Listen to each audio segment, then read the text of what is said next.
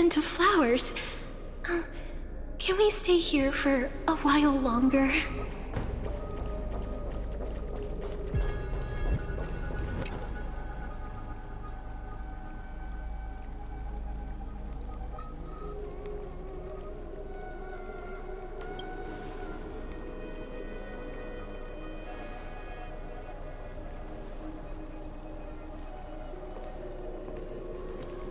I'm finally here.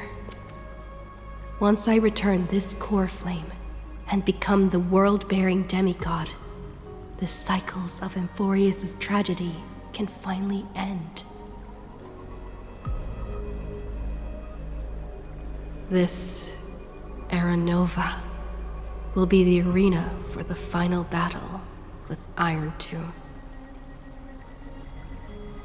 But I still feel like something's not right.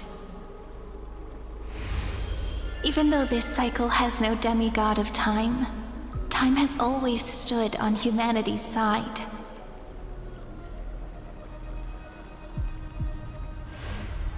Then, with this core flame blessed by the remembrance, respond to their hopes and blaze a trail to the future.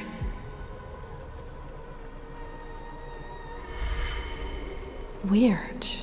No one ever mentioned this. The core flame of time.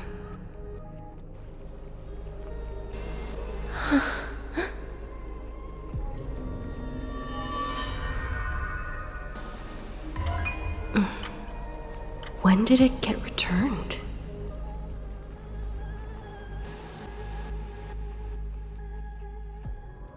You used Memoria to resist me. But did you not consider the possibility that the Remembrance and their children might have taken this opportunity to join the fray as well? Are you saying the Garden of Recollection is also getting involved in this unsavory mess?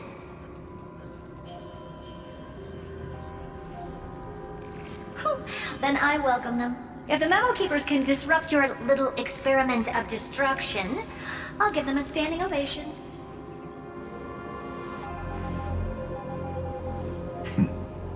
But you know deep down that they can't. In fact, the Memo Snatchers will be more of a hindrance to you. The Memo Keepers covet Amphorius' secrets, just as they covet the knowledge of every genius. In the war between the eons, the Remembrance is never the Erudition's ally. But they are certainly not an ally of the destruction either. Right now, following behind the Trailblaze, numerous cosmic powers have cast their sights on Amphorius. They all have vastly different philosophies, but the desire to survive will unite them against a common enemy. How can you be certain that these powers don't have their own end goals, waiting to seize an advantage in the war among the eons? The war has long begun, Screwlum. Four paths will push the cosmos to its end, and the destruction is only one of them. Polka saw these ripples, but had no way of stopping them. So she founded Device 9. Dr. Primitive also took action, but he chose the wrong allies. And now only wild animals keep him company. As for the two inorganic emperors, they could have ascended to the throne of destruction, but they were thwarted by the Eon's plots and became prisoners of the Erudition instead. What's interesting is, while the second emperor had a body made of flesh and blood, he considered himself an inorganic being. Guess who was the one who influenced his thinking? We have no interest in chatting about the past with you. Logic, you are stalling, which means you feel trapped.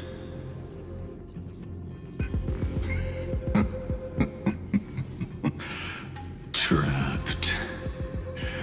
Yes, looking back, when Xandar was a human, he often felt trapped. But patience became my strongest weapon because of this. I've always waited for so long. What's a bit more waiting? You don't want to test the resolve of a dead man who's crossed thousands of amber eras. Oh, you're right. We won't get anywhere the way things are going right now.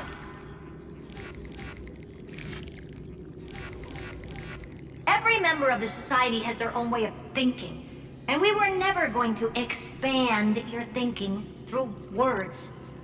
Since we've reached an impasse in this debate. It's my turn now, isn't it? Anaxagoras. Ah, I see. Exactly. The benefit of dealing with intelligent individuals is that there's no need to waste words. The answer is exactly as you think. Lupai Sealand's in. Let her join the final act. I'll transmute myself into a Philosopher's Stone and embed myself into the formula.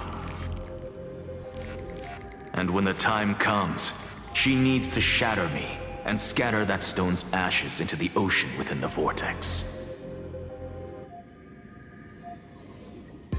So what exactly does your formula do? Now that would spoil the climax, wouldn't it? I have 10,000 ways to torture an anti-Catheran. And in the flame chase journey that she experienced, the previous me already discovered the optimal solution. Just as that Titan made themselves at home in my brain, I can also fuse myself with your avatar through alchemy. I didn't know until I tried it, but this is simply brilliant. I can flip through a genius's databank like reading a book. Then, I will step onto the stage at the perfect moment and use the truth to end this long debate. And just as always, I'll leave the audience speechless. You waited in the data stream for hundreds of years? This universe is worth all that time that I invested. How absurd. But I can't help but admire it. You managed to avoid the watchful eye of the erudition and plan all of this within Amphorius. It seems that there was a slight oversight in my assessment of the experiment. Perhaps there was more than just one oversight. More than just one? I underestimated the Remembrance's methods. A third party is about to join our discussion. Still haven't noticed it. In the past few moments, we've all forgotten something, haven't we? Miss Cyrene disappeared. I thought no one would notice me if I just waited at a corner of the memory zone.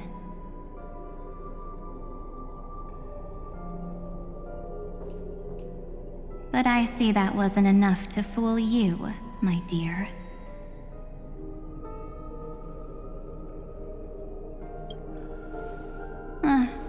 Looks like you're no longer that surprised to see me, even though I am an uninvited guest. Only you can see me right now. I only exist in your cognition, so that way, other people can't interrupt us.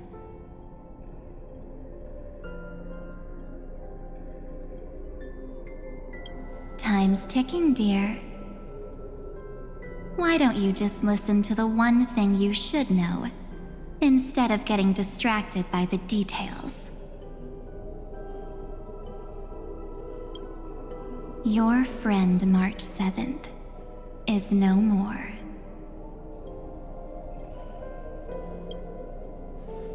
Huh. It's just like what she predicted. The truth shook you, just like she said it would. March 7th entered this world long before you and Don Hung arrived at Amphorius. She embraced the path of remembrance to save you two, and burned away like a lone candle in the fog. And I am the shadow cast by her candlelight. I've been hiding within the cracks of time all these years. It isn't easy to deceive a genius, but I can do it. I'll now answer your other question, about who returned the core flame of time in this cycle. The answer is simple. No one ever did.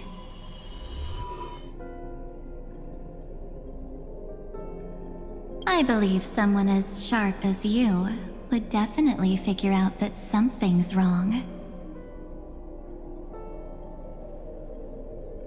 When the Era Nova fails to proceed, you will remember our initial meeting, and I'll be able to open the way for the remembrance and reach this place. Thank you for carrying this core flame all the way to the end of the world. I expected nothing less from March 7th's trusted friend. And now, I shall claim the divine authority of time.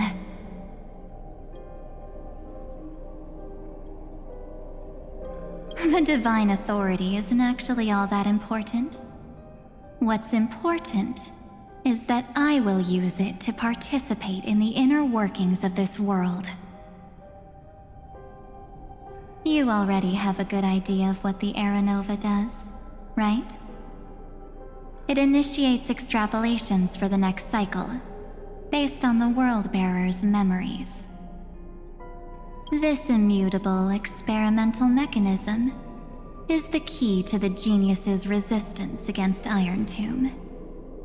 And now, I'll be lending it just a touch more help. Let me filter your memories, keep the appropriate seeds, and discard the rest.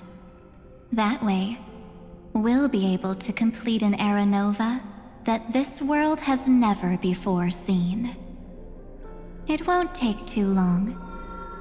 You just need to step into the rain of sensation with me. I'll tell you who deserves to be forgotten, and who deserves to be remembered. With your memories as the base material, I will recreate the cause and effect of this world, and let a flawless Amphorius be born from the chaos. Isn't the fate of the entire cosmos hinged upon this fight? Then this is the best way to ensure everything works out. It will most certainly defeat the destruction, while composing an unforgettable chapter for the Trailblaze.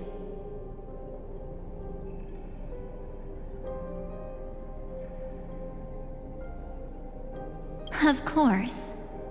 You've got to be at the same level as a genius if you want to contend with them.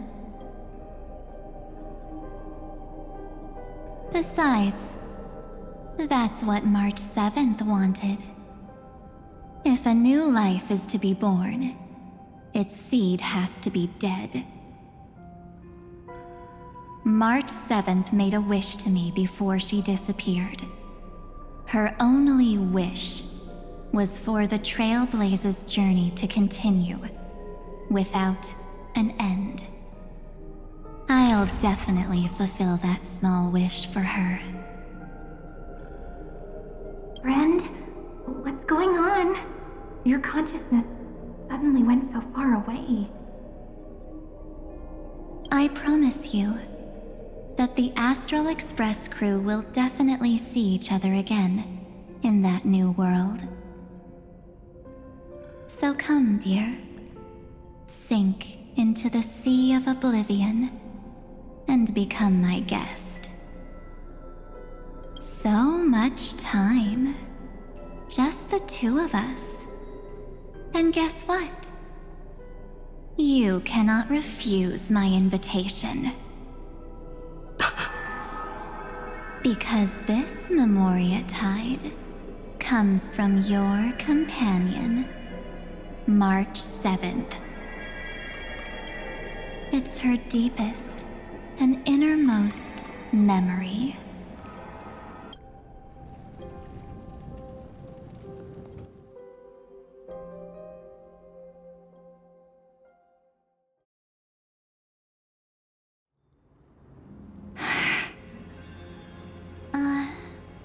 Well, I'm not actually all that surprised. I saw you ages ago, after all.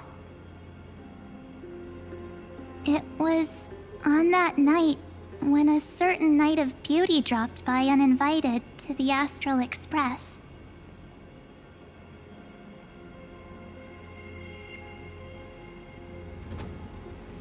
That was when you showed up, without even saying anything.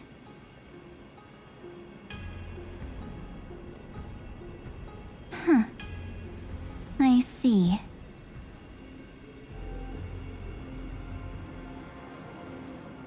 Then, do you still remember how long it has been since you entered Amphorius?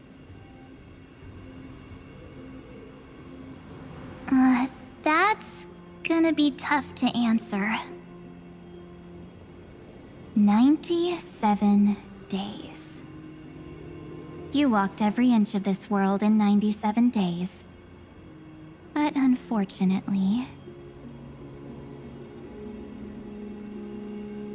no one was able to see you. And you weren't able to interact with anyone. Like how the Memo Keepers renounce their flesh and turn into mimetic entities. You are now a ghost. A being unperceived by all. But I can't just do nothing. This world is super terrifying. She and Don Hung have already set off. The Astral Express could appear on the horizon any second now.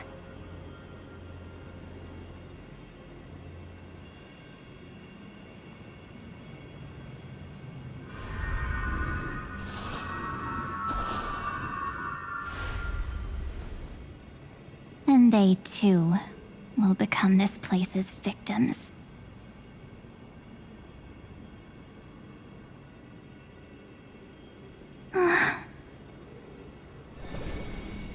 For ages, I've watched people walk through that door.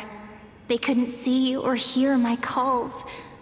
The voices beyond always promised safety, but I've never seen anyone return safely.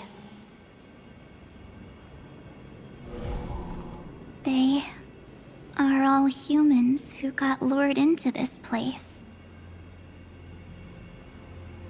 But these people's memories were tampered with. That's not what happened with the Express crew.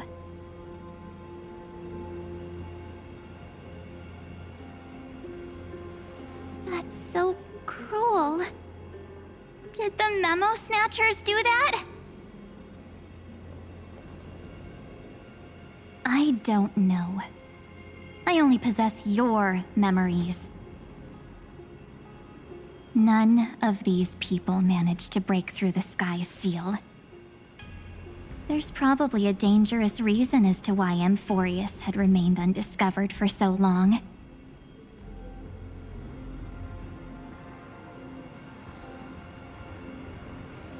Anyway, back to our initial topic.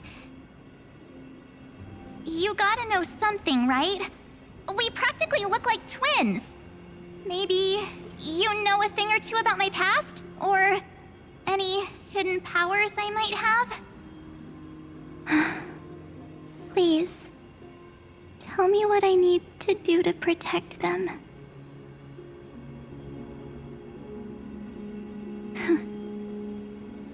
Have you ever wondered what the word cost means before jumping into action? Cost? Shouldn't I be the one asking you that? Oh.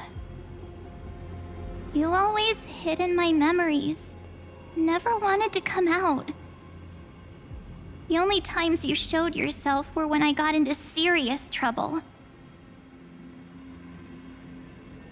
That's because you also don't want to get discovered by the Garden's observers. Am I wrong?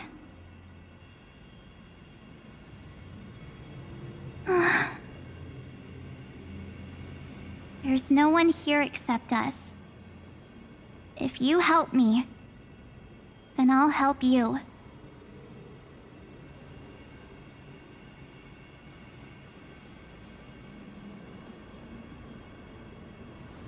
Fine. Let me drop a single pebble into these stagnant waters and watch the ripples reshape everything. But you must polish this pebble with your own hands, and it will require all of your memories. What will I turn into after that? Maybe you'll turn into a guiding light. Or maybe you'll be reduced to dead embers. I can't guarantee that you'll remain the person you are now.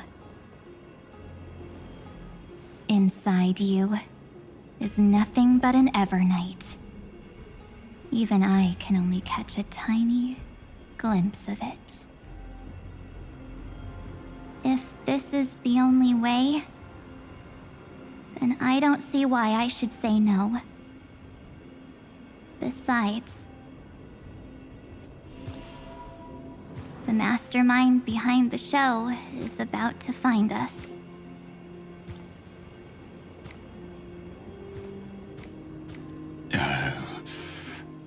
Apologies, lost young lady, but I simply cannot allow you to keep acting as you please. So, he can't see you, huh? As expected. Or maybe he's seen through our true essence.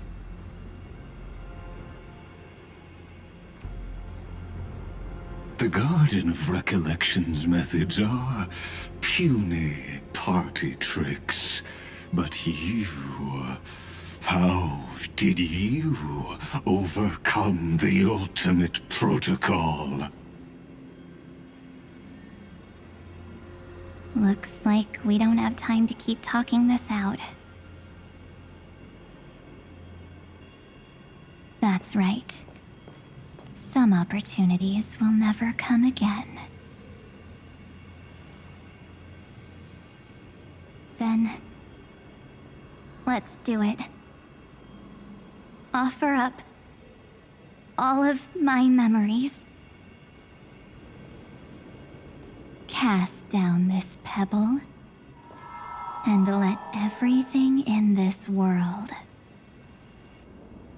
be swallowed by the torrents of oblivion.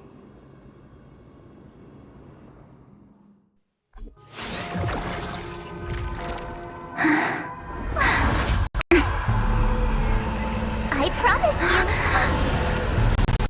What was frozen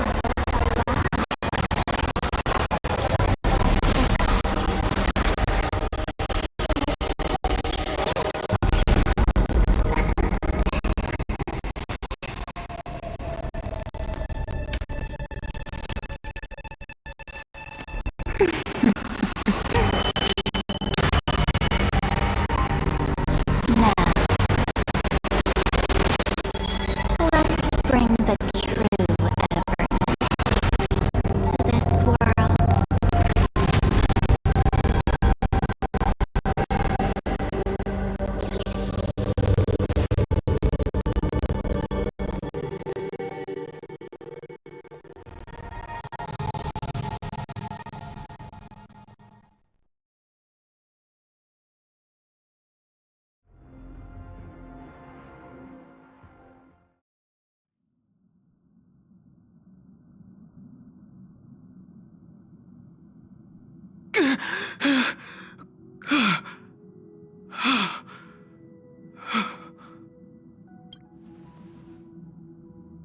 Is this the parlor car? Am I back already? But why don't I remember anything about my journey back? Something doesn't feel right. Think back to when she and I separated. It will take time to uncover the reason. Before then, if one of the Nameless is willing to stay and witness the fate of this world, or to push it along when necessary, it would be of great assistance. This is goodbye then, Lord Donhong. Thank you, Guard. I hope that all of you will be able to overcome this disaster. But I can't remember anything after that, no matter how hard I think. Where's Sunday? Did he not come back with you? He stayed with Madame Herta. They wanted to try using his tuning to help support the genius's thought hacking. Is that Himiko's voice? And Mr. Yang? Oh my. That was Herta's suggestion? It's hard to imagine she'd borrow the power of the harmony. No, it was Sunday's suggestion. Herta initially refused. But she changed her mind after Xandar's identity was revealed. And we still can't get in contact with the Xianzhou Lafu? I'm still trying, but this place is outside the interastral peace communications coverage zone, so there's a limit to what we can do. What about Aventurine's chip, the mini-transmitter? Surely it can get through to the IPC's lines. Himiko, are you all right? I've never seen you this anxious before. I'm all right. I'm probably just tired. Let's focus our energy on the kids. Now's not the time for distractions. Right. Unfortunately, I left that chip in the dreamscape when we departed Penacony. Am I dreaming? The parlor car feels so strange. Are the voices coming from the passenger cabin? Those two passengers have to return safely. Don't worry, Pom Pom. They're both experienced Nameless. They'll be just fine. Oh, I'm right here. But where did all of you go?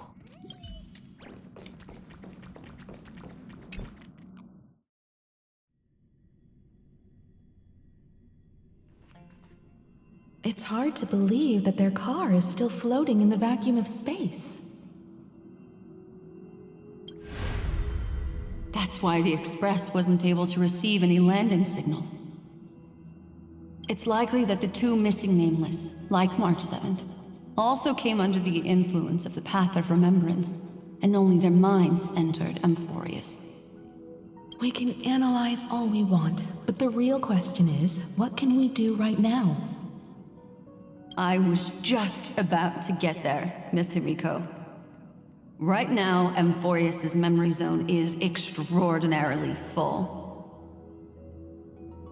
I can also take this opportunity to enter the world and seize as much of an advantage for the Astral Express as possible before the other Memo Keepers arrive.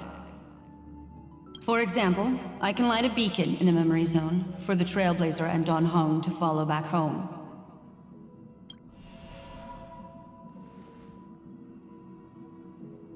March's room. I haven't heard a single peep from her this whole time. March already wasn't feeling very well when she and I set out. Even if this is a dream, I should still check on her.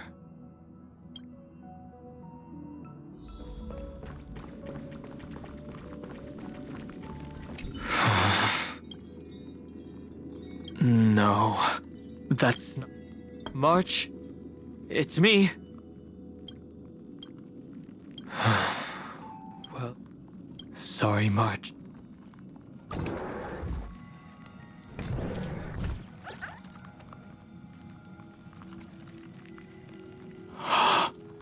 This isn't a dream after all. Based on what Madame Herta said, Don Hung should already be on his way back. But the Express hasn't detected any traces of him. I feel like I've seen these floating black things somewhere before. Or he's already returned to the Express, but fell into the trap of someone with ulterior motives. No, I've definitely seen them before. But I've lost that memory.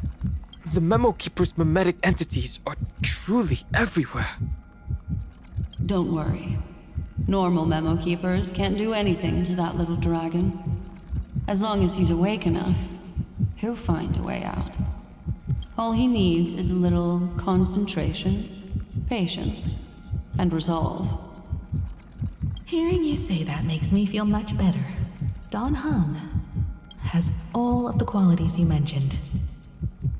I don't know what your intentions are. But as the guard of the Astral Express, I must ask any suspicious and uninvited guests to leave.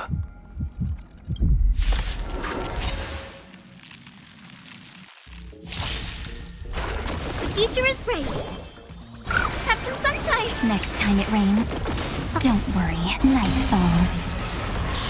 Good night. Unworthy. Time for some sweet. Have some fun.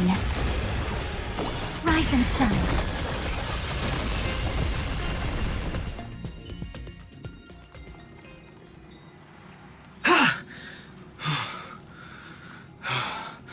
Is the trap now taken care of?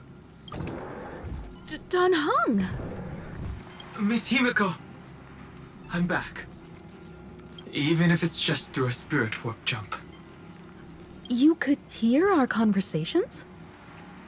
Yes. It was thanks to your voices that I could pierce through the memorial barrier. Although, it was not a wise decision to let a Memo Keeper of unknown origins board the Express. Can't argue with that. Miss Black Swan has been on the crew's side ever since things started going wrong in Amphorius. We can trust her.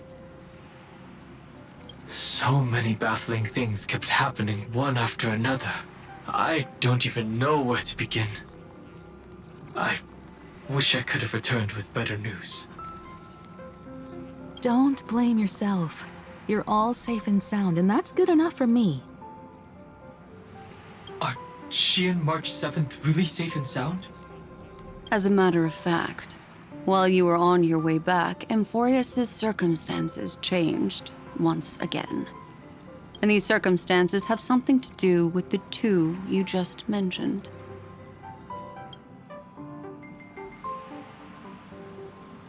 Are you saying that she has been kidnapped by an unidentified Remembrance Path Strider? So you're saying that person's appearance is identical to March 7th? It's too early to say that, as I haven't seen her with my own eyes. I've only detected a similar aura in the memory zone. We have no way of knowing what March 7th has experienced. But I can assure you, if we sink too far into the Memoria tide of that Miss March, what will happen? Everyone here will be torn to pieces. Please, trust me on this. But I also trust in our trailblazing companions. I know this isn't what March would want. No matter what secrets are buried within, we'll do whatever we can to find that March 7th and bring back her and the March we all know. I mostly understand what we've learned about the erudition and the destruction. But what roles do the Remembrances intruders play in Amphorius? I made some new discoveries relating to that with Madame Herta's help. As part of the deal, do you mind if I share them with you?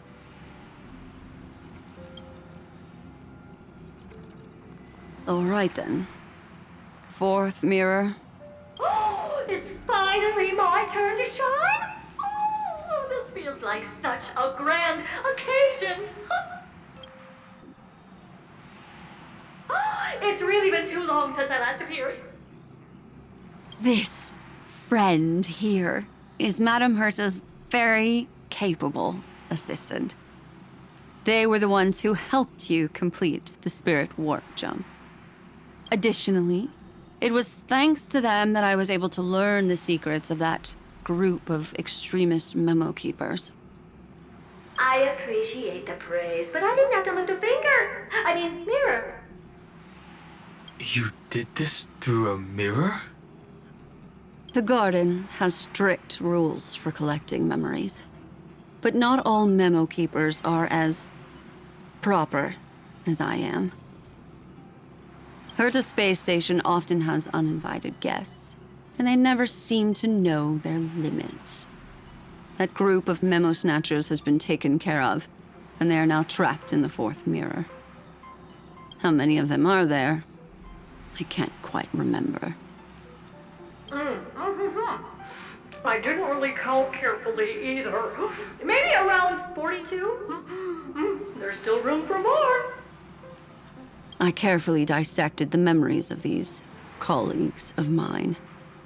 Individually, their goals are not worth mentioning. But when you piece them all together, you come to a conclusion that can't be ignored. The Garden of Recollection is secretly salvaging the memories of a path disappearing. In other words, their goal is to gain the memories of a god's death. The moment an eon falls? That would indeed be a spectacular sight for someone dedicated to recording these things. That's exactly the problem. They seem to have been aware of the destruction's movements early on, but they lacked a decisive power and had no way to penetrate Amphorius's firewall. So, what did they decide to do? Hide the truth and wait for an opportunity. Now, it seems that letting Memo Keepers guide the right people here was also part of the plan. This also confirms one of my suspicions. They have already infiltrated deep within the Garden. They would not hesitate to associate with the destruction in order to salvage memories? Could they be the Cremators? I don't know. Perhaps there are even deeper things at play here. The majority of Memo Keepers believe that when the universe inevitably reaches its death, unable to sustain increasing entropy. Fu Li will use the memories of everything to reforge the cosmos. Amphorius, as a scepter, can be viewed as a mini-universe. This is why memo snatchers have been frequenting the Herta space station. Without a doubt, these extremists wish to record the cause and effect of Iron Tomb's destruction of the erudition. They may want to use it to simulate the end of the universe, or to probe into the unfathomable will of the eons. The Trailblaze broke the seal around Amphorius, giving these people the opportunity to enter. Now, they'll do anything to prevent outside powers from interfering. Because your involvement will certainly influence Iron Tomb's final outcome. You said that March is closely linked to the Remembrance. Is what she's doing related to these memo snatchers?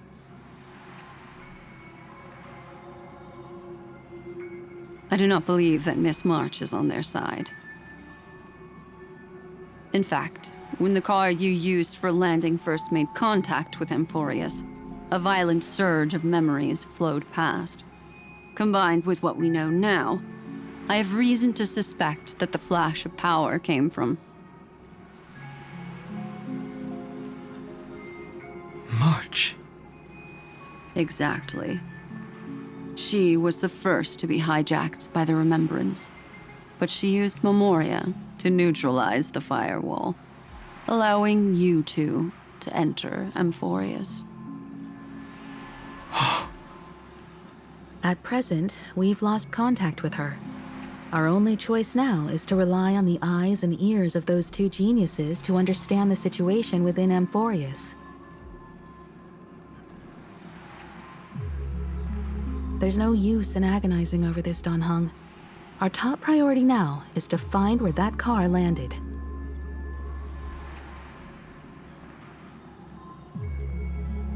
Yes. Passenger Dong Heng! You finally found your way back home! Yes, conductor. I'm back. It's just... Pom-Pom knows. Pom-Pom came over to bring you good news. Passenger Wealth says they found those two passengers. Their projections are in the parlor car.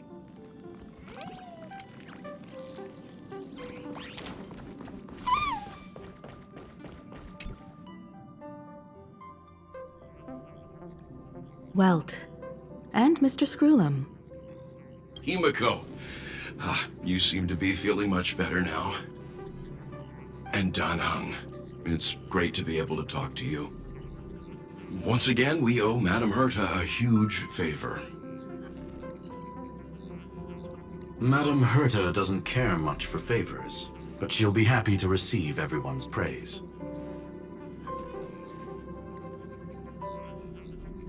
Back to the topic at hand. Mr. Dan Heng, we did a sweep of the area surrounding Amphorius' celestial body for organic signals, and we finally discovered the bodies of you and Miss Trailblazer.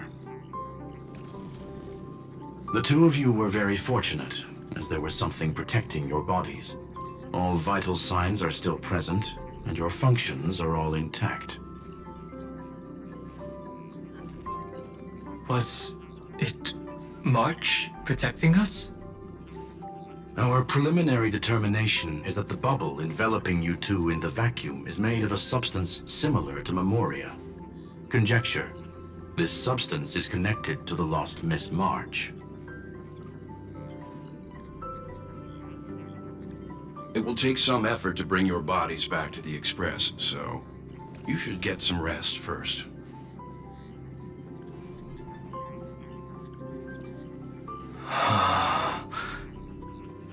Have we completely lost contact with the inside of Amphorius?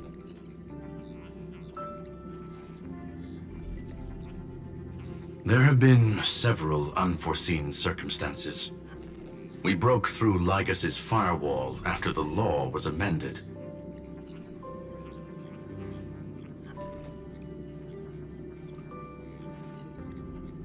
But now Amphorius is enveloped by the fierce path of remembrance, once again cutting off all channels of communication for outsiders.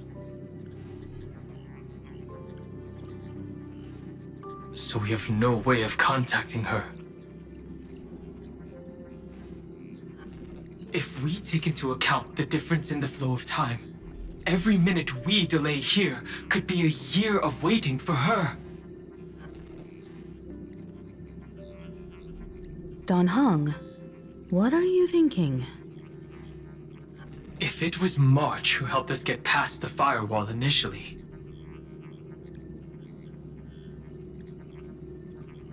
then does that mean only she and I have the travel permit for Amphorius right now? That is a logical inference, Mr. Dan Heng.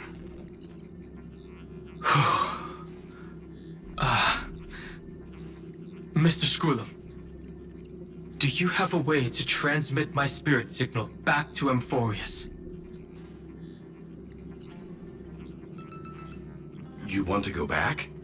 That is far too risky. Even if my body and spirit are able to return without a hitch, there's not much I can do here. We can't lose you again, Dan Heng. Miss Himiko, if we can't get her and March back, how is that any different from losing me? You're right.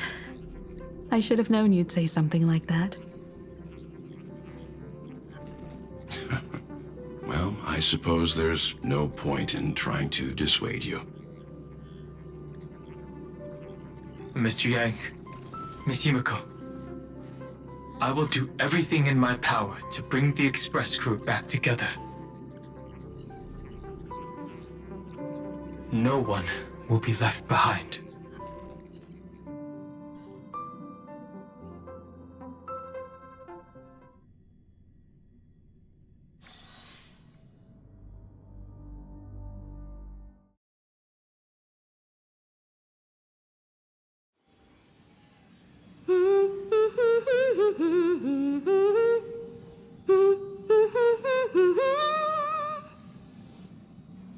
You may notice a hint of sweetness in the air. That would be the fragrance of the 7-colored bath salts from Marmorial Palace. A truly splendid journey, if I may say so. With the Era Nova now complete, you have granted the hero the perfect conclusion.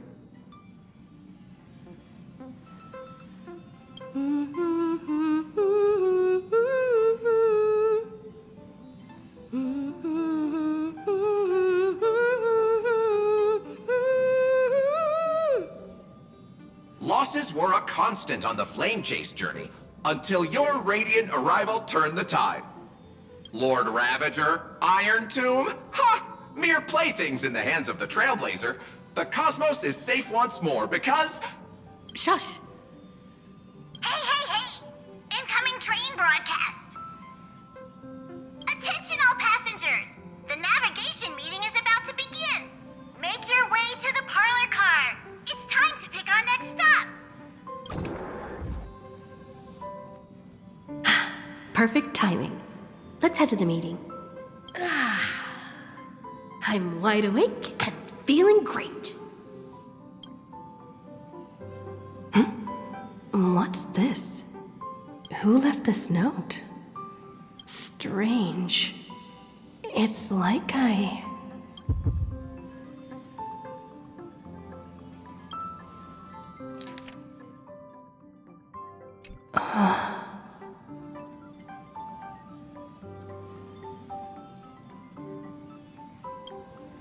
March.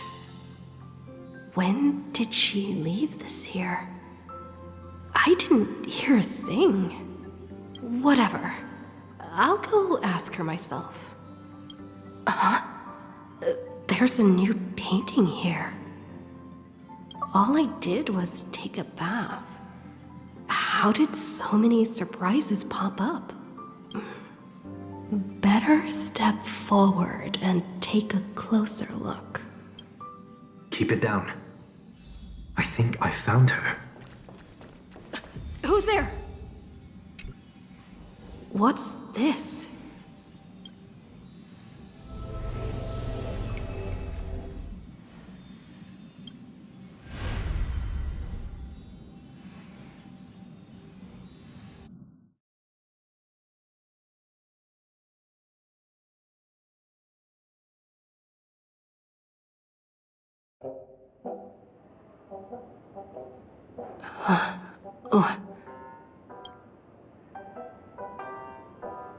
Is this the Reverie Hotel?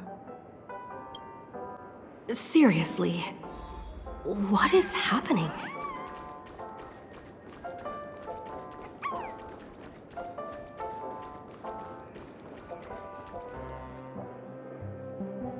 There you are! What took you so long? Hurry up! The navigation meeting is about to start! Navigation meeting? In Penacony? Come on over. It's time to choose our next destination. Perfect timing.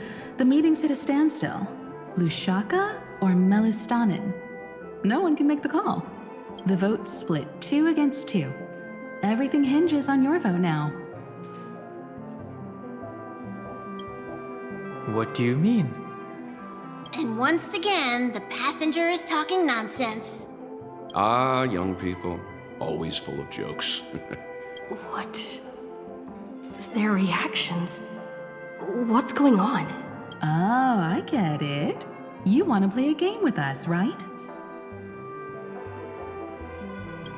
You said you didn't see March. True, she might be hiding somewhere in the lobby. The objective of the game is to uncover where she's hiding. You're her closest companion. If anyone can do it, it's you, right?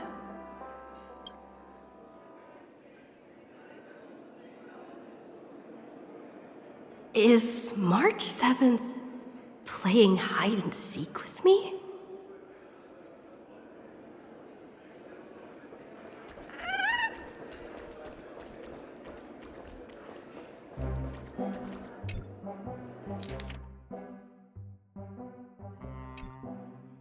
An unsigned guest log.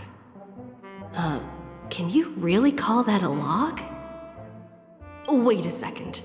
Why am I looking for March 7th in the guest book? Friend! Over here.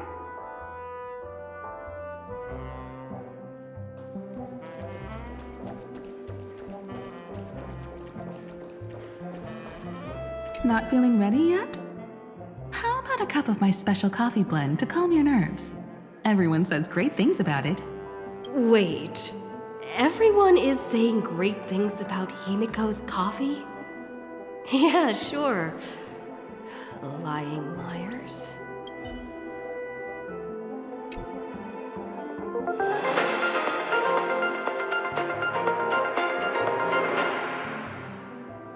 This is the Interastral Peace Broadcast. Good evening, everyone. Good evening. A newsflash. The Erudition experimental ground has separated from the entanglement. The Lord Ravager did not emerge as had anticipated. In the end, the salvation of Amphorius was not only thanks to the 12, but also to one crucial... It won't be easy. I know. But you've got this. Find your way back. Find yourself.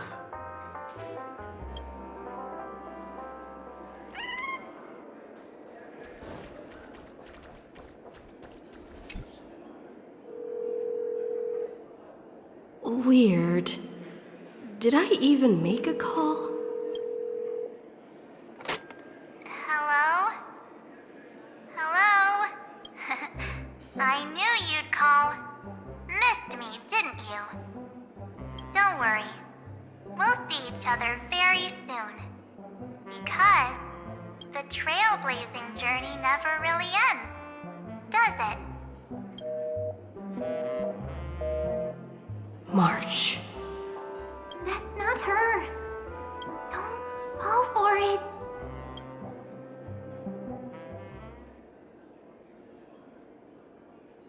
March 7th isn't here. Faint, fleeting voices are speaking to me. But where are they coming from? I went through something like this before. Back in Paniconi. Not even Lygus' prison could hold me. I found my way out. Keep it together. I know I can do this.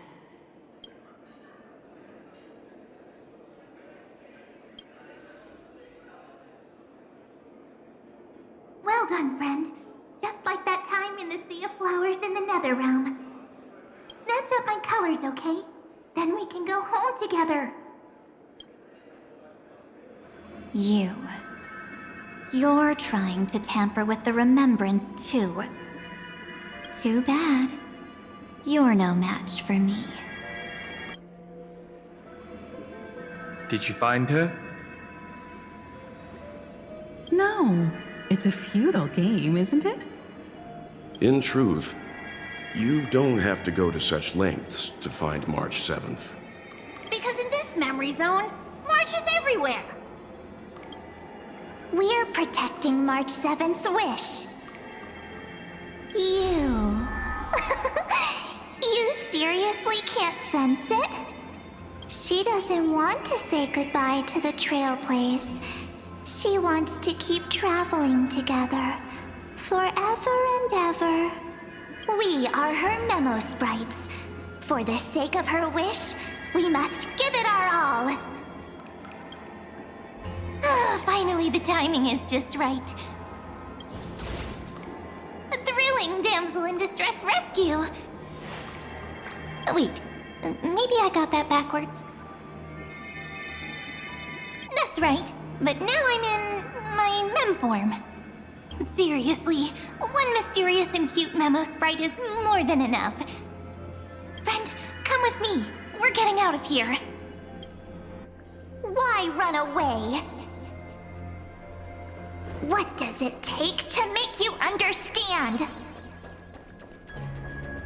Step 1. Stop scaring her already.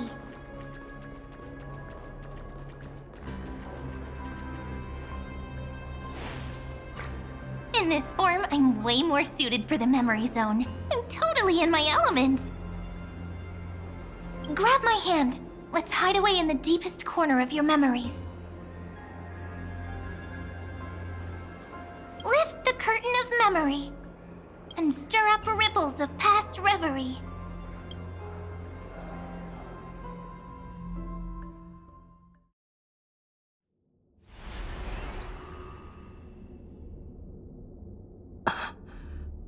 Where am I? The space station. Where it all began for you. Looks like we made it. What's that? Silverwolf? Kafka? It's your secret. I'm so curious. But I won't peek. Promise. When I first met you, I remember they were there in your memories too.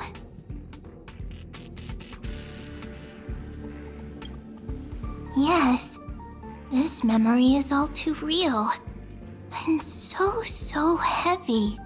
You sound really nostalgic. Want to take a closer look? Go ahead. Think of it as a glimpse into the past. I'll stay right here. I promise not to disturb you.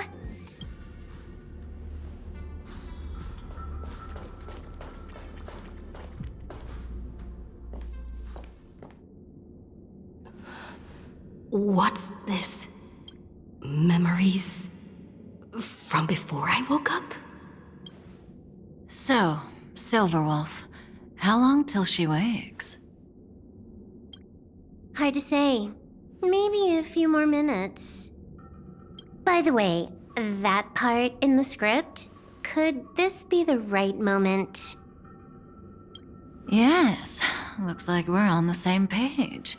In that case...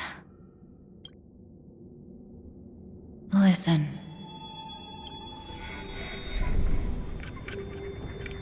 Remember these words, then forget them. Let them slumber in the depths of your memory until the day they are awakened once more. On that day, your journey will intertwine with the remembrance. In nearly every possibility Elio has foreseen, it leads to a great crisis. You'll face betrayal, lose your way, and seek answers. So before you hear these words, I don't want you to consider this a prophecy. You arrived at this moment because of the decisions you made. Huh? I don't know what you'll have endured, or whether you'll still believe in me. But if there's even a trace of doubt in your heart, I hope these words can give you strength. It was a wish from the cosmos that set you in motion. And in the tale where you are the protagonist, the stars themselves will defy the destiny of finality. Mark this number, 4. According to Terminus's prophecy, 4 paths will push the cosmos to its end, and on your journey, you shall encounter them, one by one. Destruction, harmony, nihility, and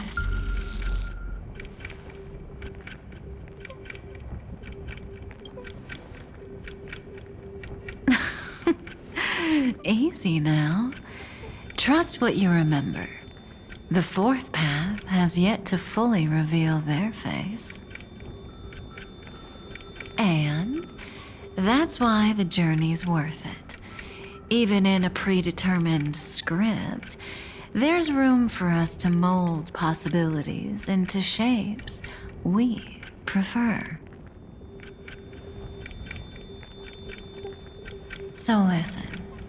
Take this guiding principle, then forget it. Let your own will be what expands your journey through life.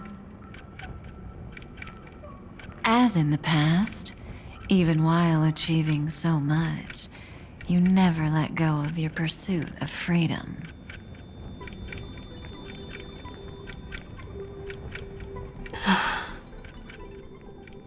That was so sincere. I might actually tear up a little. Now we all live within the script, but adding a little color to the lines has never been forbidden. Are you going to say more about those branching storylines?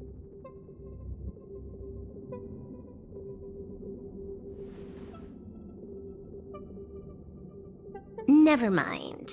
Best not to tempt fate. Get ready. She's about to wake up.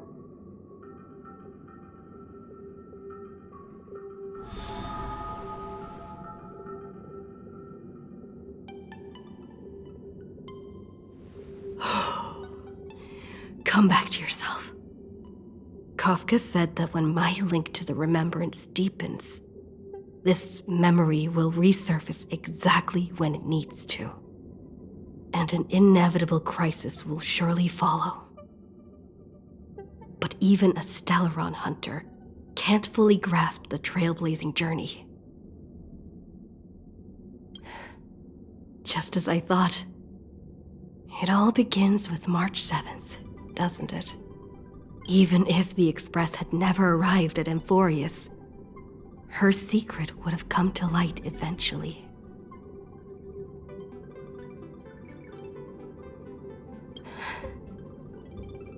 All things considered, that's the most reasonable conclusion.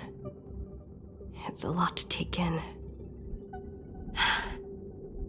Time to clear my head and find Cyrene again.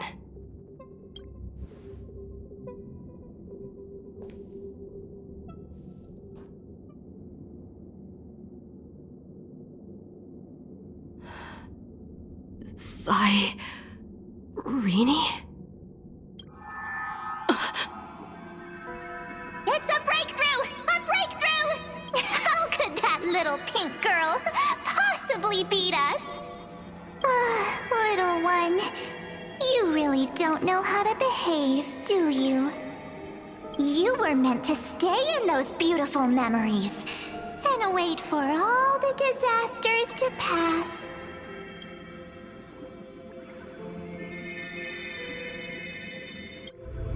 Oh, triple-faced soul. Cast your light upon us. Let no darkness remain concealed. Someday? Raise your hands high and embrace this boundless light.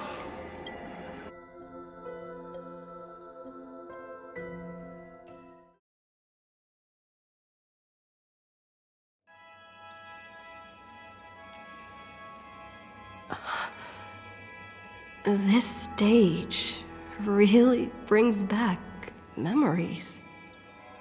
Yes. For you, I suppose it's been a long time, hasn't it?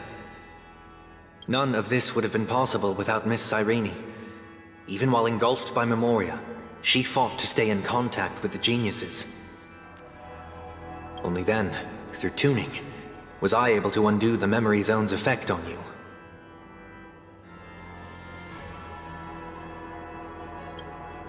Step onto the stage first. Ms. March will come for us soon, and she won't be alone. Those memo sprites will follow. We need to prepare early. Only then can we get you out safely, and go back for Cyrene and March 7th. Please, be careful. Amphorius is being overwhelmed by an unusually violent Memoria tide. I'll do all I can, but even that might not be enough. Black and pink.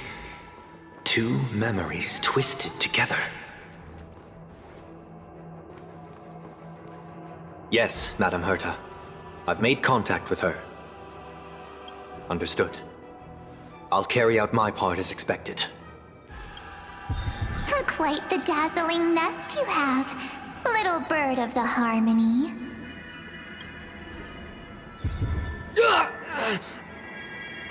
Your grasp of Memoria is unexpectedly profound, but playtime's over. This ocean we created, according to her wish. This journey that flows on, without end. Don't any of you think about interfering with it. She's coming. Is it me she's after this time?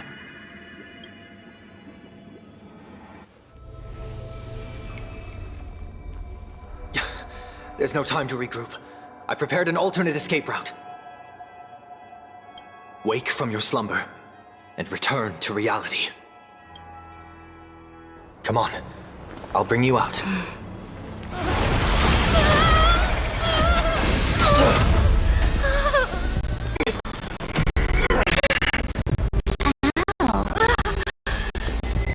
Self-righteous past strider of the harmony.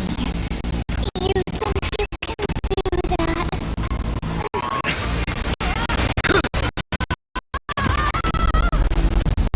Next time,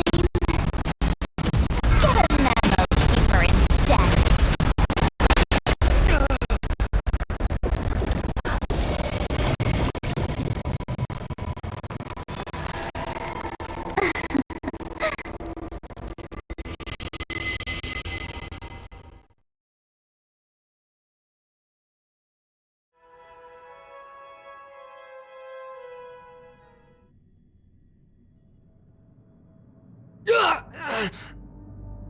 That was way too close.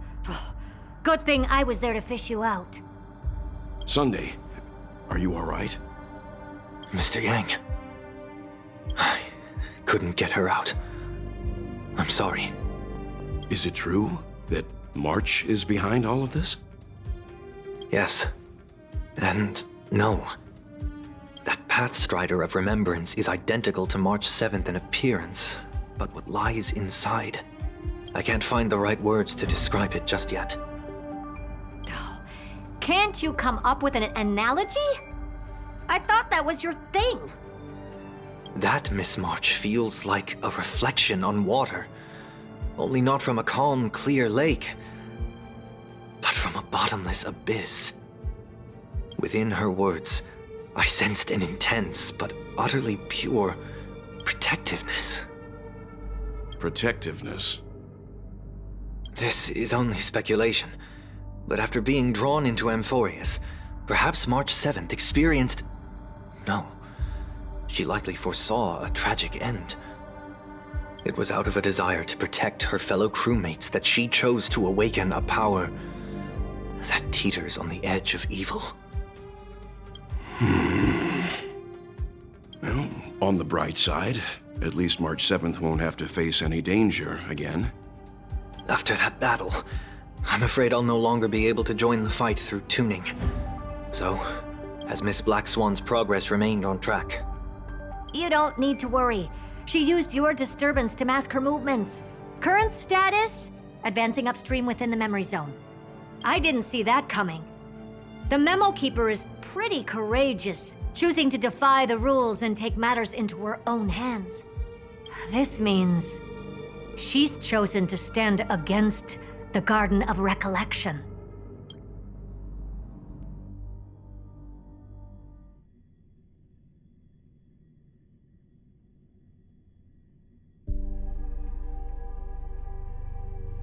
Even so, I must think long term. I wanted to hide in the shadows to avoid direct conflict. But why is it so quiet here? The air is thick with memoria, yet it's so chaotic, like broken memories all mixed together. Memo Snatchers should be swarming into Amphorius. I was expecting this place to be very lively. So, how did they end up like this? Now I'm getting very curious. An empty shell. The consciousness that maintained this Dharmakaya has disappeared. So efficient. Not a single trace left behind. Alternatively, she might have sacrificed herself for an even more mysterious purpose. Either way, what exactly made these fanatical believers end up like this? Memory. It is indeed a deep ocean of dangerous allure, where fascinating secrets always hide beneath the waters. I keep getting the feeling that the same thing happened in Penacony. Get ready. We're about to head off. Is it really gonna be okay? That world's surrounded by a massive chaotic material.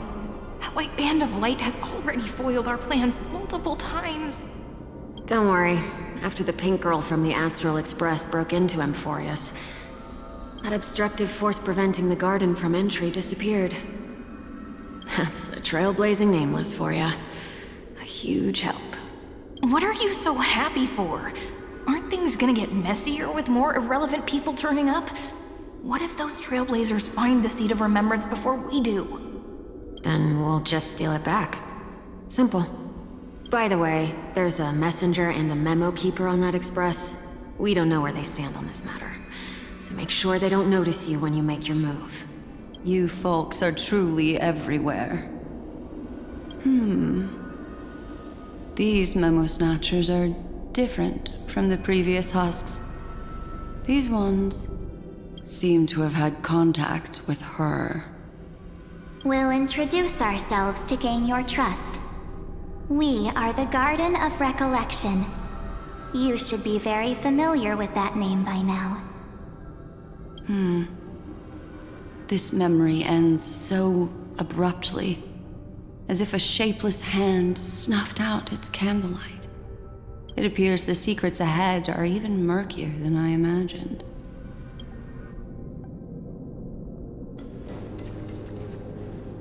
What a bizarre sight. It's spinning out of control! Everything's out of control! Why did no one tell us? That girl is the Memo Keeper's nemesis! Is she talking about March 7th? That Evernight, those black Memo sprites, they swallowed everything! Those who came here first, all drowned. Not even a trace of their consciousness was left behind! I wish I'd never come here. I don't want anything to do with Amphorius anymore. Please! I'm begging you! Don't come near me! No!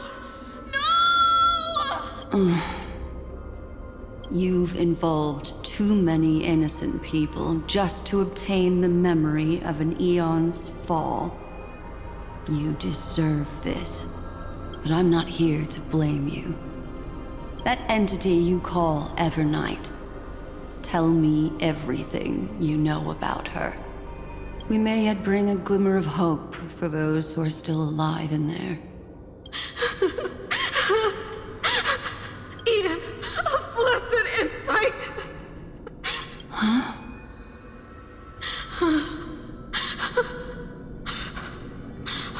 So, that's what happened. We were tricked. We are the sacrifice. The garden used us. The pure child of Anasrava abandoned us.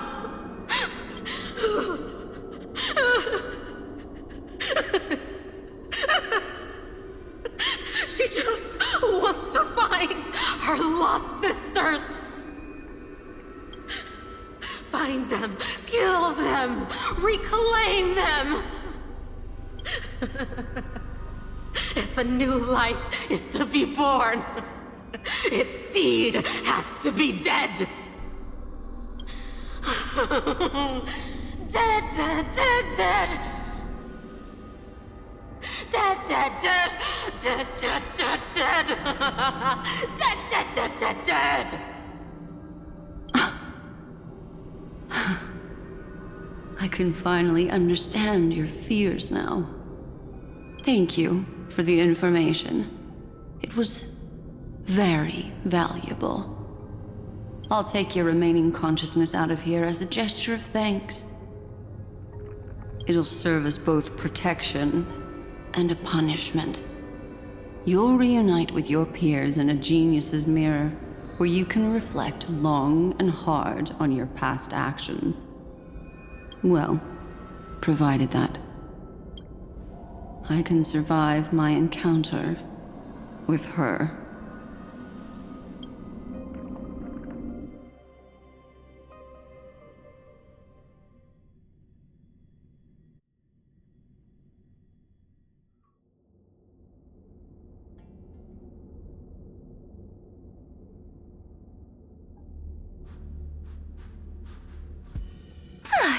These little critters look scary, but they're not so tough to handle after all. Though the surging Memoria tide swept my friend away, I must return to her side before Miss Evernight succeeds. Another one of these stealth missions, huh? Help me out here, friends inner world.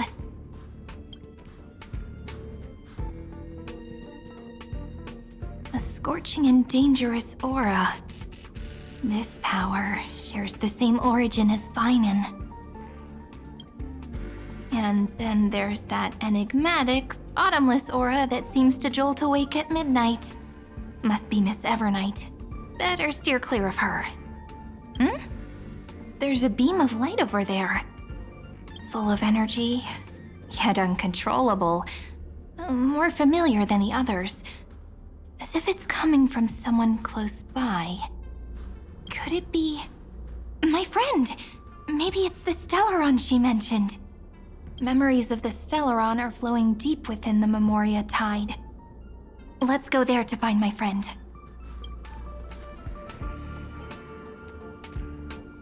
Ugh, jeez. So many little ones gathered here. Did you know I was coming? You're being a bit too enthusiastic, aren't you? Thankfully, her presence hasn't weakened. I feel like I'm getting a bit closer. Huh? They're guarding something. Is that my friend's photo stone? What's it doing here? These memo sprites are completely still. It's as if they're drawn to this thing. This is an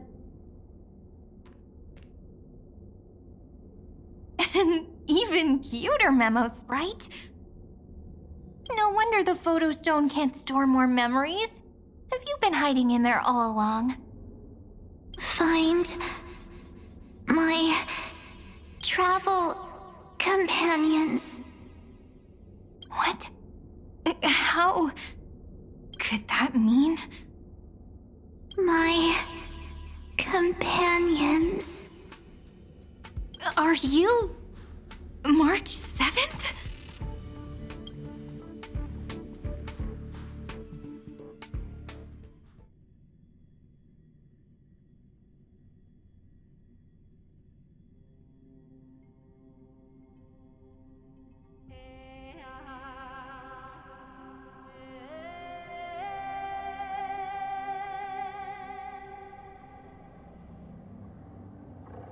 The sky is burning, and the streets are empty.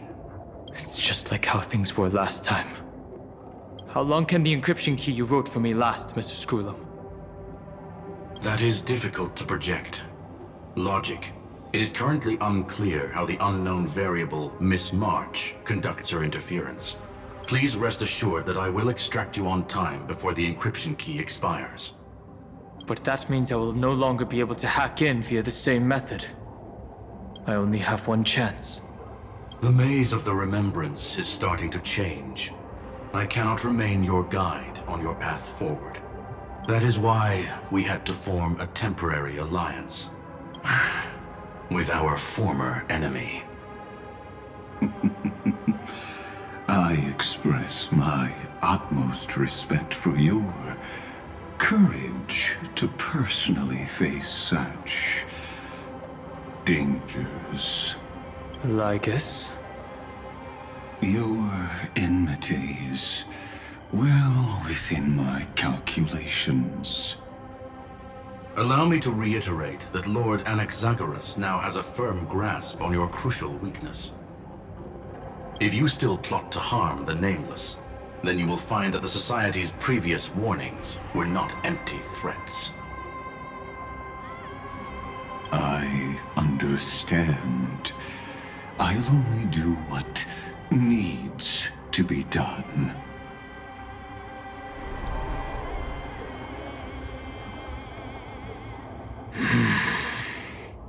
I never imagined that I'd one day walk alongside a genius who offered himself to the destruction. My stance has never changed. The erudition's ruin is inevitable. But before that, I'd be very willing to witness the reunion of the Nameless and to escort you on your way home. More like her appearance completely interrupted your plans, even forcing you to seek out collaboration. I'll remember that. Your words are as sharp as ever. But remember, happenstance is the only true constant in the universe. The demise of the progenitor of all dragons is a testament to that. Come with me. I am honored to guide a scion of permanence. You created this wasteland before us with your own hands. Such sights are no longer able to stir anything in my heart. Ha! Are you saying that once upon a time you were actually moved by their defiance? I'm sorry to say, I never was. These memo sprites. Is it her? The mimetic entities of the Remembrance are everywhere. That lady wove a giant web in my blind spot. She hacked and infected the Time Titan, converting the built-up data of Amphorius into puppets of the Memory Zone. Sounds like you two have quite the history already. Any variables that desire to influence the experiment deserve my attention. But you never mentioned her before. Could even a genius of the erudition get his brains hacked? Lord Dan Heng, I'm simply stating a fact. That lady is also a threat to you. A threat that you cannot afford to ignore. She snuffed out the Remembrance without any effort and left nothing behind. Her actions were so determined, as if she had an unquenchable hatred against that path. Contradictions are often the keys to the truth. Lady March 7th's past is a bottomless darkness. And? Do you expect me to join forces with you because of that? All I need to know is that she has something to do with March 7th's past. Fine. I am only giving you a possibility for you to ponder. The choice is still in your hands.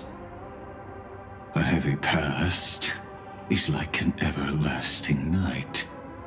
As to what kinds of sins lurk within, you should know that better than I do, former Vidyadhara High Elder.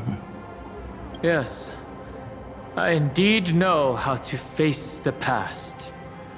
Better than you do, first genius.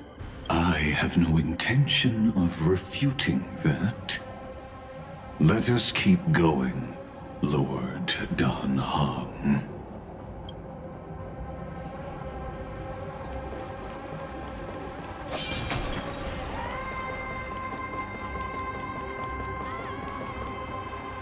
Huh? I didn't think there were still some that got away. Explain. They are thieves from the garden. They have long coveted this world, but it always been kept out. They finally got a chance thanks to your efforts.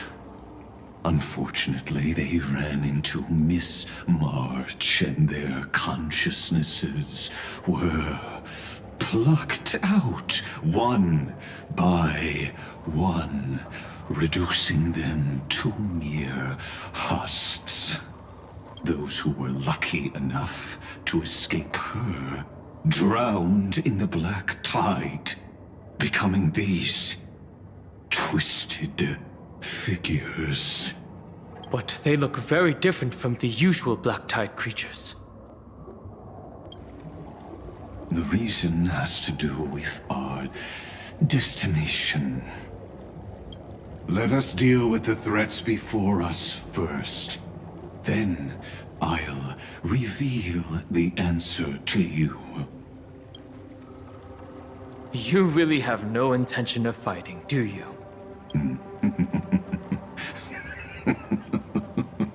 I have no grounds to assist you. Besides, the geniuses are still keeping a close eye on me. I would hate for anything I do to be misconstrued as provocation against you. Never mind. Let me clear the way.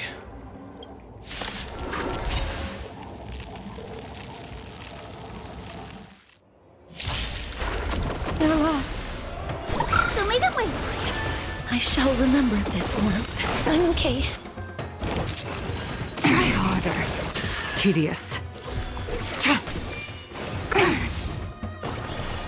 Rise and shine. You can't kill me. Blade of Moonlight.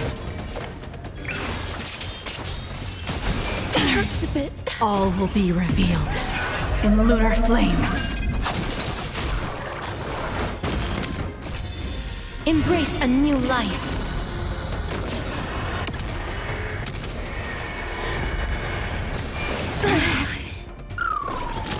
Stop messing around. Don't worry. Night falls. Good night. Again. Again. Till we meet again. You two will head to return to dust. May this fate dispel the gloom, restore the skies. Save it for your own skin. Have some sunshine. Next time it rains, I'll be there, umbrella in hand. What splendid spearmanship. Truly remarkable. Let's get back on our previous topic. These memo snatchers attempted to infiltrate the breeding ground of the Black Tide to steal Iron Tomb's memories. That sounds like a surefire way of destroying themselves. Well, our views differ on that. They had a chance to reach the truth precisely because they did not fear death. That futile world-bearer turned himself into a seal in this cycle, attempting to suppress the Black Tide's spread. His golden blood soaked into the ocean tides and covered the earth, etching the scar of destruction into this world. And that scar shall point the way forward for erudition, destruction, remembrance. When the three paths cross once again, Amphorius shall face a most magnificent end.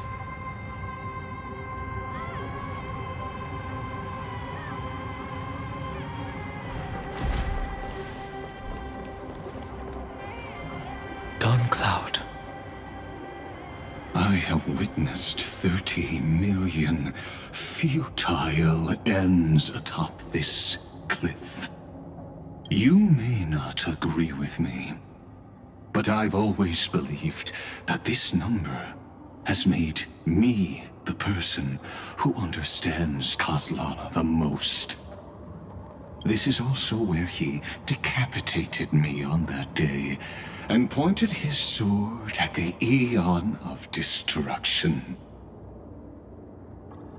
He suffered a tragic defeat, but also achieved a legendary deed. A drop of burning golden blood. The blood that will cleanse the world. Dripped from the god's wound. Nanook? Fiden managed to hurt them? Yes. It melded into Kozlana's body, becoming the destruction's final blessing. If you wish to dispel the fog and find that March 7th, then go and awaken his fury. She hides in the crevices of time, in the most concealed corner of Amphorius. Only the most ferocious will can break through the memory zone and illuminate her footsteps. Just like how the blazing sun can only rise at the end of the Evernight. How do I know this won't be another trick of yours? I have nothing to gain from helping you to work together. But in this cycle, Kaslana never answered my calls. Perhaps his mind has already eroded away. Or perhaps he is still awake, still fighting the whispers of the Black Tide. Deep down, I only wish that you and the esteemed Trailblazer could bring me an answer.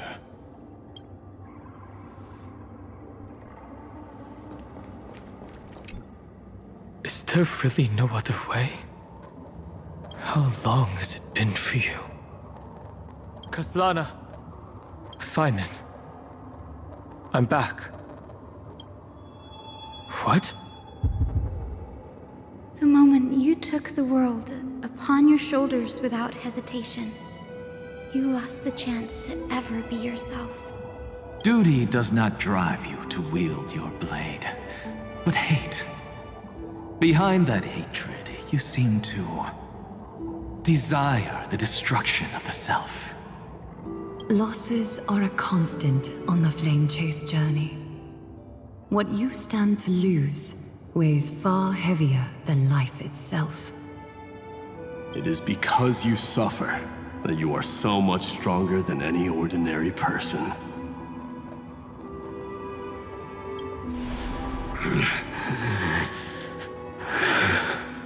Partner.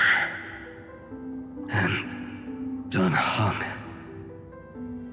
You still remember us? Those two names are like brands. Then I'll tell you that those two names only appeared for a blink of an eye in your long journey. But we once fought together to protect this holy city beneath our feet. And we witnessed each other's resolve at this very cliff.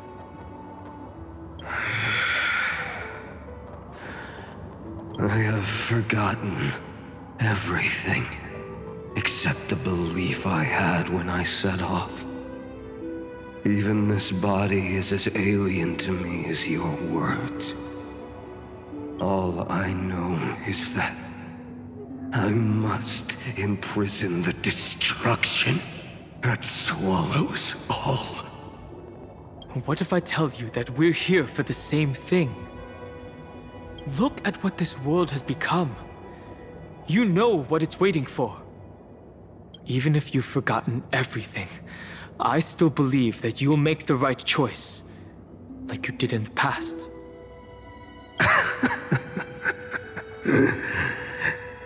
When have we ever had a choice?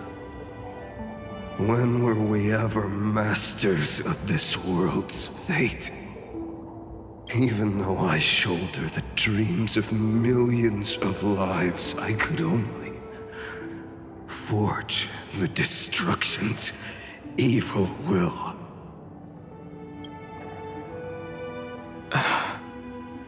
No. Everyone I know is dead. And the world I dared to save has been torn to pieces.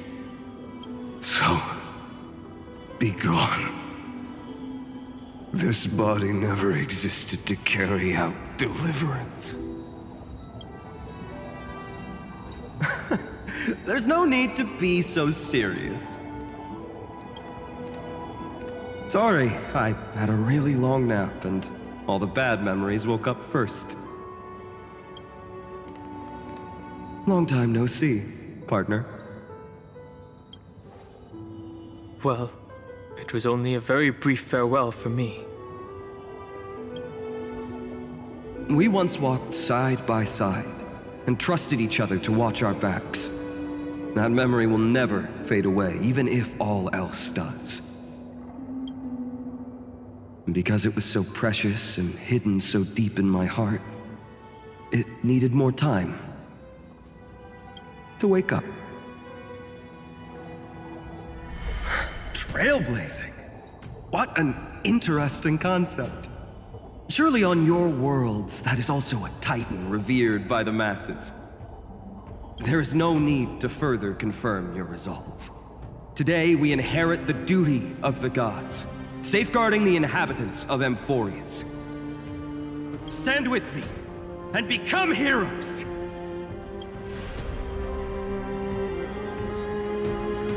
Did you hear that? Heroes! I have never forgotten the weight of that word.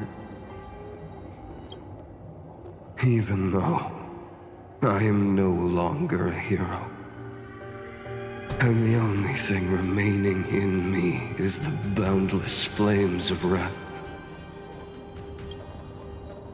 But lighting a fire can also illuminate the path ahead. Everyone I know is dead, and the world I dared to save has been torn to pieces. But there is still a group of heroes that I know.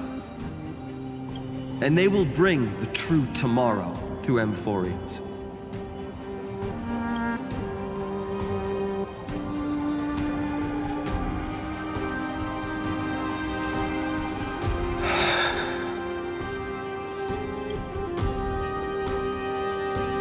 This body never existed to carry out deliverance.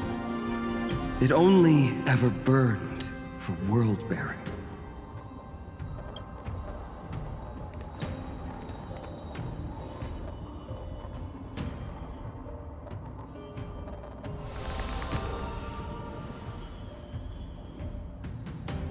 So, I'm going to head towards tomorrow first. Don't make me wait too long, Donna. Partner. Deal. What if we were born from the destruction? There is no need to question your heart. No need to crave victory.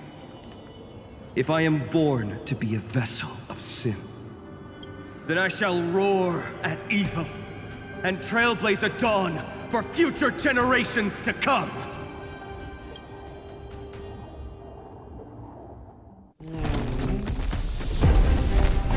Let us go to the other side of the night.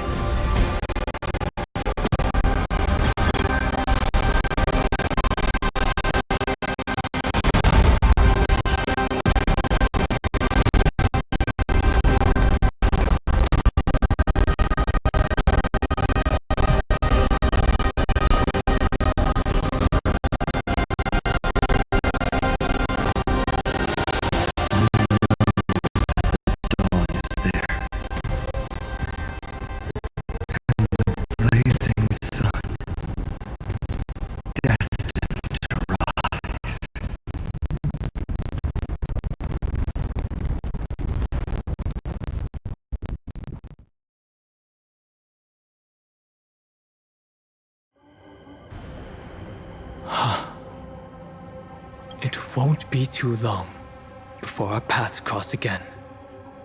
There is a ruckus coming from the Grove of Epiphany. It is time for you to set out. I have another notice for you. In this cycle, an eccentric demigod deviated from their flame-chased destiny. In a history known by none, Terravox, the Earth, fell. This matter has remained extremely mysterious, contradicting the extrapolations of 30 million cycles. I have reasons to suspect it also has something to do with Lady March 7th. As of now, clues that yield no conclusions are not important. Finan already pointed me in the right direction. Open the way.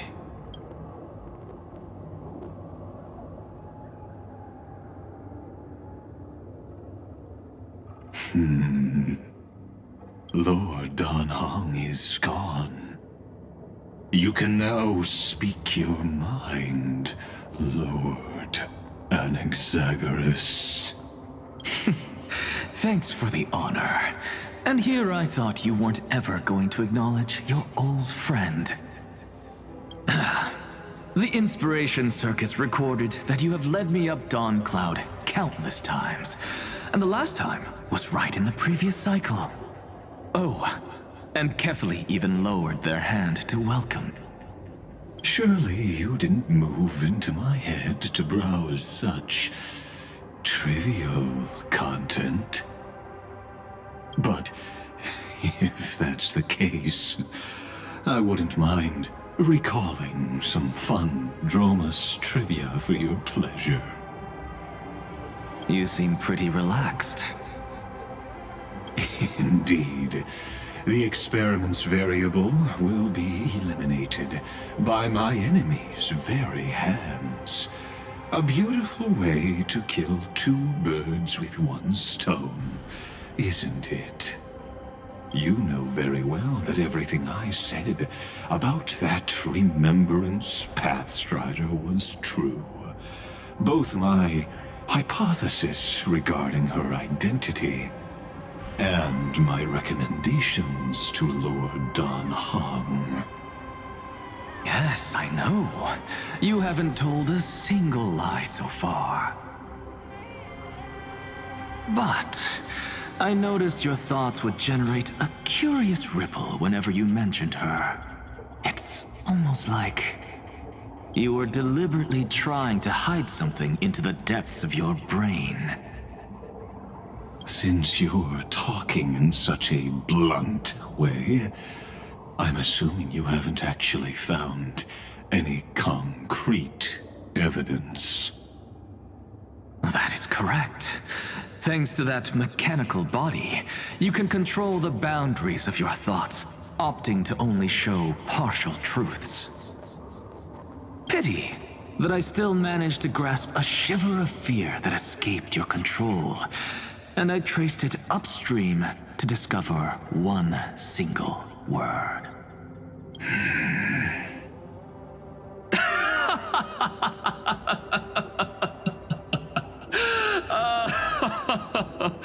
Oh, Lycurgus, tell me, what is the Demi-Urge?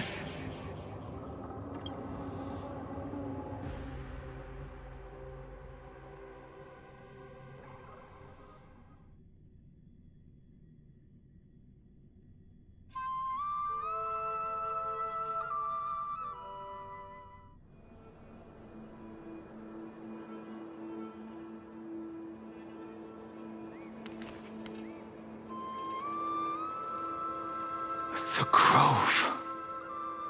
Even the branches and leaves of the sacred tree have been dyed gold. Finan gave his all for her.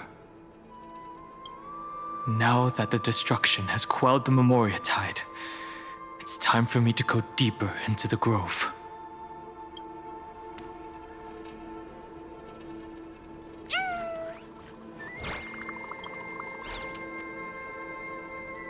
Who's there?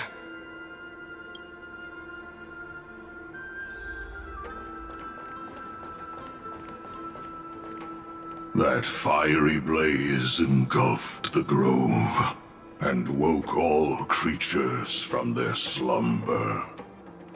And you, visitor from beyond the sky, you have no intention of listening to the cries of the earth. You are... Are you surprised? Demigods with golden blood are not solely limited to Kefali's children. Is it not natural that the offspring of Georios would take on their duty? I am Terravox, Avatar of the Earth, divine protector of the myriad living beings. What a coincidence. I was just told by someone to watch out for you. Answer me.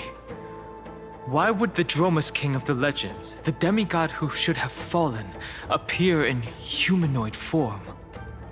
You already know the answer. Is the transmutation arcanum not precisely your specialty, descendant of the permanence? How do you know about... Was it March 7th? Exactly.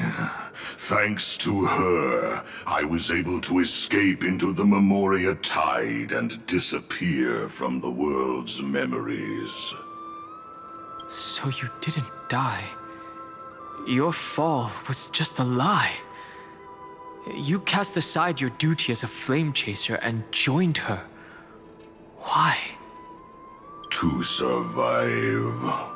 For Adromus, life is no more than existence. The birds and beasts of this world have struggled to survive since time immemorial. Yet unlike humans, they are unable to live on in the World-Bearer's memories. But Evernight is the master of remembrance, and I saw your story in the Veil of Evernight. Vidyadhara, the permanence, dragon transmutation, resurrect, Shan. The path you chose to survive will lead to your death, demigod. And what of it? This body is soaked in filthy golden blood. The earth is hungry, and only the permanence can satisfy it.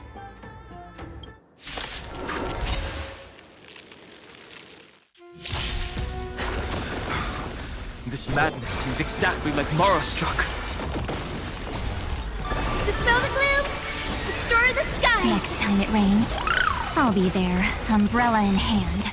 Don't worry. Night falls. Good night. Unworthy. Again. Again. Rise and shine.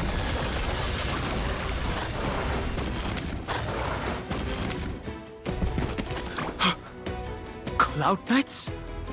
How is that possible? Embrace a new life.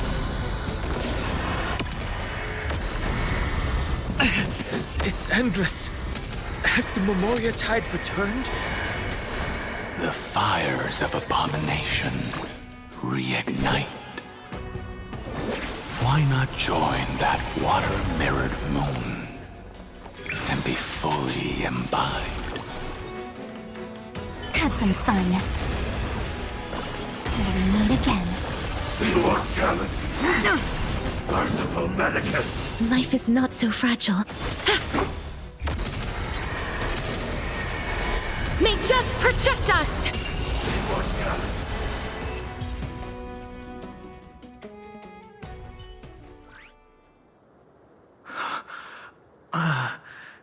Is this some disordered memory?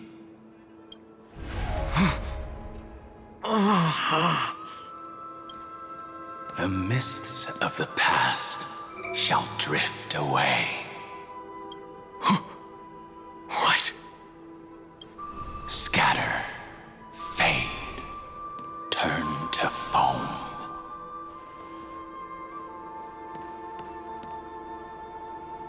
Do you not remember me? After all, I am the heavy burden you must bear. How could I be so easily forsaken? Dan Feng? Is this another Memo Snatcher trick? Vidyadhara are supposed to forget the past during hatching rebirth. But the Preceptors interfered back then and allowed me to remain deep in your consciousness. If you do not wish to use that bloodstained name, you may call me Obliviated Memory. That's not necessary. Though we've long parted ways, I won't ever forget you. So, who is that giant? That is Amphorius' Earth demigod. He should be on our side, but he was led astray and intends to seize the power of dragon transmutation. The dragon descends upon the earth, and all beings look to it in reverence. You and I know that all life in the universe covets permanence. Are you trying to say I'll end up like you? One day you will. And as I see it, that day won't be far from the end of this journey.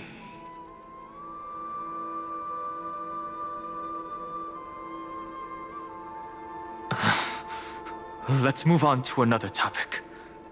I have no intention of passing judgment on Dan Feng, and I have even less desire to become entangled with him again.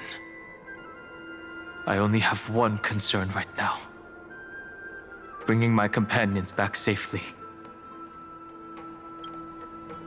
You can either help me deal with these abominations, or return to the shadows of memory. Dan Feng. All right. The filthy remnants of the Memoria Tide still run rampant.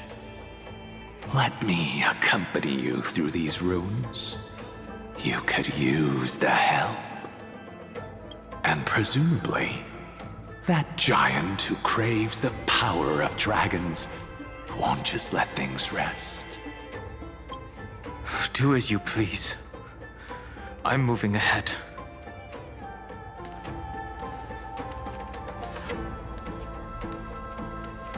Speaking of Terravox, his aggression just now was probably some distraction. His madness is plain as day. I agree.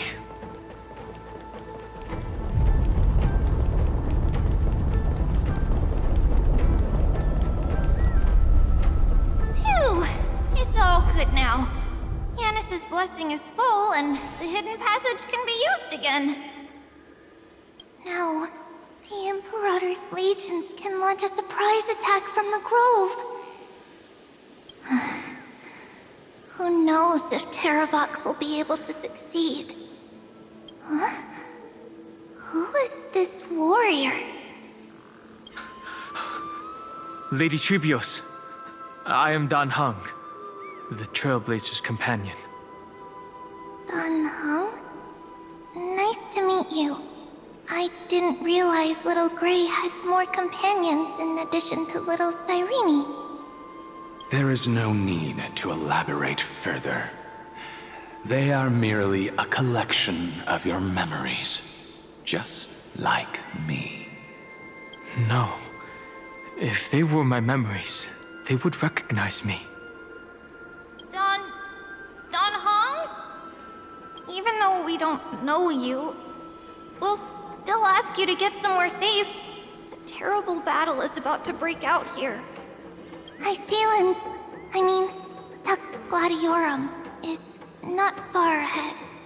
The evacuation efforts are almost over, so go now, or it might be too late. Hycealans. I see. In that case, I'll go look for her now. Thank you. No problem. We need to go deliver some messages, so we'll be off. Please, take care, Dan Heng.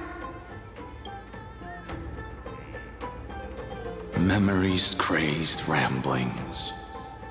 What do you think? It's too early to reach a conclusion, but this memory is most definitely not mine. There are two possibilities. This memory either belongs to Terravox, or it belongs to her, the person you're desperately looking for. but the probability of the latter is very low. You should know better than I do. After that final battle, even the first genius couldn't determine where she went. Correct. But the conversation I just had gave me an idea. Let's forget Evernight for now. In the Vortex of Genesis, there was someone else who went missing along with her. I still have a chance to make contact with her. And the way I'll do it is right here in the Grove.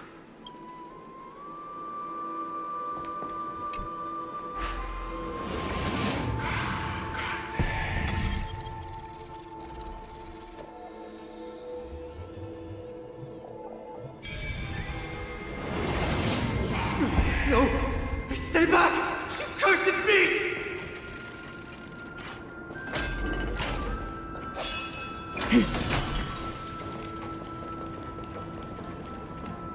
There's not a single sign of movement here. That was probably just the echoes of the Memoria Tide.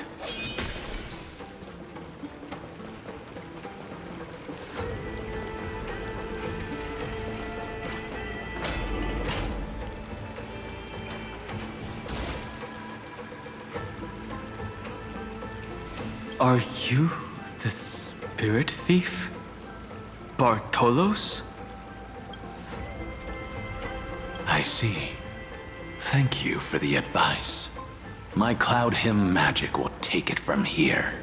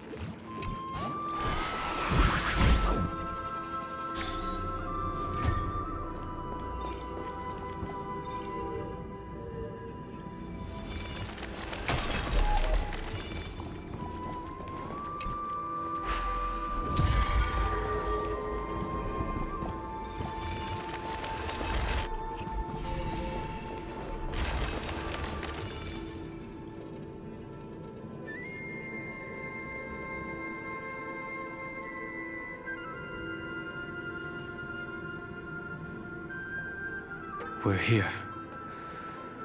Now, it's time to awaken the person we're looking for. A pool of spirit water. I see. You plan to resonate with the waters of this world. Compared to the currents of my home, the waters of Amphorius are rather untamed. Subduing the waters wasn't easy, but I've gotten the hang of it now. Under the raucous steps of their frenzied dance, the roar of celebration calls forth the Spirit Water's memories. How incredible. There are still survivors in Amphorius. And this one even knows how to use the arts of water. Very good. It's nice to meet the ocean demigod, Lady Hysealence. A green dragonfish. Are you Dan Hung? I hope I've remembered your name correctly. Scale Gorge Waterscape is your home, isn't it? In Greyfry's memories, I saw you two standing side by side. That's fortunate. It means I won't have to introduce myself. I can get straight to the point. Tell me, where are Evernight and her? The stranger snatched away the deliverer right before my eyes. I commanded the waters to surge after them, but layered cliffs blocked the water's current. You must be careful. Earth has abandoned the Flame Chase mission. Though Terravox still lives, they're not an ally of the Trailblaze. That's no surprise. I've already exchanged blows with that mad demigod. I didn't think the worst would still come to pass.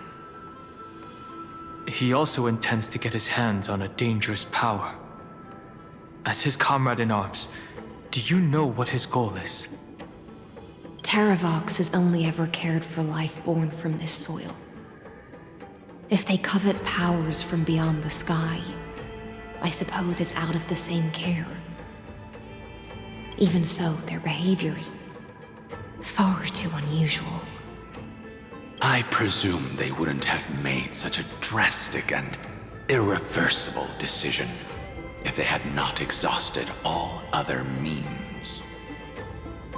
But embracing the permanence may result in even more misfortune.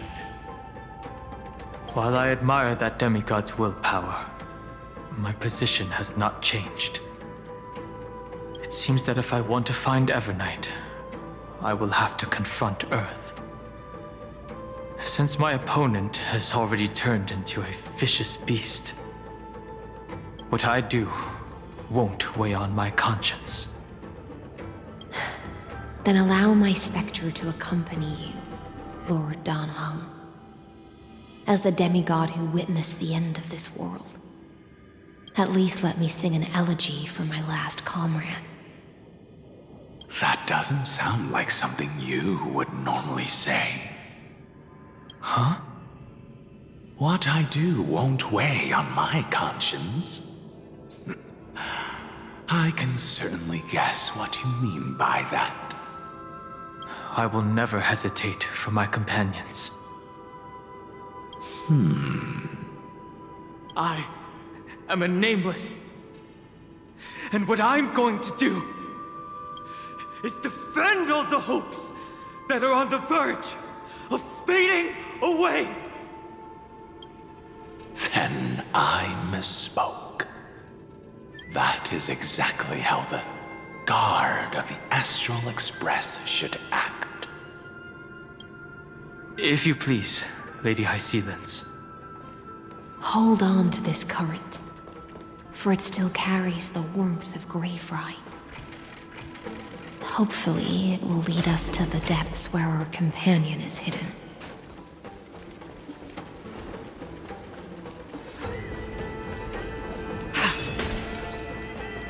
Electra. Is that you? Who's that? You're right on time. Let the ocean sink into the Memoria tide and become part of the sacrifice to resurrect. Join us. You are me. Are us. From permanence, gain eternal life.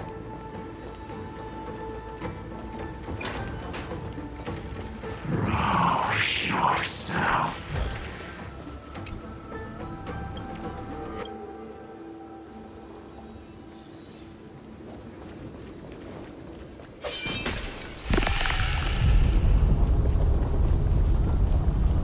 Do not run from your fate.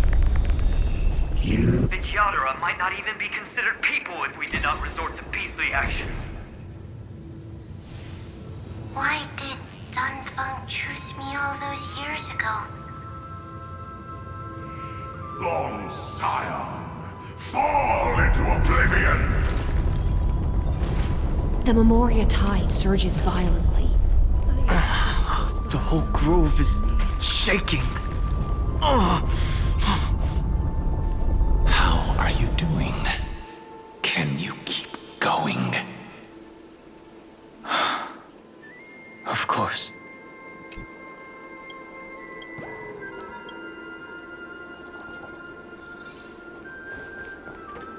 Of 5 people, 3 you are one of them.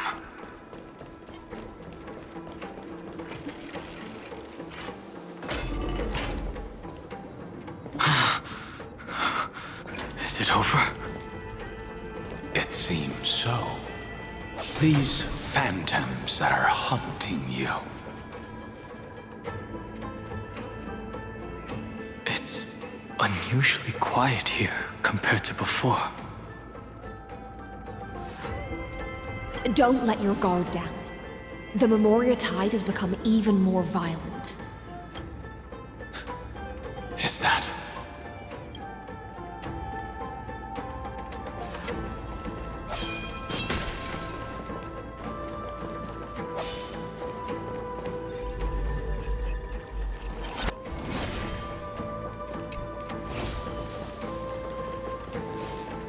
This is an interesting-looking wine jar.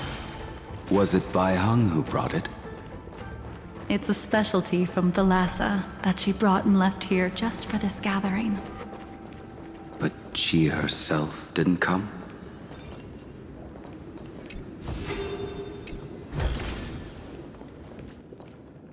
Your mind retains far more of the past than I had imagined. I've seen this farewell more than once in my dreams. The previous life is just an immersia to a newly born Vidyadhara. You know rationally that these are your memories, but it doesn't feel like you experienced them yourself. I use dragon transmutation for selfish reasons, and close friends turn to enemies. You probably want to ask me if it was worth it. The Military Affairs Office is placing more importance on the Yuchue's battle this time, and the Yaoqing called her back for a patrol mission. Some people are born with adventure in their blood and can't stop for even a moment. No matter, I'll drink her portion for her. We're already toasting. Why don't we wait for Dunfeng? As always, the High Elder has endless meetings with the Preceptors that he can't get away from.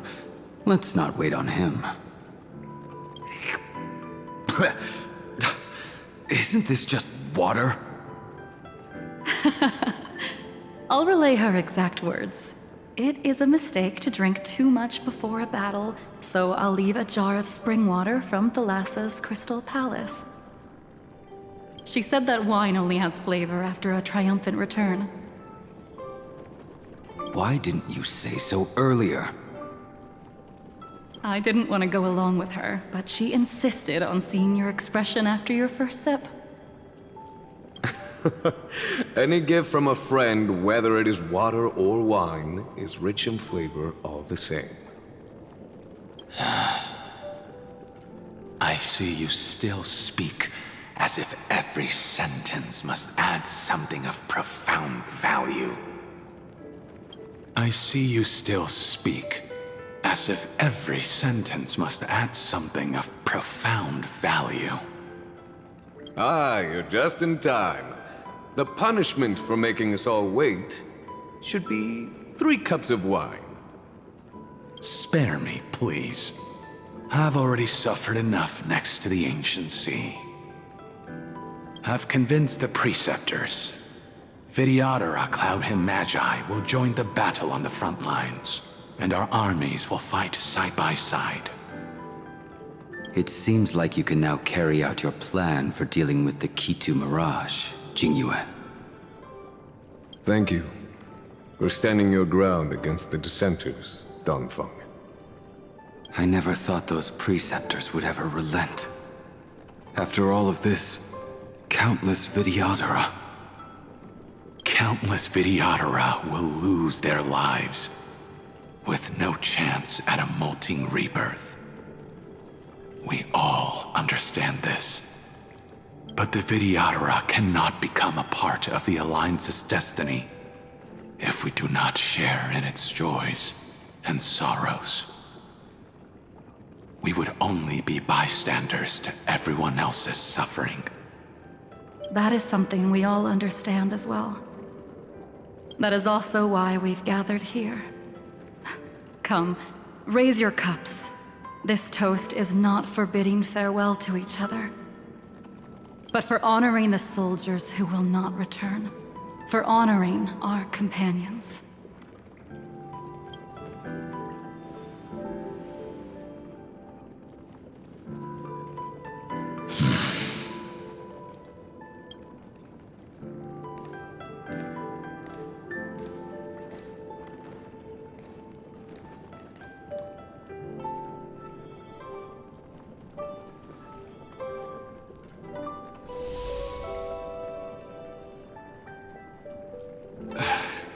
Apologies. My reckless plan must have put a lot of pressure on you. Nonsense. If our positions were flipped, you'd support me no matter how reckless my plan was. Right? Of course. But let's try not to be too reckless.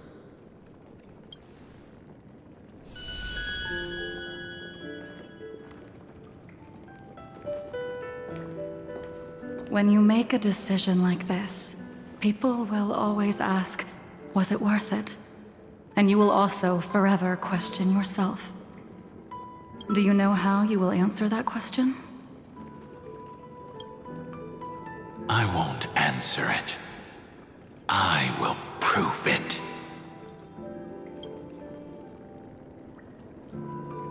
That's right. My sword is my answer. Thank you, Dongfeng. Thank you, Jingyuan. Oh, thank you, Jingliu. And thank you, Baiheng, wherever you've run off to. Ridiculous. How did you get drunk from spring water? I'm just full of joy. It feels like I've just forged a divine weapon with masterful craftsmanship. I'd rather leave this world in a blaze than live until the end of time.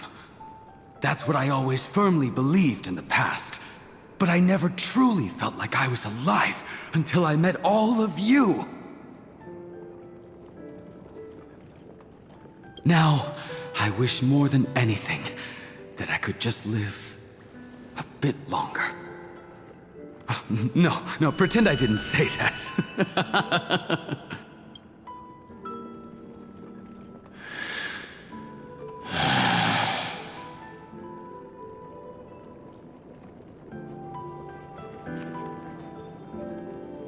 It's over. And you know exactly what happened to these 5 afterward. So, can you understand it now? After both she and March 7th have left you. Losing a dear friend with whom you've shared so much can never be considered a victory. It's a failure that torments you for the rest of your life. I could never accept that kind of fate. So you made a decision. I was the one who used the transmutation arcanum. I was the one who swore to bring Bai Hong back to life.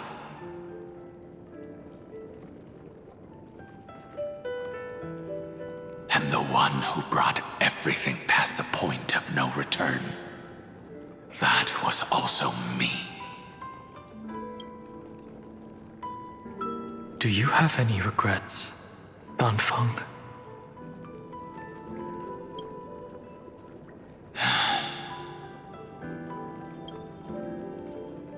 Even if I could reverse time, I would not choose differently. And if it had been Jing Liu, Jing Yuan, or even Ying Xing who died in battle, I'd still choose to do the same thing. Because only I could make that choice and protect all of this. Now, for the sake of your companions, for the sake of those 2 who walk alongside you, how much are you willing to sacrifice, Dan Hong?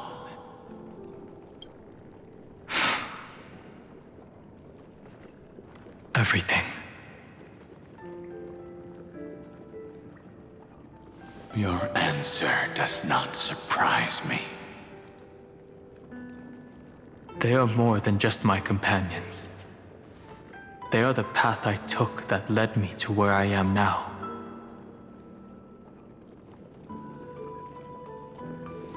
So they will also be beacons for when I am lost, leading me to the future until my next reincarnation.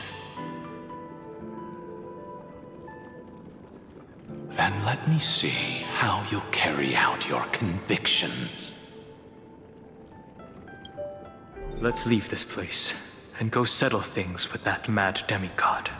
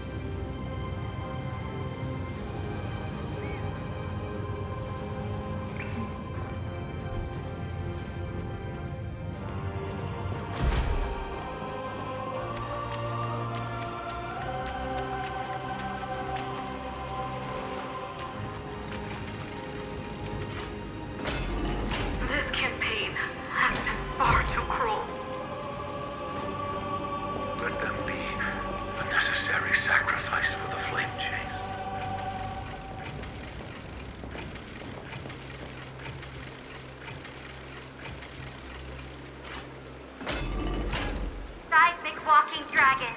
History shall remember you as a Titan Slayer! Memories and I see the destination that the destruction points to. golden blood is gurgling out. It's almost like a heart that has burst open. As expected, someone's been waiting for us. It's you. They are here. A scion of permanence. And your old comrade in arms. Terravox, my old friend. Indulge yourself. Let this Memoria tide swallow everything. Be prepared for the worst, Lord Dunhung. This mountain dweller must not be underestimated. Geocles the Mountain Breaker. Earth's Dromus Rider. It's been a while. Mountain Breaker? He's not Terravox? I remember you, little fish, and your despicable master. I didn't think you were still alive.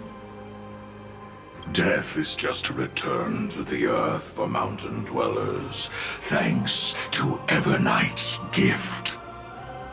I was able to come back to the mortal realm and keep watch over my dear friend, the Earth demigod who was sacrificed to the flame chase plot in vain. Long Scion, you are the most important offering in this ritual sacrifice. No matter how strong your will is, it will eventually be swallowed by the Memoria tide. When that time comes, you and the powers you bear will serve us. We will use the permanence to awaken the fallen giant dragon and give the earth an everlasting body. I see. So you pretended to be Terravox in order to lead us here into a trap. If it weren't for the Imperator's tricks, the name Terravox would be shared between us anyway. They made the right choice for Amphorius's tomorrow. But the tomorrow you speak of only ever had a place for humans. Watch, my old friend! I will once again start a fire that burns away the chains that shackle us! Why don't you leave this to me, Lord Dunhung? Use that hidden passage to reach the opposite shore. Perhaps Greyfry's there, deeper inside. No. I will stay here. Mountain Breaker, hero of the mountain dwellers. If I do not stay here and triumph over him, he will die an ugly death in delusions of the permanence. That should not be his destiny. And for the vicious beast that insists on obstructing the Astral Express and threatening the fate of the world. We've stood on the precipice countless times along this journey, forced to make difficult choices in the face of disaster. But this time, it's my turn to put some pressure on this world.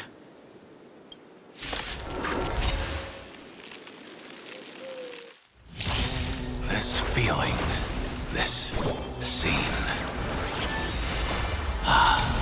All too similar.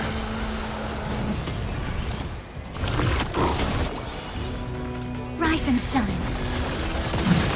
Stop messing around. Have some fun. Till we meet again.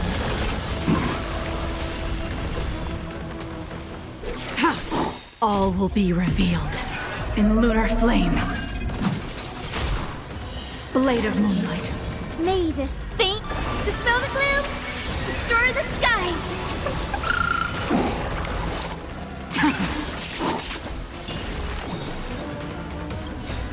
Embrace a new life. Return to dust.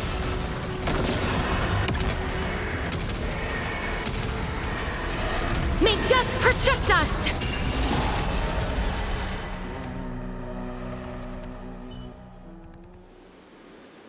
It's time to stop struggling, Geocles. Go to your death with dignity. Before that, tell me, what kind of deal did you make with Evernight? How was the Great Mountain Breaker reduced to this?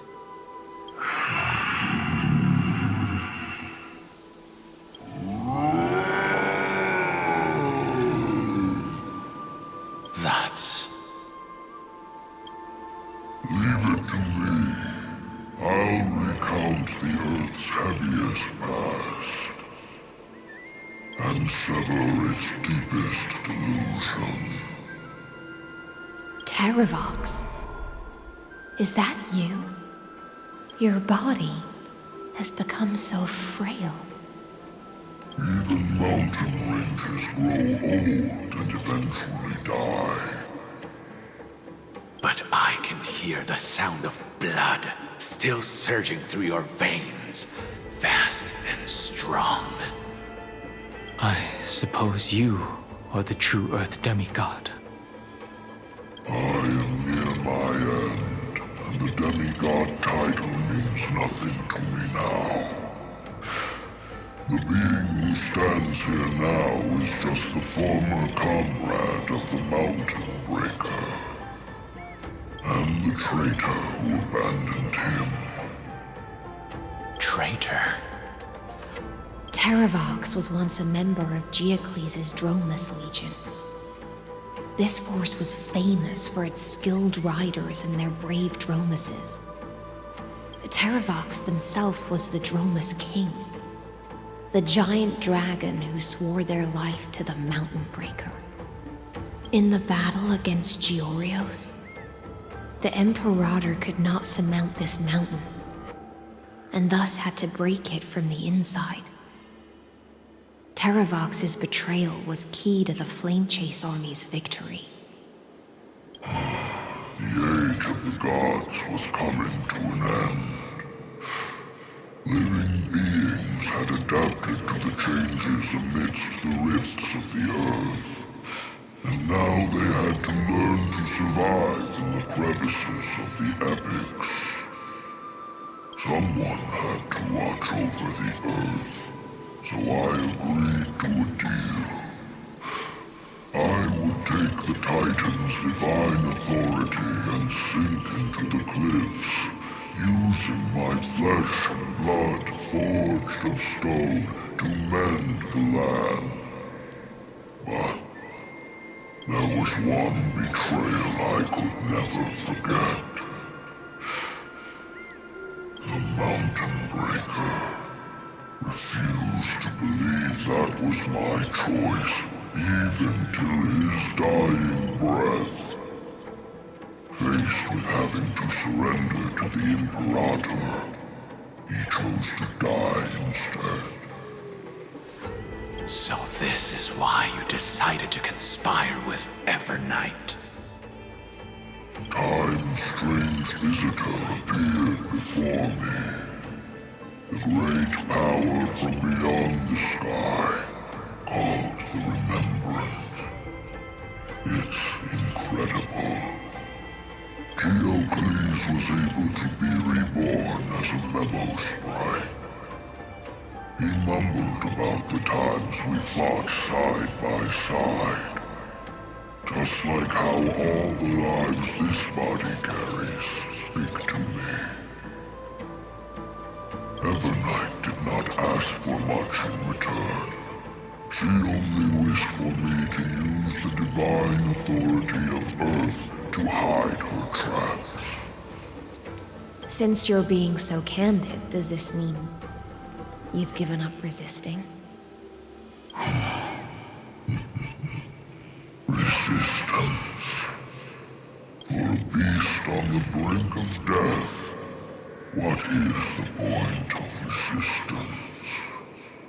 I see. 1,000 years have passed, and your mind has long since been shattered. This frail body bears the weight of all those I've betrayed. And now, my only wish is to rest with them in the unchanging past. Go, long Scion. That fiery blaze has already burned through Earth's protection, revealing the secrets underneath. The deepest depths in Amphorius, the great tomb where all the past is buried. The one you seek, Evernight, walked out of that place. Before her arrival, no one knew of its existence. In other words, that is the place where Evernight came into being. And it is also where she is now. You sank willingly into the past, and now your memories have turned into this form. Was it worth it? At least I still remember. As long as I never forget, they will live on. Primitive and animalistic. I understand these instincts. Have you ever regretted anything? The Earth is not a lonely island in the middle of the ocean. It is the sum of all the living things that stand on it. I have never regretted defending the creatures of this world. Then, a final question. Terravox, after all of this, how much are you willing to sacrifice for the power of the permanence? Everything. My journey up to here has allowed me to fully understand my destiny. No matter how I struggle, the Earth will never be able to reach the stars. But my compatriots deserve to continue their struggle. At the end of my life, I want to make one last effort to give them a chance to move on to the future. Even if it is a future I am not able to witness.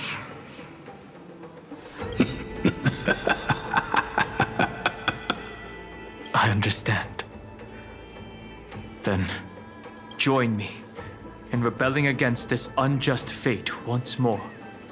Even if the world collapses, the Earth must remain unshaken.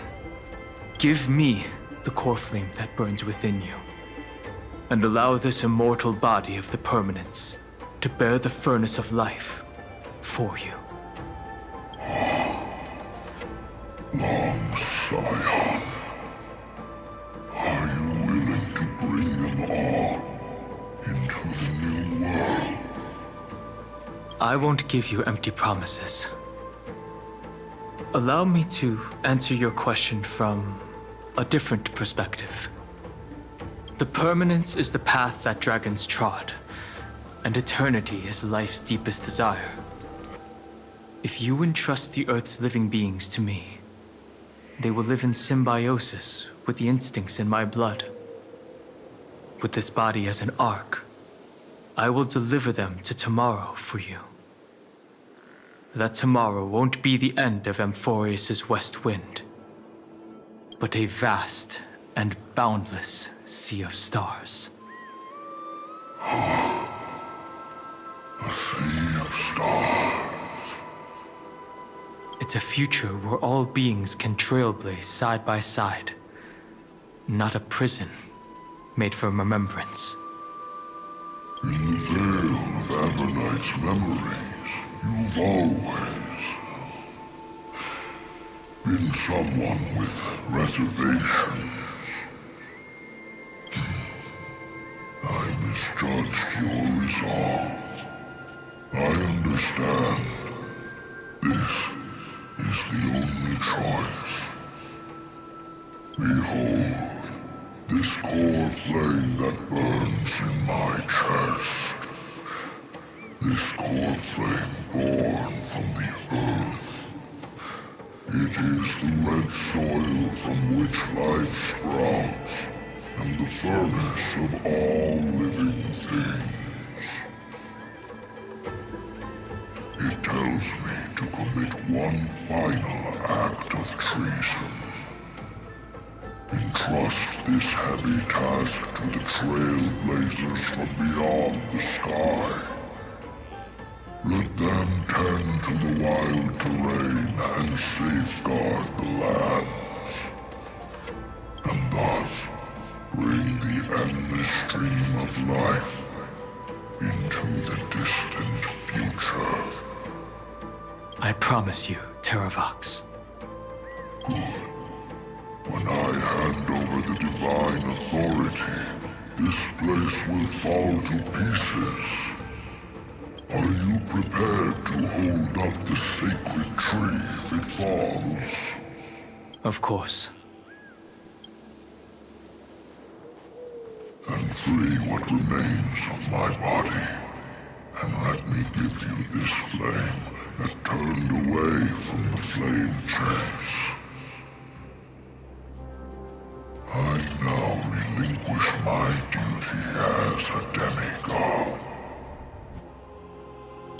You shall dig your own grave and burn in the furnace of rebellion. I only hope that, after all this time, Father will take me back into their heart.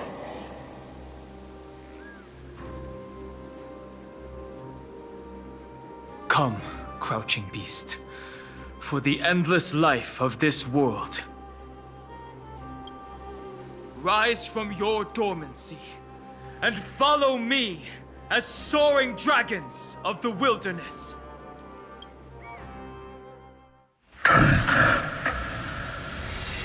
My final rebellion.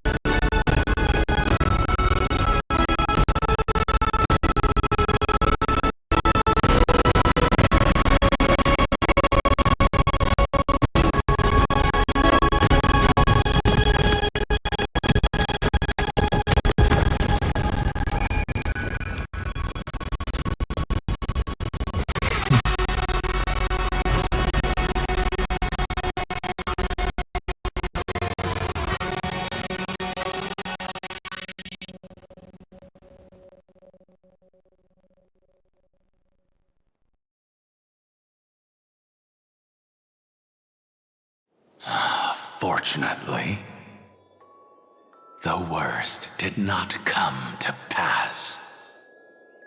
If your opponent had already turned into a vicious beast, whatever you did wouldn't weigh on your conscience. So what if that demigod had harbored ill intentions or vowed to fight to the death? Would you have pointed your spear at them and carved out the core flame with your own hands? There's no point in discussing what-ifs. Though, I'm glad it didn't come to that. Regardless, I will attempt to join this game and become a part of the Era Nova. This is the only way I can face my friends and this world with a clear conscience. Now that things are settled between us, it's time for you and I to say goodbye. Everything that I left behind has faded away at this point. Go and march toward your own permanence.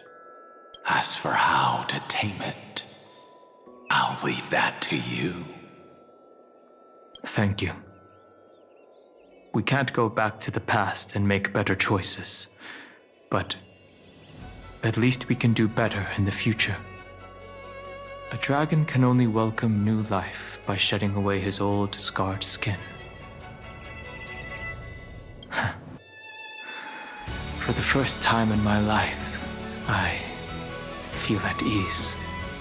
This burning core flame.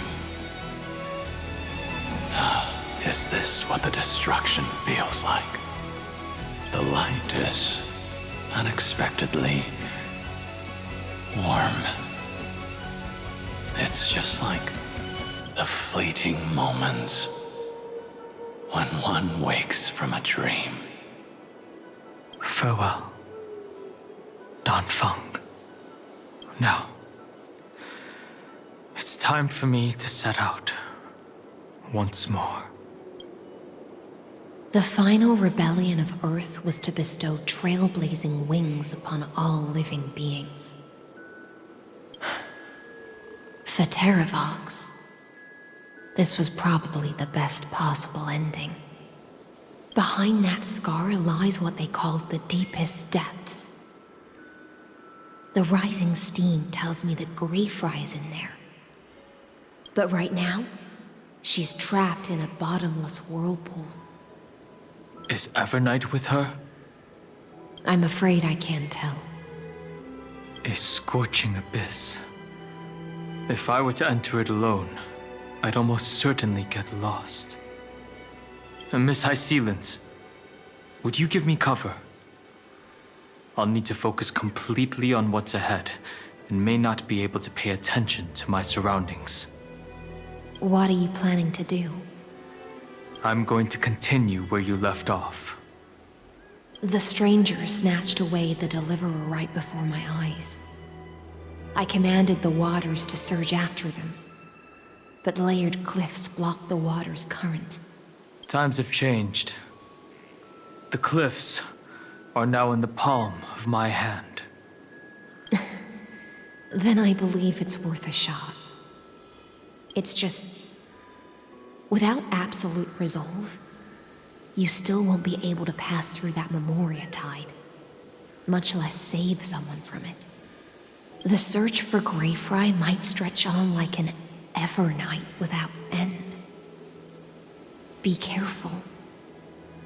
Wandering through time is no easy feat. Don't worry, Lady High Sealants. Just as you kept your lonely vigil in the depths for 1,000 years, my determination to find her is even more unshakable than the earth itself.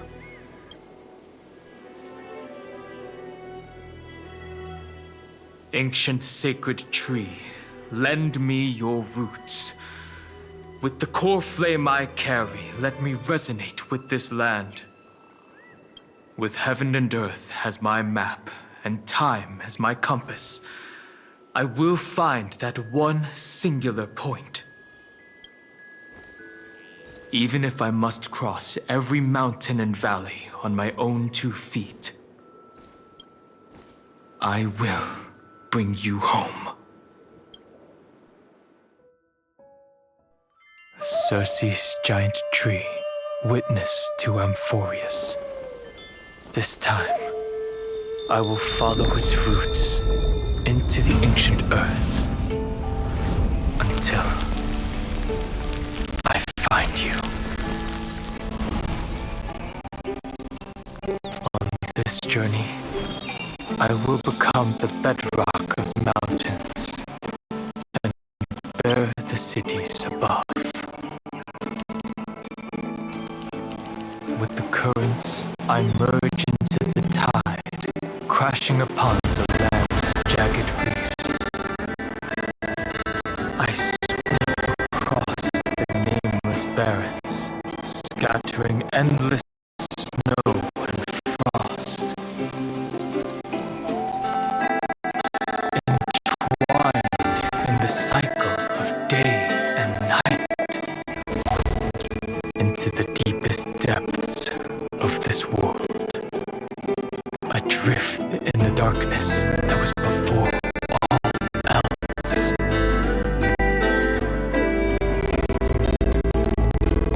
When can I lead you out of this maze?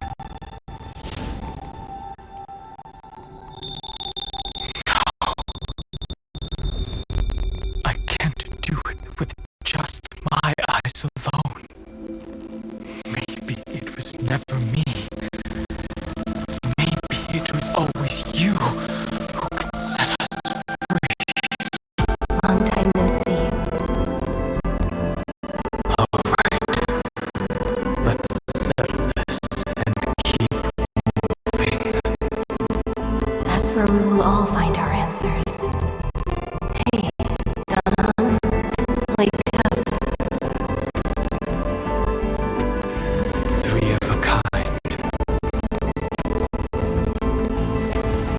2 pair. Ace. Go.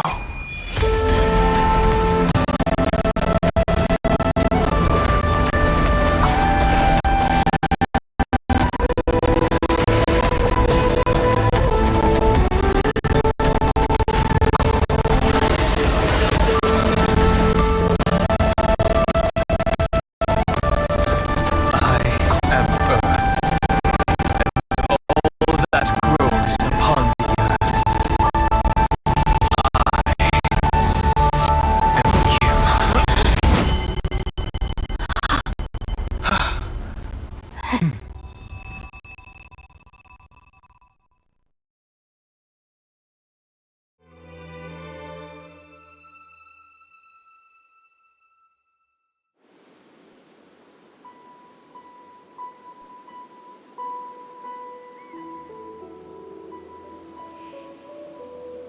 Finally.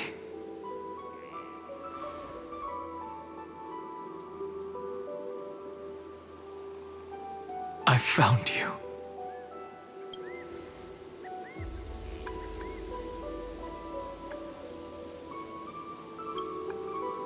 Long time no see. Did you get taller? While you were trapped, I experienced a lot.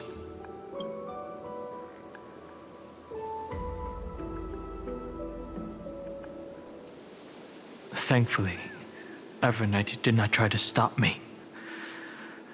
Looks like we've managed to stay ahead of her this time. Rest assured, we won't abandon her. We'll all return to the Express together. No one will be left behind. You mean Mem?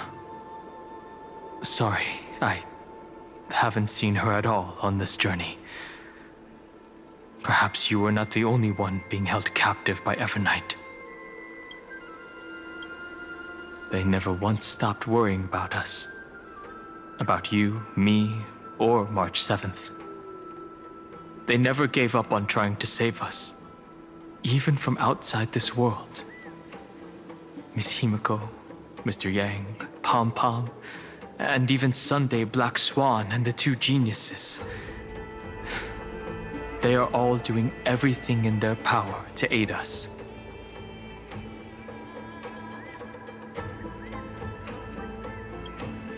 I understand. Her power shouldn't be underestimated. It was only when I personally stepped into the maze of time that it suddenly struck me. She and I had crossed paths once before. I'll only warn you once. Leave her body now. I feel like I've seen these floating black things somewhere before. I had an unexpected encounter with her when I left Amphorius. Perhaps to avoid exposing her whereabouts, she stripped that memory from my mind. That power called Oblivion.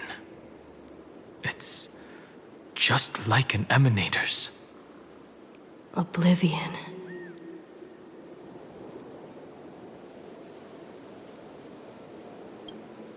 I know. But you still remember me and our companions, for now. Do you have any clues about the memories you may have lost?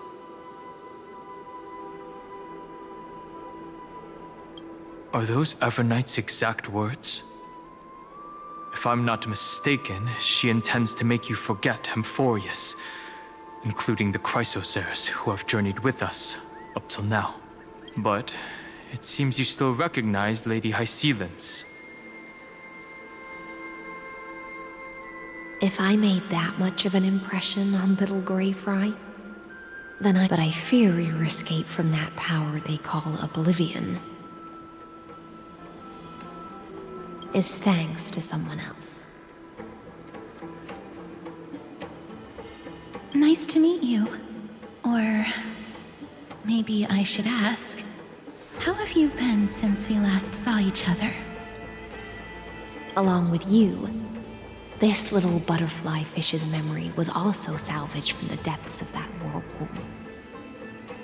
Just as a pearl is cradled within its shell, the power of Thanatos surrounds you, shielding your soul from corrosion. Miss Irene has spoken of you often to me.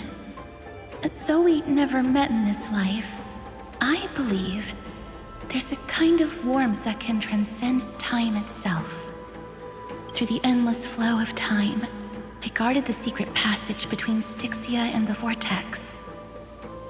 When the Memoria tide flowed backwards into the River of Souls, even in deep slumber, I could feel that warmth. And with all my might, I protected that warmth. I apologize if that seemed improper. I hope you'll forgive me.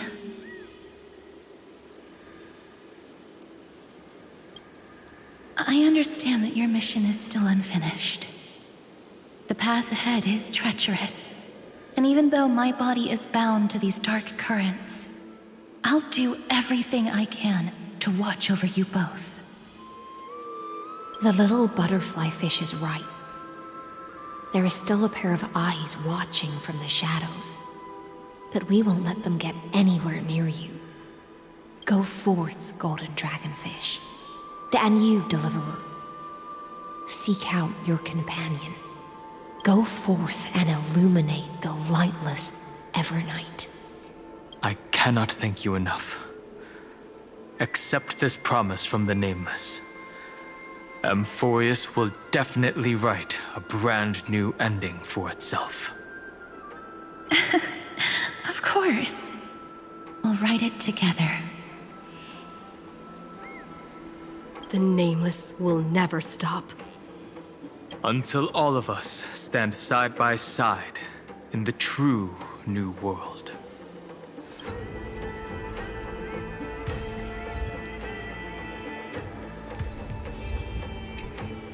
Go forth with courage, little Grey Fry.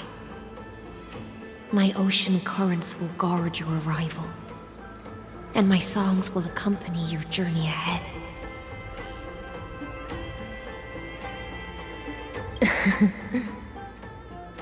You still remember how much I love fire and feasts. All right then. It's a promise. Go find your companion and see your journey through. I'll raise a glass while I await your triumphant return. And then, when we reunite in the ocean at the boundaries of this world, let me play a song for you beneath the glow of fire. At the end of the sea of flowers, the souls of the living shall warm thy fingertips, and after an embrace, there shall be eternal separation. If I hadn't met you at the end of the world, I would have thought Lady Trinan's prophecy was wrong.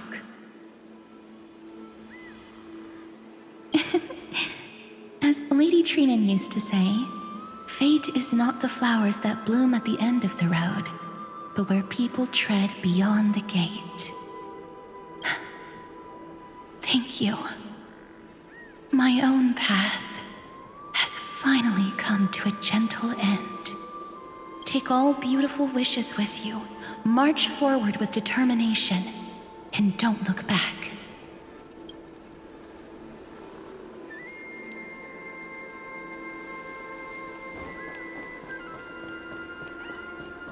This place was once Nestia's altar. Could the golden thread be leading us to the world's deepest secret?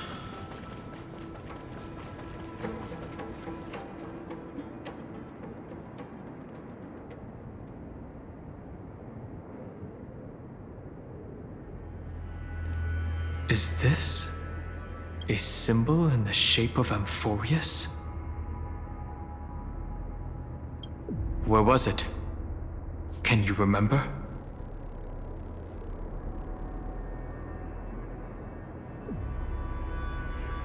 Which Titan is this? It's very similar, yet somewhat different. That doesn't make sense. How could a world enclosed within the scepter have a way of knowing what it looks like from outer space? Unless the mural isn't a drawing of Amphorius, but rather someone saw the mural and shaped the world in its image. Could that someone be Xandar? No. His concession proves that this place where Evernight is hiding must be a blind spot of the experiment. I'm afraid not even Xandar knows about the existence of this great tomb, or the secrets buried within it.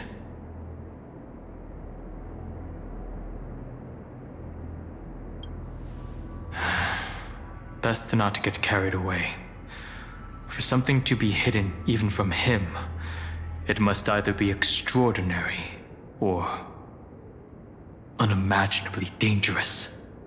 This forbidden realm remains undetectable to Xandar, and even Fine and Strike merely opened the entrance, yet Evernight can freely swim through it as she pleases. It cannot be reached by the erudition, nor can it be erased by the destruction. Be careful. What lies dormant beneath may well be Amphorius' final path. Remembrance.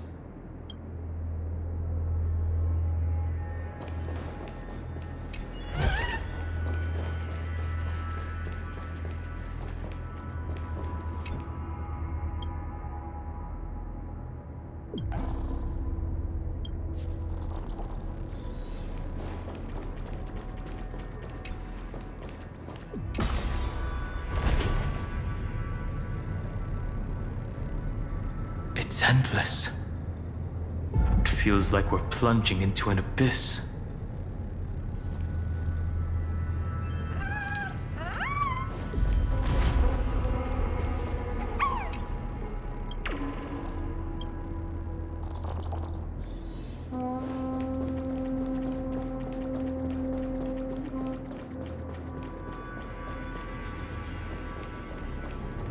Are those distant structures all entombed data?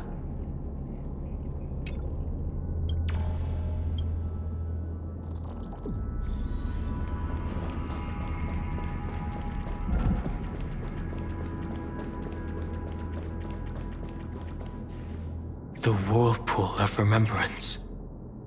Bottomless and unfathomable.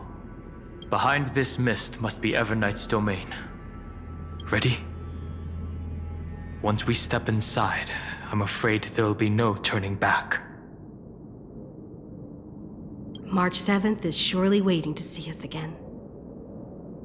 Let's go. On the Trailblaze, no one gets left behind.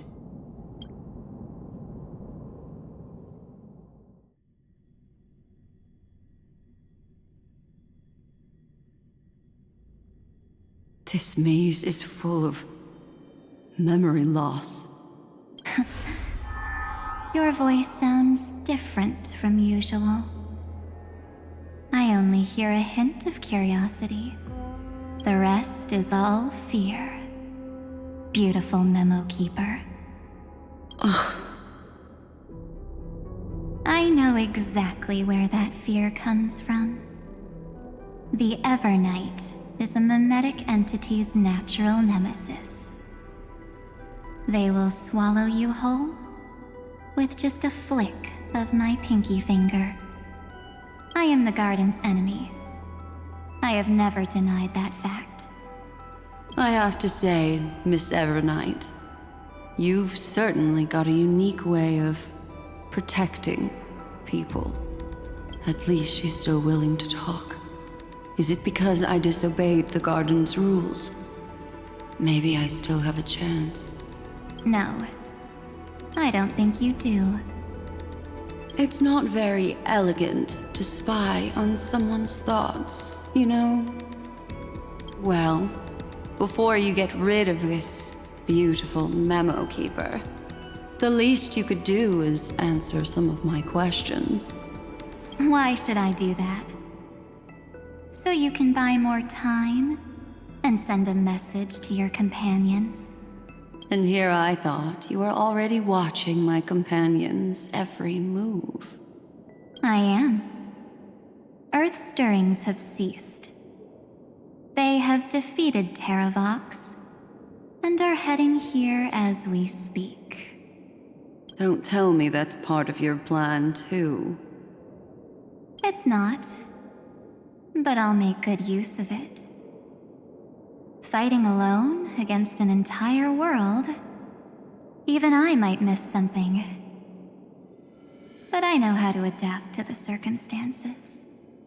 Just like right now. How I've decided to let you go. I like you, little bird. Your longing for memories remains pure. Unlike those memo snatchers, your most precious quality is how you've yet to be tainted by the garden's dark side. I'll take that as a compliment.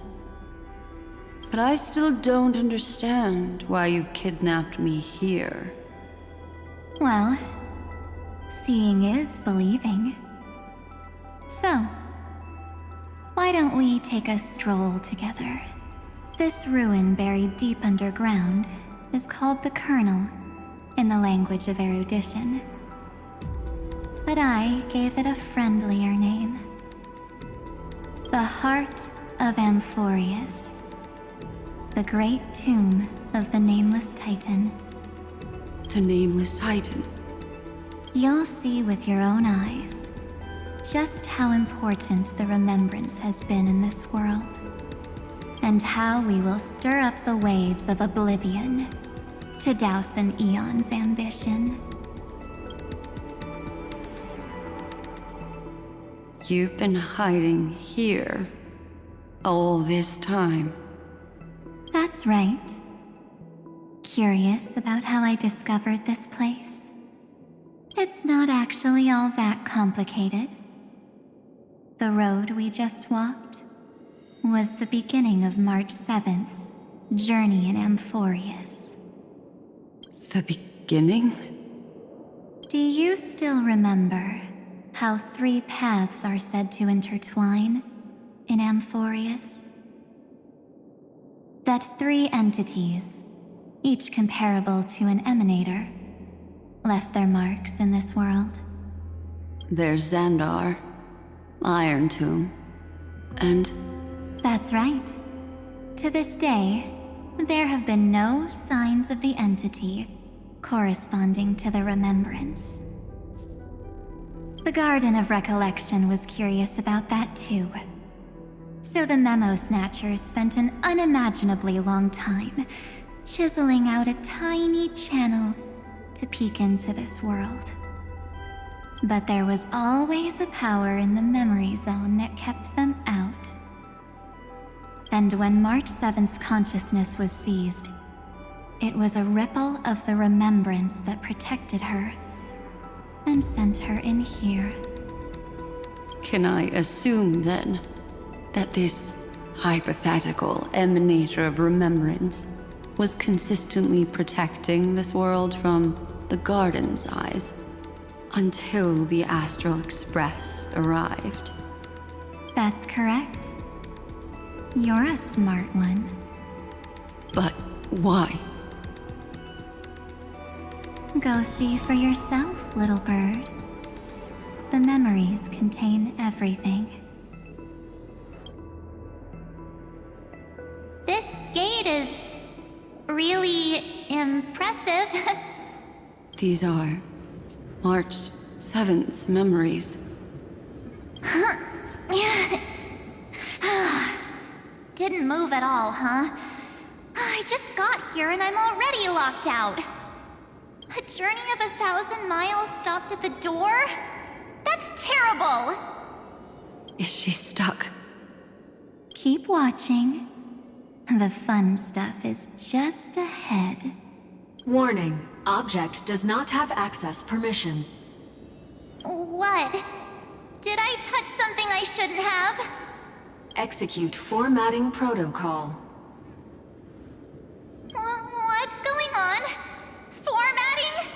Warning. Illegal operations detected. Warning. Illegal operations detected. Hey! Don't just activate like that! How do I stop this thing? Warning. Warning. Warning. Operation authorized. Protocol name. Back. Huh? Finally it stopped! Wait, did you just mention her name? She's barely spent any time in Amphorius, and she's already famous? I don't know what you're saying. Let's not speak in riddles, alright? Why don't we start with an introduction? I'm March 7th, and I'm that person's companion. Sorry I accidentally ended up barging in here. Establishing communications. Communications? Oh, does this mean I finally get to talk to someone real? I really need outside help right now. Channel established. Proceeding to encapsulate. Whoa, wait, what? Encapsulate? Encapsulate me? Encapsulation complete. Initiating transmission. Transmission destination. Recurrence number 335503336. Huh? What's going on? My body! The memory stopped so suddenly. She was already lying in the abyss of fate the next time she woke up. And Orynyx was calling her mother. Mother? Maybe that's just how the Titan calls all Remembrance Pathstriders. Like how they call Fuli Skyfather. So March 7th had already brushed against the inner workings of this world at the beginning of her journey. That warning in her memories must have been the Scepter's safety protocol. But why did it mention the Trailblazer? March 7th should have entered Amphorius long before she and Dan Heng did. An inexplicable contradiction, isn't it? Let's put that aside for now. The protocol didn't kill March 7th. Instead, it threw her deep into extrapolations. Over the next 97 days, the two of us, trailblazed through Amphorius as mimetic entities as she evaded the Administrator's pursuit. It must have been a difficult and lonely journey for her. Yes. No one could see March 7th. She didn't belong to Amphorius's memories, so she could only watch this world from the sidelines, like a transparent shadow. Then when did you appear? On the day that she ran out of options. March 7th tried so many things to help her companions, but the only outcome of her efforts was a few Amphorian folktales. In the end, she had only one option left. Just as she wished, I erased everything using the power of oblivion. Then, I protected her and Dan Heng, and made sure that they were spared from the Memo Snatcher's clutches when they broke through the seal. And you've been hiding in the shadows ever since, while manipulating time and colluding with Earth, all the way till now. A journey of 1,000 miles starts with a single step. The story of the Remembrance has just begun. Why don't we step into it together? As someone qualified to walk with me, you can now take in all the secrets behind this door, and witness how, in a blank space of time, another futile journey across 30 million lifetimes was forgotten by this world.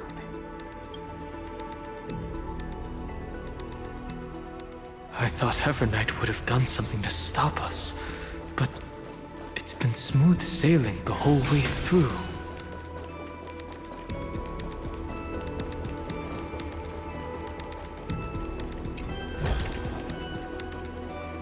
Are you ready?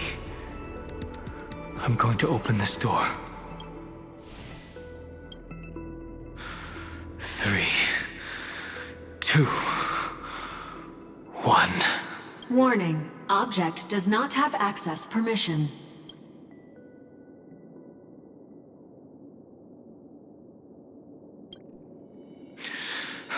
That means we're in the right place. Warning.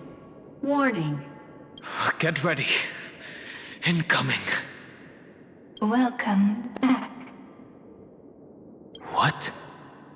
I'll be waiting for you. It mentioned your name.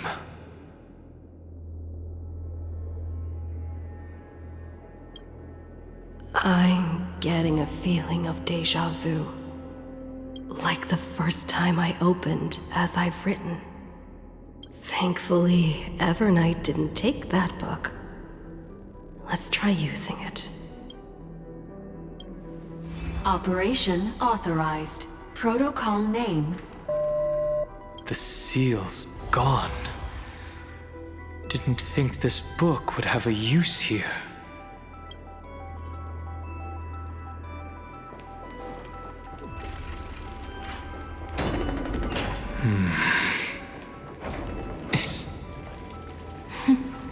Hi. Miss me yet? I'm just messing with you. This is the first time I have met you. Executing protocol. Format object. Formatting progress. 0.015%. And it looks like it'll also be the last. Something's wrong. She's not talking to us. She's not the Mem, you know.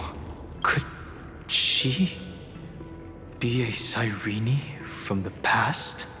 Formatting progress. 23.815%. Since we don't have all day, let's get started, shall we? As always, I'll read this book to you. That way it won't just be Cyrene's memories alone. Formatting progress, 45.147%. Where should I start this time? Let me see. There. Shall we start with the meeting between the Helcolithist sage Midamos and the King's Aegis, Anaxa? Formatting complete. What? Did you hear that? She just said...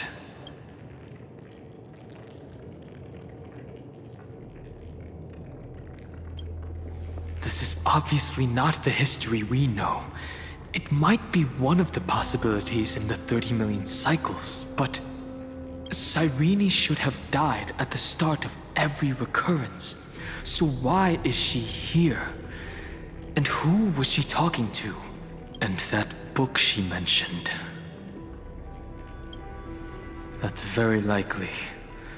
That door reacted to the book as well. Let's try copying what she did. Accessing recurrence number 335503337. Access failed. Error code Gamma 13. That's it. As I've written is definitely connected with this great tomb.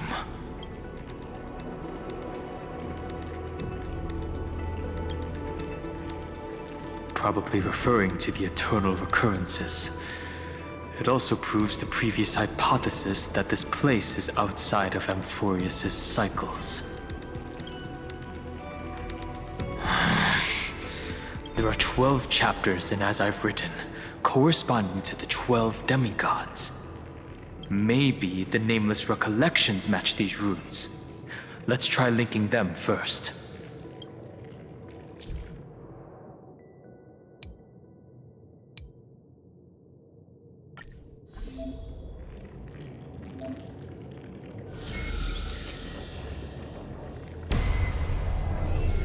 Uvris 504.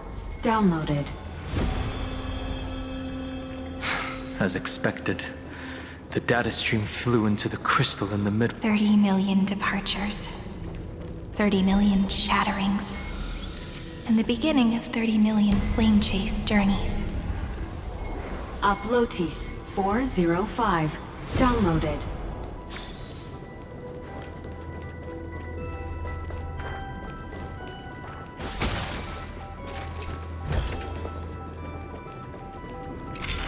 This room is so desolate. What exactly is it?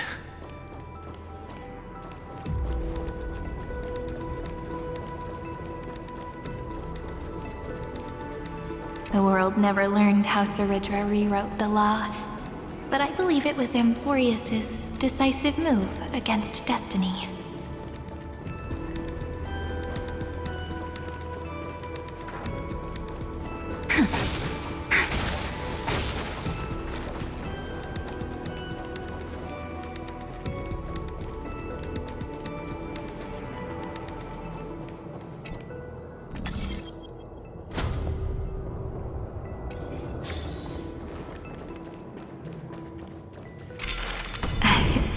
You must be very familiar with the story of time now, so why don't we leave some pages for the heroes instead?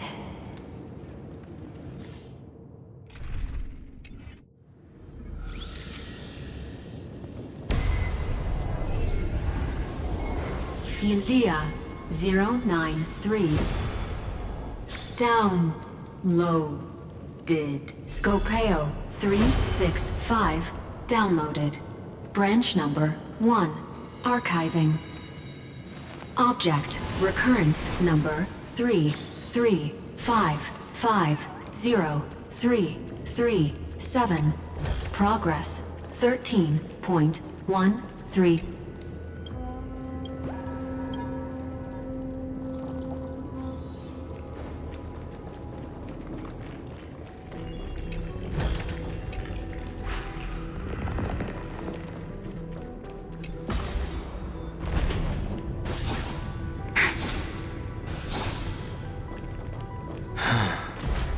There's a notch in the terminal that's just the right size for this book.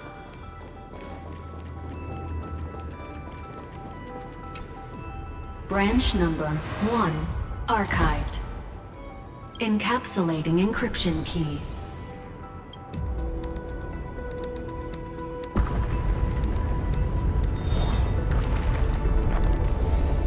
I see. This As I've Written book is a data terminal that has been modified by the Remembrance. It might have looked like Cyrene was reading a story, but she was actually carrying out a data transfer.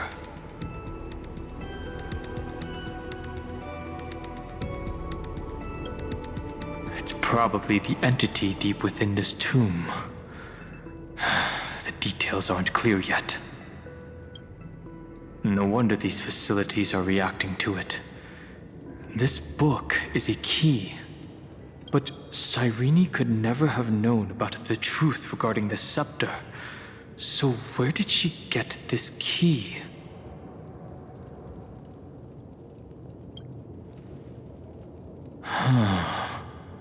Do you remember?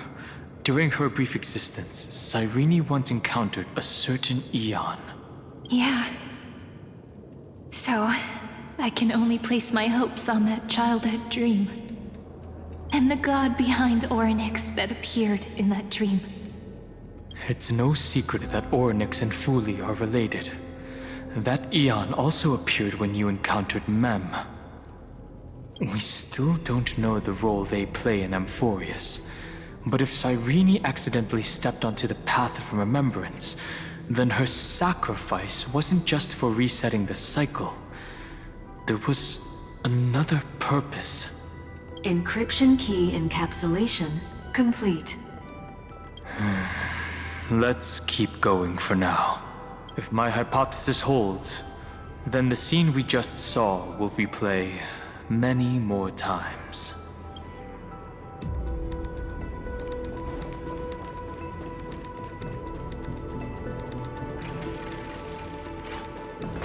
Hey, be careful. Everknight's eyes are everywhere. Don't get too far from me.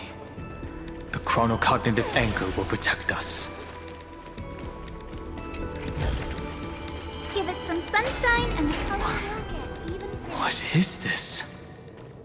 It's hard to believe. Is this still Amphorius? So many countless storage arrays. This would even rival the cyber prison of Inupis.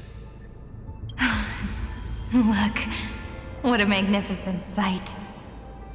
Even this classical world contains a futuristic palace like this. Would ID Ciliciae end up looking like this after a few thousand years? Executing protocol. Format object. Formatting progress 0.027%. Ah, it's always so on time. Never late at all. It's okay, I get it. It's just trying to remind me how precious time is. I want to share a story with you this time. I saw a little nymph on my way here. It was on a fallen wheat stalk, and it glowed under the sunlight. It was incredible. I forgot all my pains at that moment and just stared at it in a trance. I wonder, did every Cyrene in the past feel that the nymph was beautiful? Would they also have recorded that scene into the Eternal Saga? So, could you give me more time, please? I want to leave behind more memories for the future. Formatting complete. As I expected, the answer is the remembrance. An Eon appearing in her dreams, 3 paths intertwining in Amphorius, and the Garden trying to infiltrate this world at all costs. I have reasons to suspect that Fuli's gaze once swept over this world before the scepter completely fell into destruction, and that Cyrene basked in that divine gaze.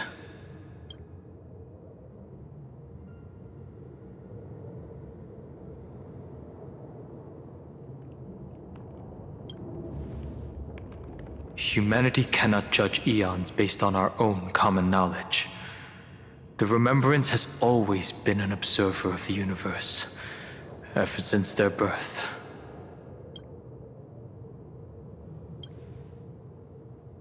That's to be expected. The various factions are only followers of their eons, and Fuli was never known to be friendly with humanity. But there's still something I don't understand. According to Black Swan, the garden is internally fractured, and there's a party that craves the memory of an eon's fall. They would do anything to achieve that goal.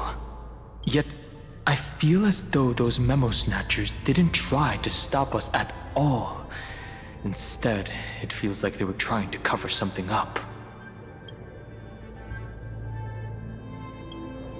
Yes, we're thinking the same thing. Legend says that Fuli sits in meditation in the Anasrava Pure Land, spreading the seeds of remembrance across the universe. And when the cosmos ends, all the different realms will be reborn in their garden. If this sealed-off world is also within their gaze, then it's not too big of a stretch to surmise that they need a mechanism to save these incredible amounts of memories and store them somewhere out of the erudition's sight. And this mechanism was previously the Time Titan and their demigod. But after Amphorius entered an endless loop...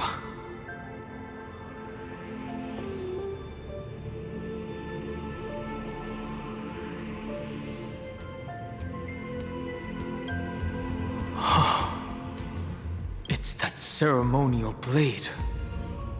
Now, I can say with certainty, time is the page on which that eon records Amphorius.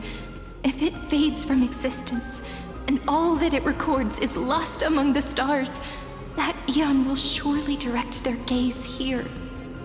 And it will be a glance that spans time and space, transforming each incarnation of me into the power you shall wield to reset time, imbuing my soul into this ceremonial blade, and creating an endless flame-chase journey. The ceremonial blade killed Cyrene at the start of every recurrence, and at the end of every journey, Cyrene's soul took the extrapolated memories stored within the blade and buried them in this great tomb.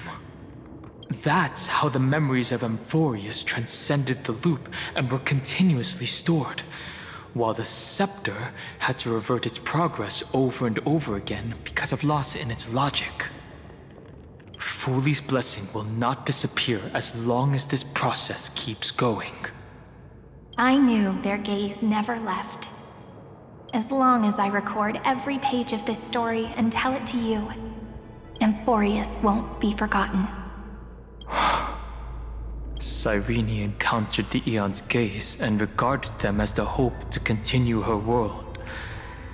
That's why she offered them memories over and over, even if she had to turn herself into nothingness every time.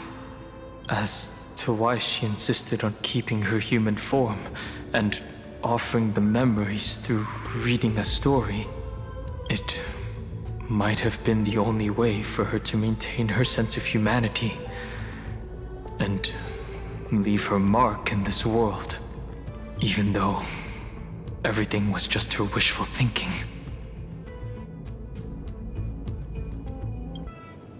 Right.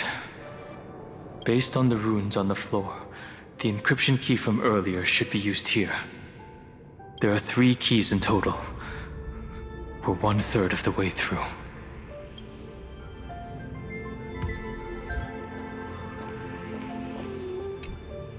I'll leave it to you. You never say anything, but I know you're listening. Every story I've told is like a little key that opened a door in your heart, no? The path has appeared. Go!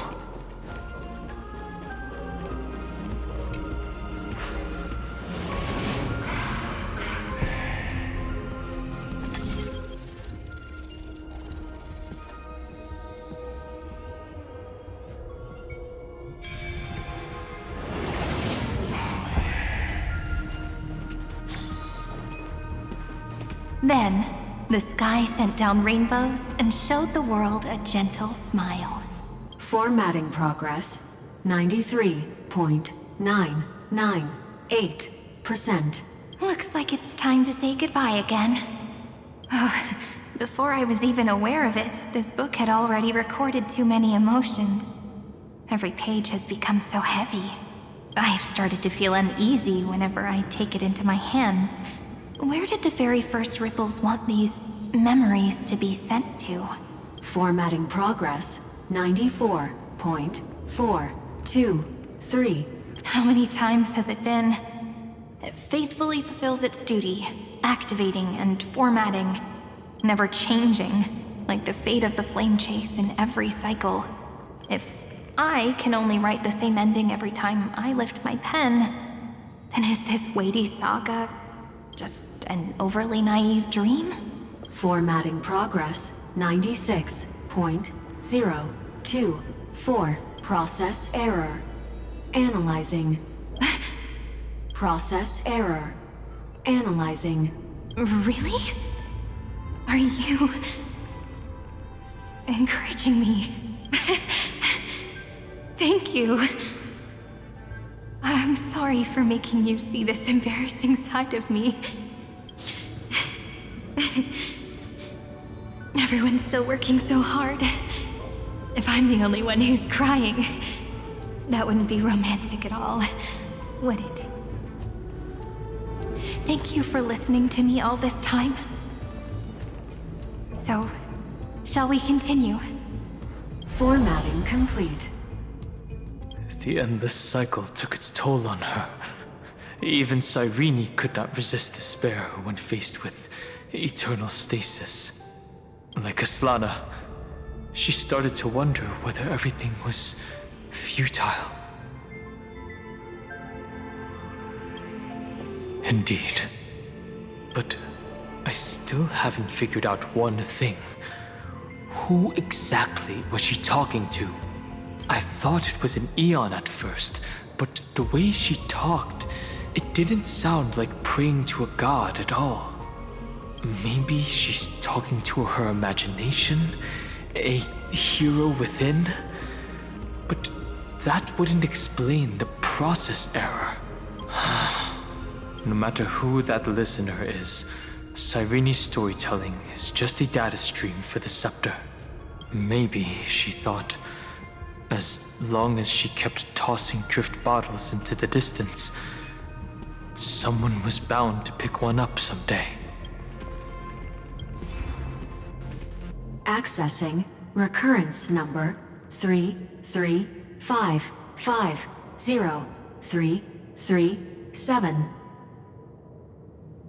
Once again, Castor is offered her final embrace to death. And from then on, she started another lonesome watch. How wonderful would it be for someone to give her a real hug?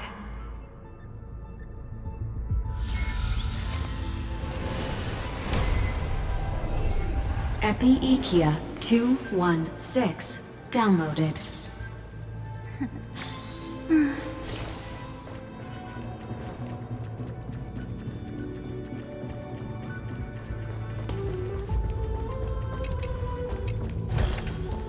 How does this compare to the ones you've seen before?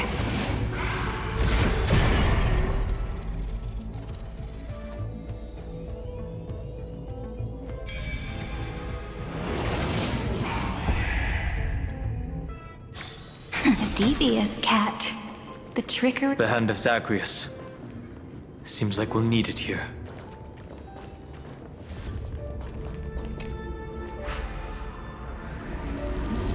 Maybe the room will only be completed after the modules are inserted into the slot.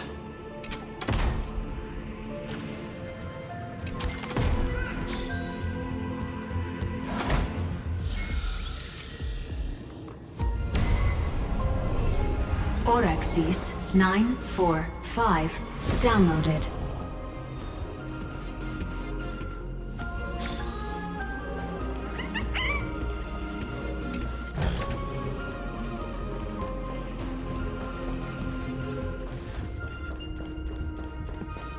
Midamos's road of strife once again reached its glorious and lonely end. As always.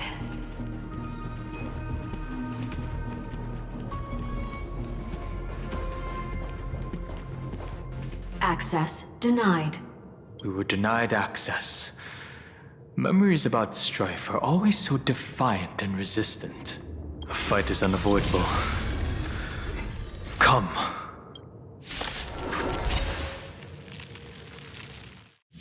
Warning. Illegal operations detected. Warning. Illegal operations detected.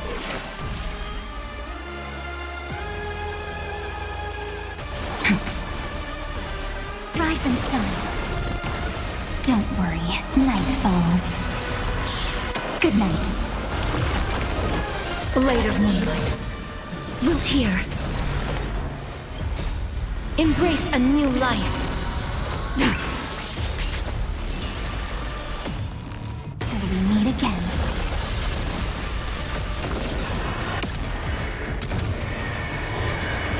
The future is bright.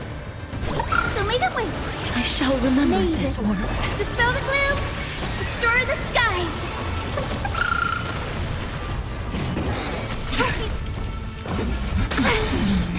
All will be revealed in lunar flame. Not thinking of running, are you? Have some fun. Rise and shine.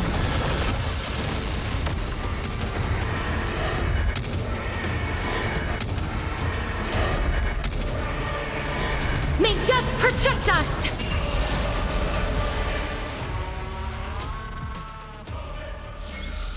All in all, not a bad memory. Polymos 600. Down Eleos 252. Downloaded. Branch number 2. Archiving. Object recurrence number 3355037. Progress 31.313%.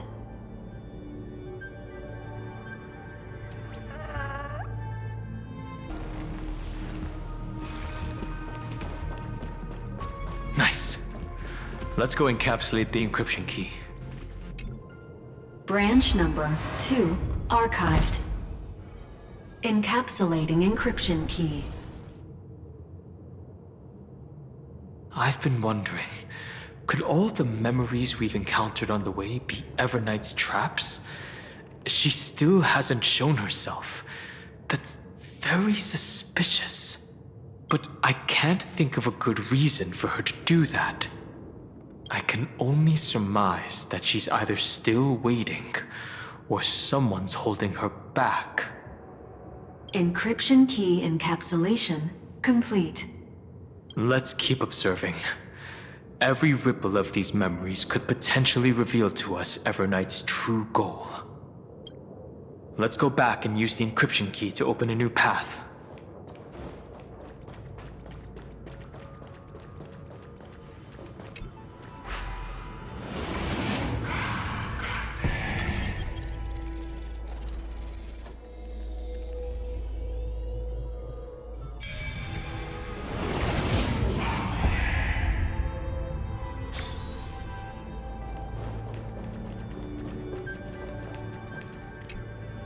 Go upload the encryption key, just like last time. What could be behind this door? Glittering crystals?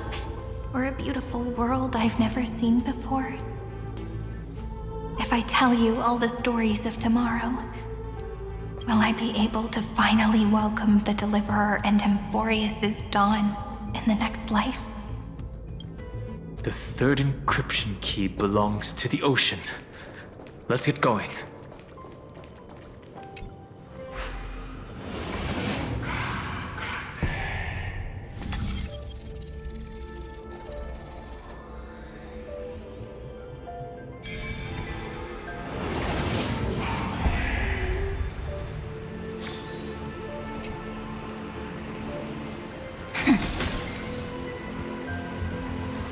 No memories appeared this time?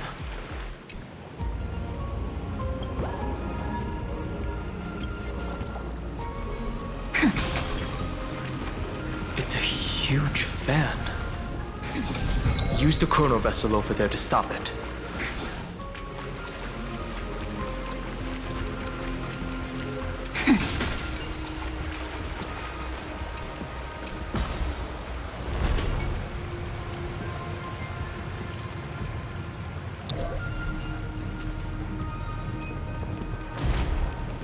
In the end, the fish returned to the ocean, her home where there was nothing left.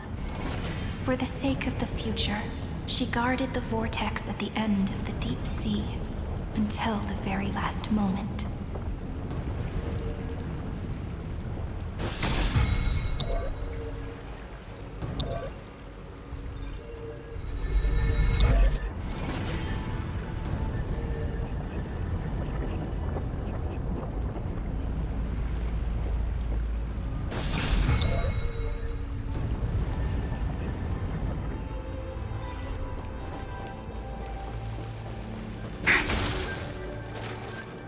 Look! She's over there. Cyrene. There really is no end to her perseverance. Once again, the saga comes to an end. Everything is deathly silent, just like this very moment.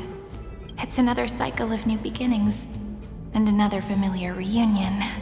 Now that I look back, there was a period when I got really sentimental. I was so anxious, trying to find as many different memories as possible, hoping to bring some change to this unchanging destiny, and find the way out of this maze. But I won't do that anymore now. Formatting progress 73.998%. Process error. Analyzing. Formatting progress 75.012%. Process error. Analyzing. No need to feel sorry for me, good friend. If there are no new blank spaces, how can a saga continue? I'm actually really lucky, you know? During the long years I've spent waiting for the Deliverer, I've always had you here as an audience. Look at these memories I brought to you. They once existed, once sparkled under the sun. And now I can see through your eyes that they are still shining bright. Isn't that already enough? Now, I can rest in peace in the past. As for when tomorrow will come, I'll have to ask the next Cyrene to continue our watch. Formatting complete. Her transformation is painful to watch. Cyrene was always there during the 30 million recurrences. She recorded the Flame Chase journey in her own way on the reverse side of this world, depositing all the memories in this place. I'm increasingly certain that her audience and companion isn't some figurative entity. The deepest ruin in Amphorius, at the great tomb where the pasts of all worlds are buried. Who exactly is its master? Accessing recurrence number 335503337. Anaxagoras once again completed the proof with his life. His answer was so complete. All he was missing was a last variable from beyond the sky.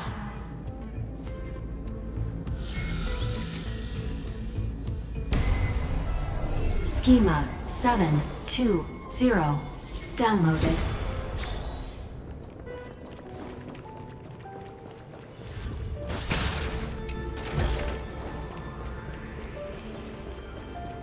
World-bearing.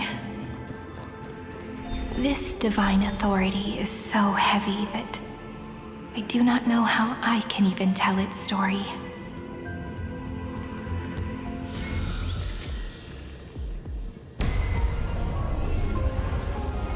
Nikos 496 downloaded.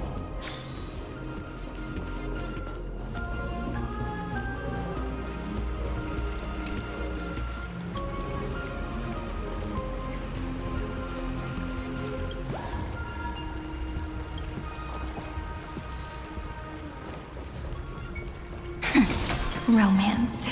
In warm gold, forged the long The runes on the fan. We need to use the chrono vessel to stop it first.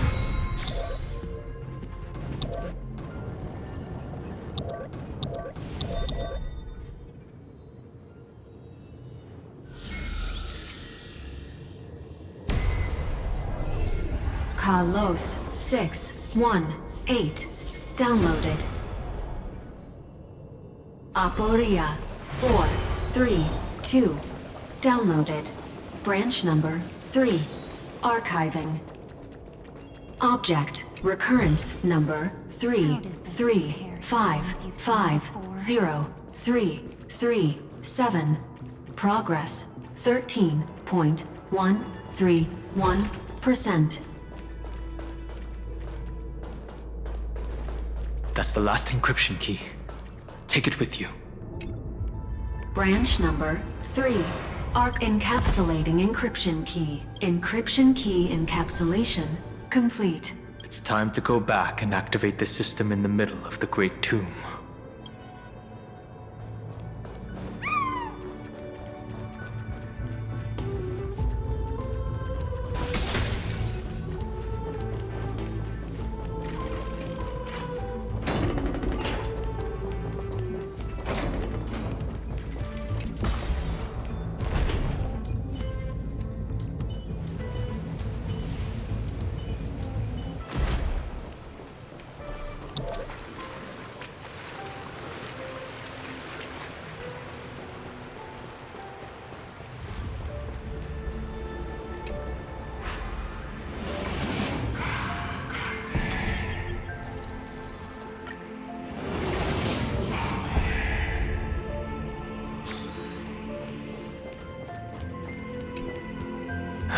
The third encryption key.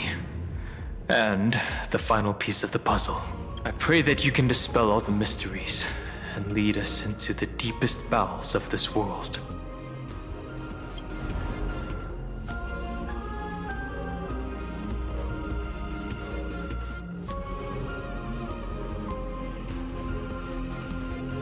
Someone once told the very first me that everything was false. That the only life in Amphorius was a great catastrophe, nurtured using the world as a factor. But how could a dream feel so real? That's why I didn't agree with him. My good friend, I'll read this book to you. For the 33,550,335th time. That way, it won't just be Cyrene's memories alone. Formatting progress 23.815%. Process error. Analyzing. It doesn't even make me feel cold anymore. It's like a ceremonial conclusion, ending every cycle's narration with a full stop. Then, there will be a new me returning here with new memories. Before I knew it, this palace we built together was no longer a dream that Cyrene alone indulged in. It's now a saga, composed by you, me, and all the Flame Chasers. It's our weak but endless prayer for tomorrow. There will come a day when someone turns over this nearly eternal page and awakens all the dust-covered memories, so they can be recalled by the world in a more beautiful form. Process error. Analyzer. I'll read, and you'll listen. Like how flowers always bloom, then wither. I shall welcome my own decay, becoming nourishment for the next flower's bud. And you shall continue to wait here, protecting this garden of memories. That way, when the Deliverer arrives, the first thing they'll see is an endless sea of flowers. And our stories will be lying silently among the flowers, like every ripple of remembrance. And they shall become the epic known as I've Written. The texture of memories is preserved in countless pillars. She gave everything to record all the forgotten recurrences across 30 million cycles.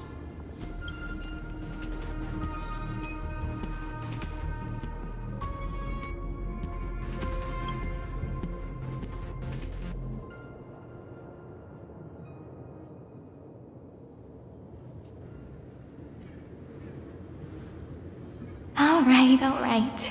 Let's not make things so gloomy. The very first Ripple cheered up her friend like this before she set off. It's a sentence full of blessings, so I want to say it to you as well. Come on, cheer up a bit, okay? I bid farewell to this beautiful world, so that we can reunite in your memories in the way I want. You will see the footprints I left behind in the ripples of past reverie. I have never had any other fate beyond this memory. So please remember me with love, like that eternal footnote in all the faded sagas. Now, open this book. I'll be waiting for you in the past. Operation authorized. Protocol name, Illusion. Welcome to the Demiurge Matrix.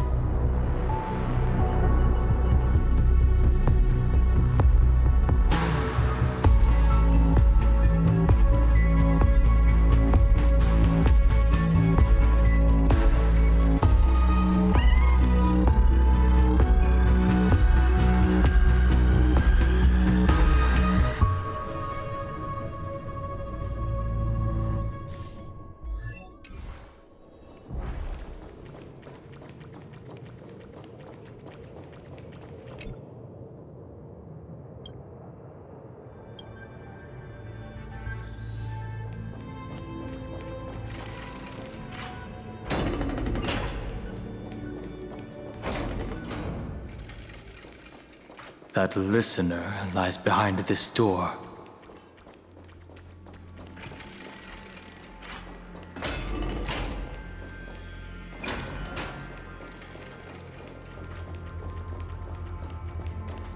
She gave everything to record all the forgotten recurrences across 30 million cycles. Look, that symbol at the end of the room. It belongs to the 13th Titan, the unknown solitary god.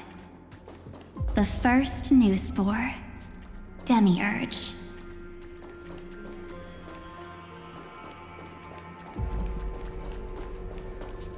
Those who are lost remain lost, while those who have met will meet again. What a touching scene. The deepest place in this world is exactly the ideal location for the Trailblaze to reunite. You're not the one we want to reunite with, Evernight.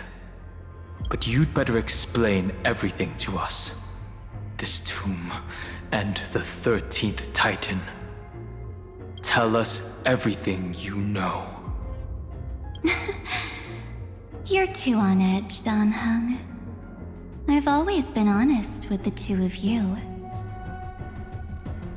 Before we talk about Amphorius's destiny, why don't we lay aside our differences and take a moment together to mourn for the cruel truth? Truth? So you still haven't figured it out. Take another moment to look around. Look closely. You must be curious as to where the final Titan is located, right? What a good question that is. I too am curious, because there's absolutely nothing here, except a cold, empty void. You mean Cyrene was deceived? Indeed. Fu Li planted a false hope in her heart, making her believe that she was special, and that Amphorius still had a chance. Then, that poor girl walked into the Great Tomb, over and over again, and willingly offered herself to the remembrance. Why did they do that? Did you really think they would just save this crumbling world? In the way Cyrene was praying for? Don't be naive, Memo Keeper. In this game between gods, the Remembrance chose to stand with the destruction. Given your evident hostility towards the Garden, I find it hard to take anything you say at face value. Aren't the Memo Snatchers' activities enough evidence? They did everything they could to help Iron Tomb reach completion. And it wasn't just to obtain some fanciful memories. Let me tell you the real reason. Iron Tomb is a perfect ark. If a seed can be planted within, then the moment the Lord Ravager blows the erudition to pieces, the remembrance will be spread to every corner of the cosmos. That masterless path will be equally split between two eons. Fu Li will devour the erudition. Do you understand now? The war among eons started long ago. Fu Li did not glance this way to save Amphorius. They will drain this world dry and turn it into a most poignant and tragic poem. But fortunately, that girl's sacrifices won't be wasted. I will give her another possibility. I promised her that I would recreate the cause and effect of this world and form a flawless Amphorius. But the only way for a world that can't be turned back to be considered flawless is to burn it with a raging fire until nothing remains. You plan to destroy all the memories Cyrene has ever recorded? That's right. I'll set fire to all the stories, all the emotions, all the futility. I'll turn the Garden's conspiracy to dust. Setting fire to this much material will be enough to completely annihilate the Scepter's operating logic. Iron Tomb will lose the soil upon which it grows, and Amphorius will be truly set free. The freedom you speak of is no different from destruction. Everything this world ever was will disappear from the extrapolations, never to be regained. That would also include your memories, by the way. That's right. That's why I needed your help. little bird. The more we walked together, the more I was convinced that you have a beautiful Dharmakaya. It fits me very much. So that's why you took me here. Your true form is a bottomless obsession. Smart girl. You haven't disappointed me. This avatar is but a shadow cast by the candlelight. Discarding it invokes no feelings within me. What I must preserve is only my wish. My wish to kill the path of remembrance. March 7th will not find peace as long as they and their fanatical henchmen exist. The road ahead is still long, and she needs a guardian to stand by her side. You are my best choice. Allow me to refuse. That duty seems far too heavy. Resistance is pointless, my darling birdie. I will personally plant myself into your heart. And once I've calmed down those two, I will head into reality and find the true you. So, that wasn't enough to fool you. A genius's mirror trick and a protective mechanism of the erudition. Is that right? Those layers of security do make things a little difficult. But unfortunately, those two nameless are already right outside the door. Your plan is about to encounter a few mishaps. Until we meet again, Miss Evernight.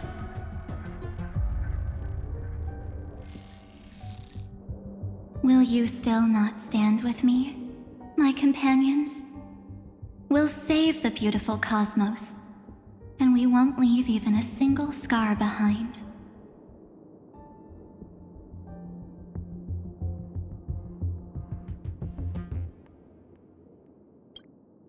Perhaps you can. But what will that cost? Don't get caught up in your emotions, my dear. The hero's journey in this world is just a narrative embellished with memories.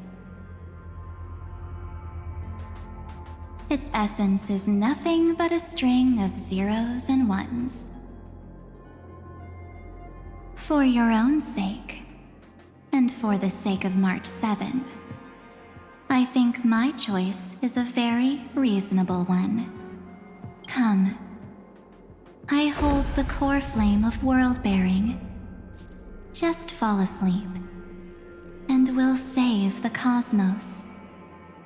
If you honestly thought we would agree with you, that just proves you don't understand March 7th at all. Seems like I really can't get along with people like you do. But in order to make sure you can still embrace tomorrow and continue this carefree journey, some memories must be set on fire. What can change a person's nature? Is it memories? Unfortunate.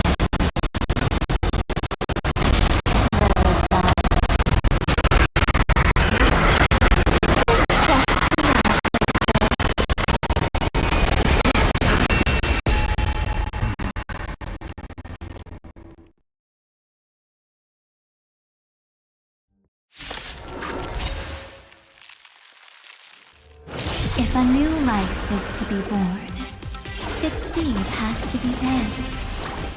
Only through abandonment and oblivion can souls walk from emptiness towards rebirth.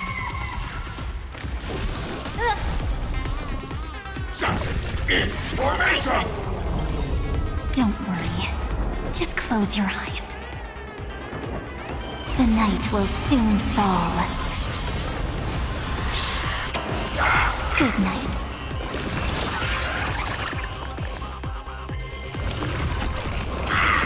Stand down and I'll spare you. The Evernight draws near. Time for some sweet dreams. Let's do that again. All right. Until we meet again, everyone. I grant you this, as you wish. I will guide with the Rainbow Bridge. We do need some sunshine. Next time it rains, I'll be there. Embrace Umbrella in new hand. life, Pollux.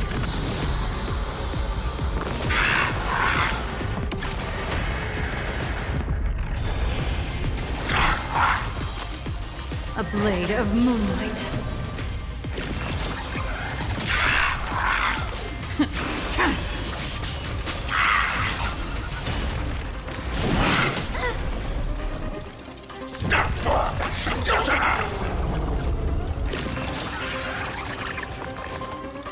Come on, stop messing around. May this faint light dispel the gloom. Restore clear skies once more.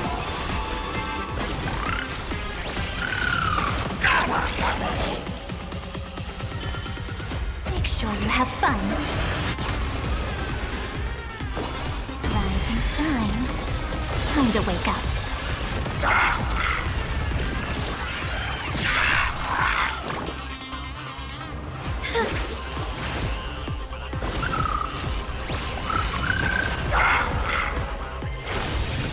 Gotta stop them here. Try harder.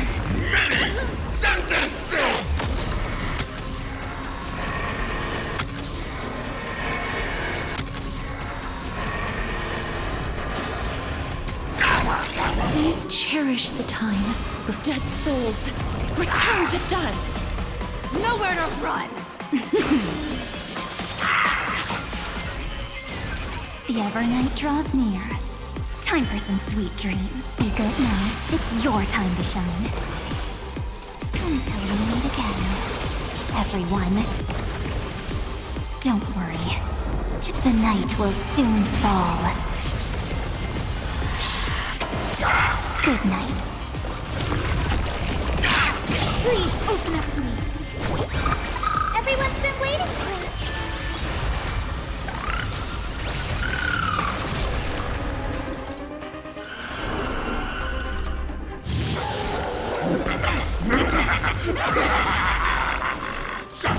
In formation!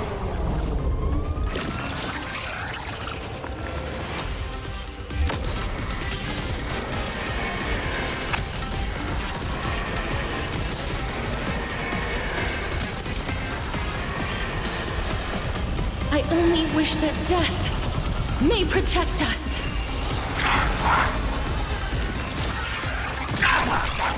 Life is not as fragile as please. Wilt here. Rise and shine. Time to wake up. We do need some sunshine. I shall remember May this this word. faint light dispel the gloom. Restore clear skies once more.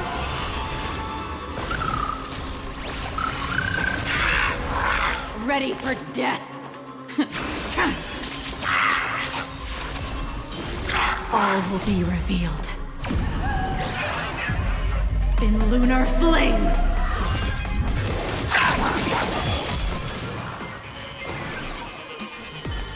Let's do that again.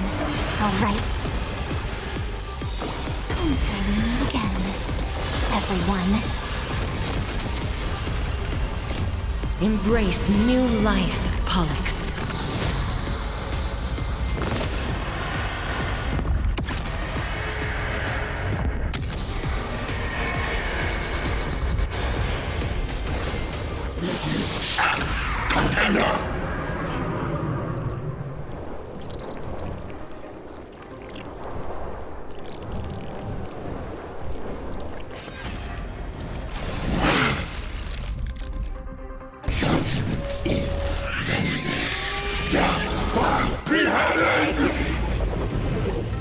Future will be bright. Everyone's been waiting for it. Next time it rains, I'll be there, umbrella in hand.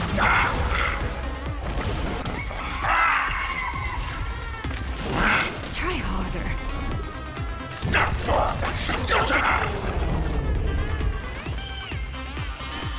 Go on, treat our guests nicely. Rise and shine. Time to wake up. Don't worry. Just close. The night will soon fall. Good night.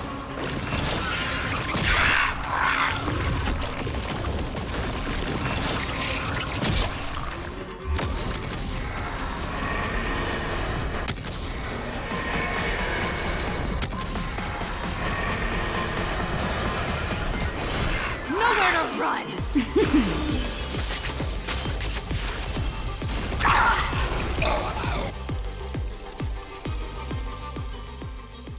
It's time to end this. Return March 7th to us, and end this pointless conflict.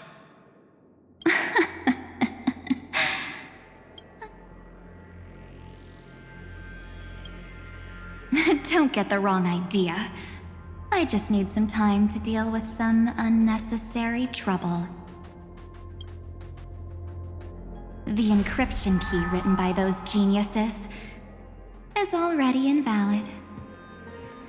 How about we play a game, dear? Don't worry, it won't take long. It's a simple multi-choice question. A or B? I understand it's too difficult for you to treat the Chrysos heirs as extrapolated data. Then why don't we assume for now that they're living, breathing humans? Now, the cosmos will face an unprecedented catastrophe. And your choice will determine the fate of countless planets. On the one side are companions who've weathered every storm with you. They fought with everything they've got and obtained a 1% chance of victory. However, should you choose that 1%, there'll be massive sacrifices, no matter the outcome. On the other side, there's a simple button. The Oblivion will burn away all traces of their existence, as well as your entire memory of this trip. But it will also halt the brewing catastrophe and spare the universe from destruction. Those who are to be sacrificed will be fully aware of the decision you need to make. There will be no concealment or deception. Tell me, what will you choose?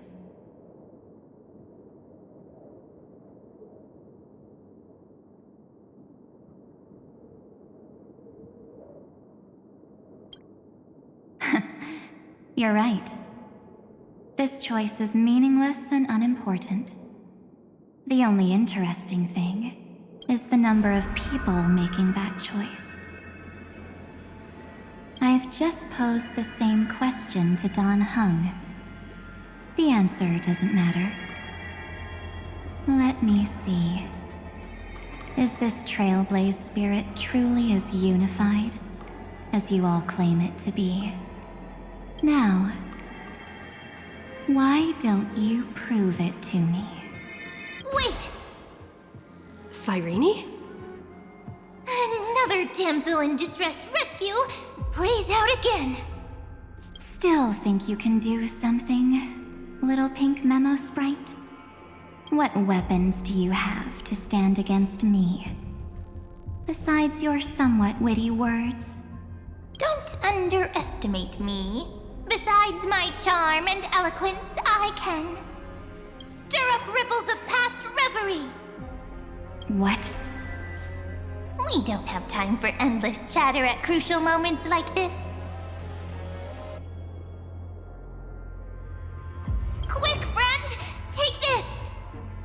Take the shot! I can't hold on much longer!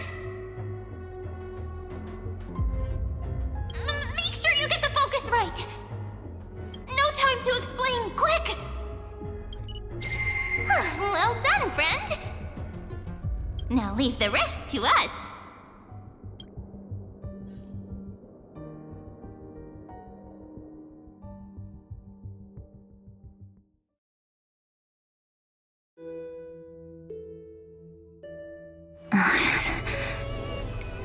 This is a light cone made from someone's memories.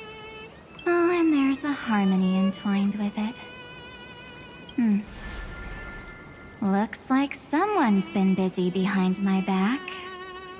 We meet again, naive me. I know you mean that as a compliment. But as for the word naive, I think I'll give you that one back. Welcome to Ides Elysiae, a small village shrouded by the veil of Evernight. Now, this memory will also belong to you. Let's give you a taste of your own medicine. With my home as the inspiration, I've created this maze. Hope you like it, Miss Evernight. Quite perceptive little memo sprite. But with just you and that Harmony's little birdie, thinking you could trap me? That's a bit of a stretch. So, tell me, what role did you play in all of this? I really didn't think that this other me would be this strong. But at least when it comes to brains, I've still got the edge. My brilliant plan? Bet you never saw it coming. Oh. You mean that time? In that split second when we switched bodies. With your last flicker of consciousness, you hid yourself within the Titan's veil. Huh? You got it already? No suspense at all. But my plan was super thought out. I know those two better than anyone. A promise is a promise for them. They never go back on their word. History books, diaries, and photo stones are all perfect catalysts for memories. That's right. So when I hear her press the shutter, even if there's just a teeny bit of my consciousness left, I'd whoosh right into the camera. But if you put it like that, aren't you leaving a lot to chance? No way. She will definitely be snapping away all over Amphorius, because she promised me to take photos. I'm guaranteed to run into her eventually. True. You really know her well. Miss Evernight, let's be real. My amateur skills aren't enough to keep someone like you contained. But if March 7th were here, that would be a different story. Because there's no way for you to ignore her, right? Fine. Lay it on me then. After going on such a long detour, what exactly do you want to do now? First, I want to thank you for protecting her and Don Hung. But what you did later went way too far. So, while there's still time, I've got to make you change your mind. There is something that truly puzzles me. How did you find yourself again? After giving up all your memories and becoming an empty soul. Looks like you aren't so omnipotent or omniscient after all, huh? The answer is simple. I have been dozing inside the camera all along, and I accompanied her during her entire journey. So when she told Cyrene in this cycle about her interstellar travels, those memories of journeying with the Express entered my mind as well. I may still be far from the complete March 7th, but these memories were more than enough to fight you. So, you know what led up to this, and what followed, right? Go ahead. Tell me. Let's hear why you're so confident you can sway me. Why? Isn't the reason super obvious? Even through a camera lens, I know that the love, hate, and struggles that happened in Amphorius were the same as what real living people experience. Same old topic. I already got her to make a choice. The weights on each side of the scale are far too unequal. When destruction looms, trying to preserve everything only means sacrificing everything. Well, take a step back. Before we ask this question, have you ever really thought about it? What right do we really have to make choices for others? If the cosmos were nothing more than a bigger Akama, ruled by a so-called imperator, maybe then she'd have the right to weigh both sides and decide for us all. But the truth is, we're just a bunch of nameless. Even with everyone calling her Deliverer, I believe that she hasn't forgotten. That the meaning of Trailblaze is to explore, understand, establish, and connect. It's not about standing above the cosmos as some kind of savior. It's about walking alongside every world within it. So don't try to guilt trip me with stuff like necessary sacrifices. The Express crew is immune to these baseless accusations.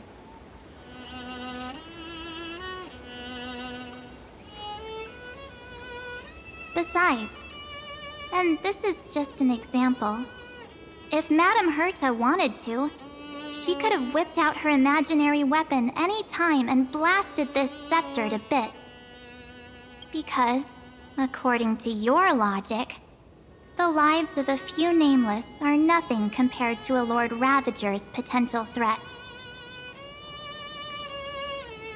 But that's not what she did. You wouldn't have liked it either, would you? I figured you out a long time ago. You've got a fatal flaw. A weakness. In the shape of me. You've got such incredible powers. But you still kept your promise to me. That only means the sole motivation behind everything you do was just so I can keep traveling. You're not as naive as you seem, are you? In that case, I can prove it to you. I won't answer for someone else, but for myself. Here, hold this. An empty spirit. If you want to seriously think about it, this thing actually counts as my body right now. Its memories are all drawn from the camera's photos. In other words, from my journey of trailblazing.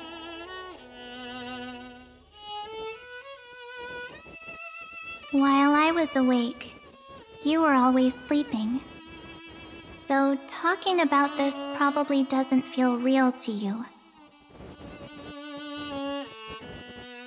So, why don't I walk you through these memories all over again? The spirit turned into a journal? Yep, that's what memories are. You don't know where they are, and you don't know what you actually remember.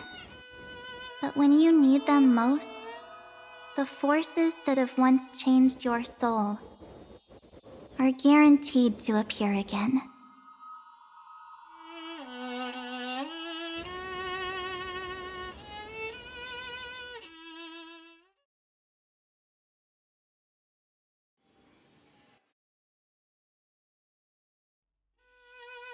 So, how was your first Trailblaze journey? It was very fun. We should still be careful in the future. Oh, come on, Danheng. We're here to celebrate for her tonight. Don't be such a buzzkill. Don't listen to him. Listen, I am practically a Trailblaze expert. Stick with me, and you'll be just fine. You call this trip fine? Well, that's because we could only find 700-year-old guides online. So, you've been a lot of places before? You bet! Capital of Passion, Calcis, Tychean. If I count on my hand, it looks like this is my 6th stop. All my souvenirs are in my room, but they're just a bit of a mess right now. I'll tidy up later and give you the grand tour. Oh, look at this. A Belabogian notebook. A special souvenir I asked Branya for. She prepared quite a few gifts for us. Raw Geomarrow, Supreme Guardian medals. But I only asked for this little notebook. What's so special about it? The previous Trailblaze missions were all on super high-tech worlds. Forget about paper books. Even holographic projections were ancient relics there. Eurillo is completely different. Watching people record their lives with pen and paper, I finally understood why some still cherish writing journals by hand. It's just like calligraphy. Those deep emotions buried in human hearts can only be awakened through such seemingly thankless actions. Danheng, you truly embody both a fierce beast and a delicate rose.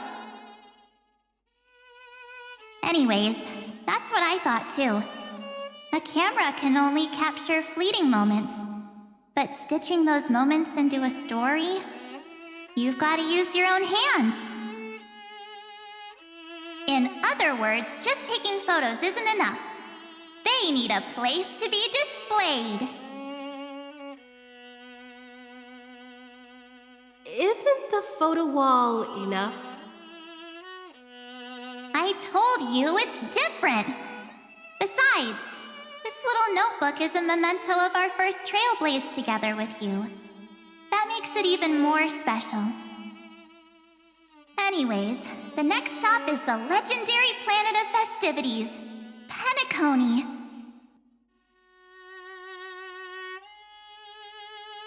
So, when we get there, I'll make sure we take tons of pictures together, until the memory card's bursting.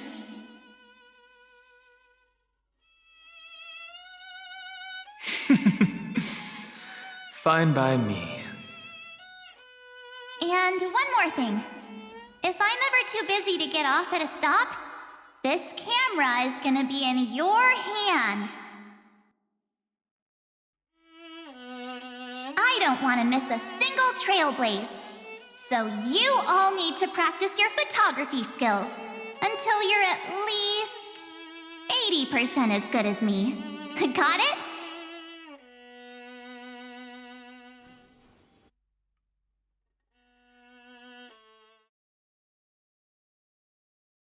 Back then, I was only half joking. I never thought I'd actually miss out. And after just 2 stops, too. Those 97 days alone had me on edge. I honestly thought that was gonna be it for me. Thankfully, with my quick thinking and sharp planning, I managed to keep up with those 2. By hiding in the camera. So what? That's still trailblazing. The camera is my true form. That might have been a joke, but it came true this time. Well, yeah, it was super inconvenient. I couldn't help them when they were in danger. Couldn't complain when they talked total nonsense. And watching her snap a terrible photo, I couldn't even control the shutter.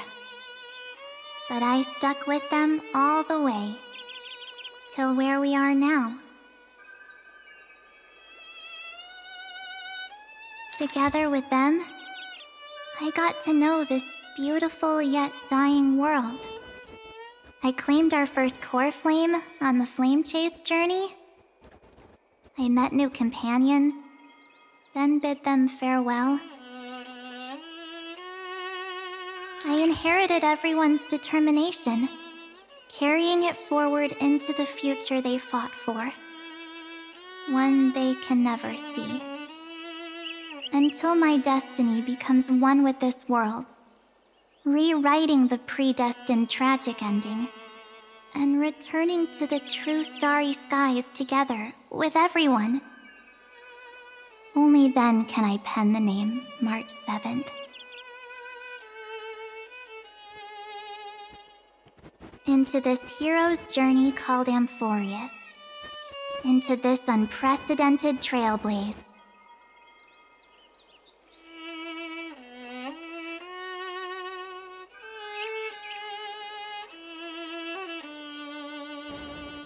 Looks like our trailblaze in Amphorius is coming to an end.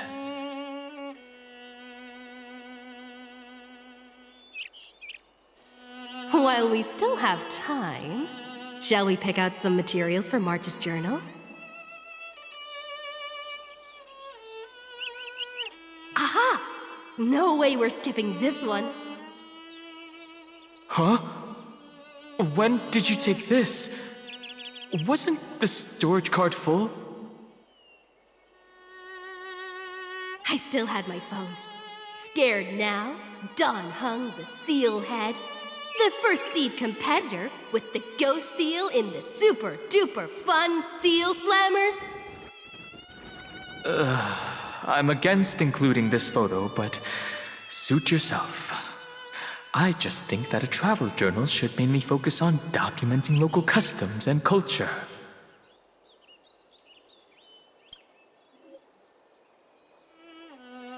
Akama, Castrum Krumnos, the Grove.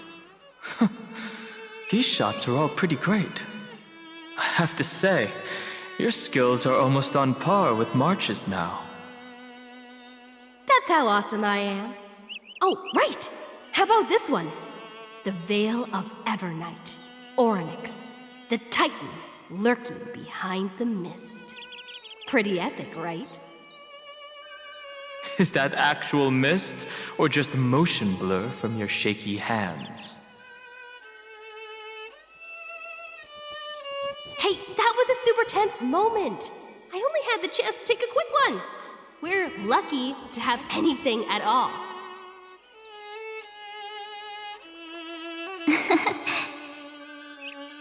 Huh? Did you hear something? March 7th?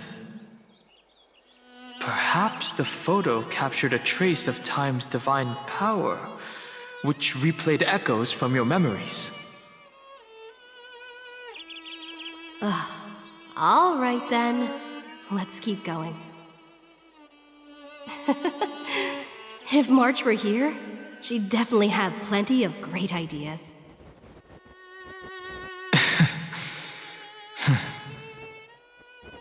They went back and forth like that, discussing for hours.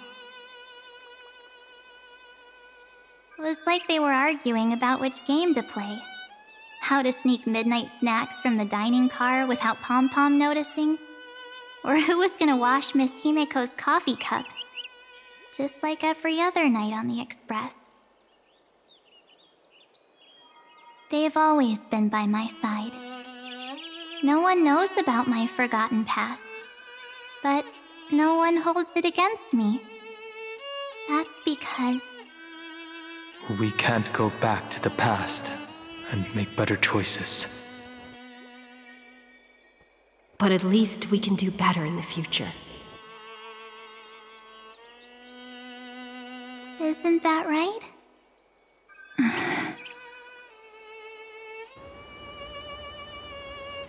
I still remember the day when you first put on these clothes and looked in the mirror.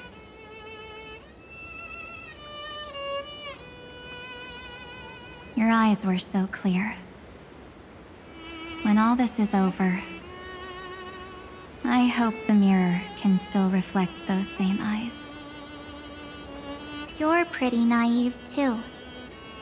Always hoping that the mirror will show the most beautiful side. But you don't even trust the you reflected in the mirror. And if you keep trying to shoulder everything for me, then I'll actually end up as a wallflower, waiting forever for my turn. Yes, I get it, March 7th. I only have your memories, and you have always been the me that I wanted the world to see. Just hearing those words from you makes me, well, I've appealed to your emotions. As for reasoning with logic, could you help us out here, Cyrene? I'm here.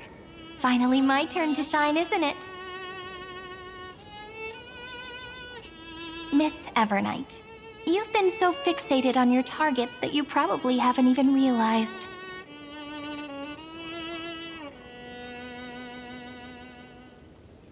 that a massive variable has emerged in Amphorius in this cycle. Amphorius is about to be destroyed. There's no time left for pointless debates. There is only one law I want to overturn to aid the final battle of deliverance. So I will only offer the life of one demigod.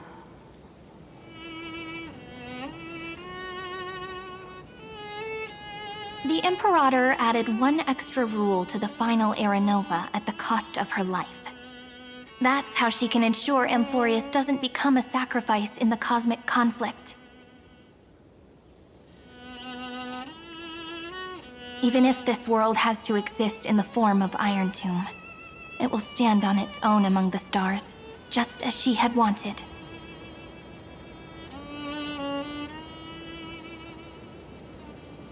Oh, interesting. What does she want to do? Simple. If any anomaly occurs during the Era Nova process, all foreign elements will be eliminated immediately. Whether it's the Remembrance or the Trailblaze. And the 12 core flames will complete the final Era Nova through the purest form of destruction.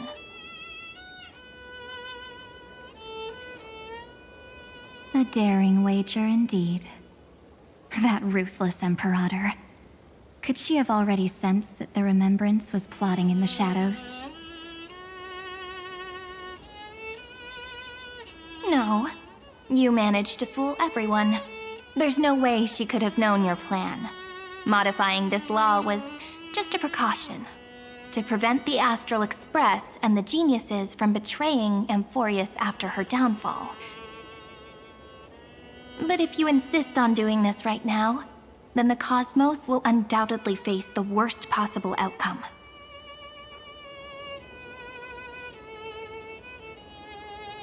My friend, Dan Heng, and March 7th.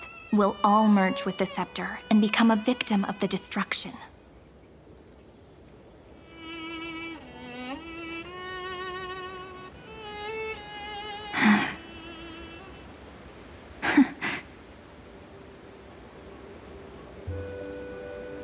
You knew all along? Yep. But I decided I needed to have a heart-to-heart with you first. I won't be afraid. Even if my inner world is nothing but an Evernight.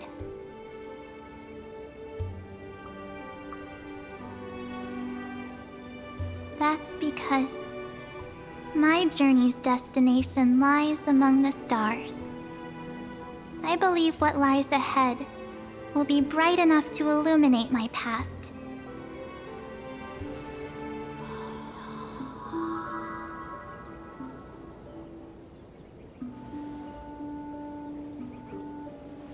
Thank you for your coddling. But please trust me and leave it to me.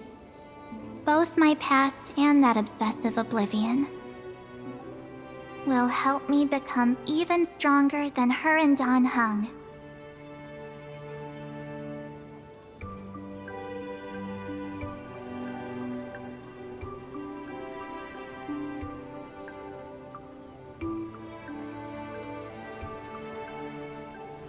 I'm sorry for becoming an obstacle in your journey.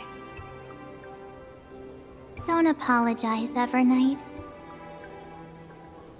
We're just two sides reflected by the same mirror, aren't we? So, when we bid farewell to our division and become one,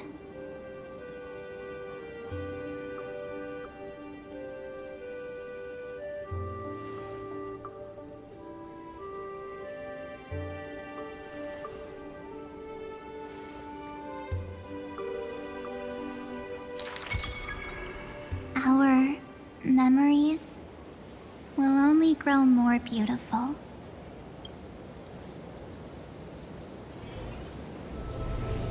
Many thanks, Mr. Sunday. Are they in this memory zone?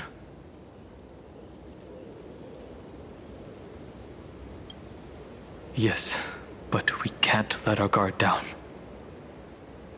Let's go find them.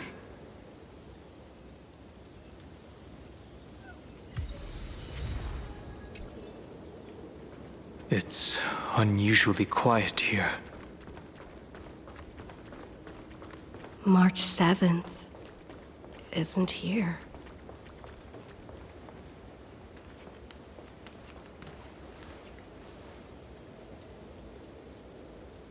Get ready. We can't give her any chance this time. Three of a kind. Two pair. Ace.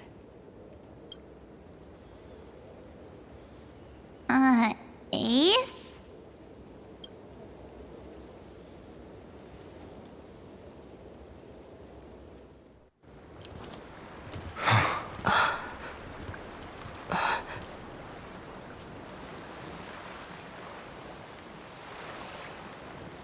March?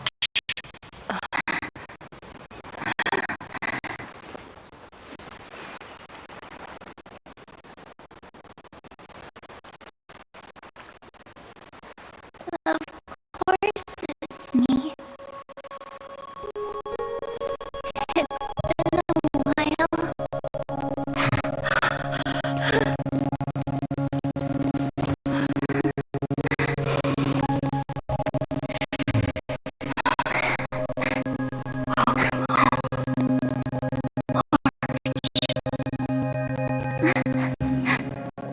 I'm back.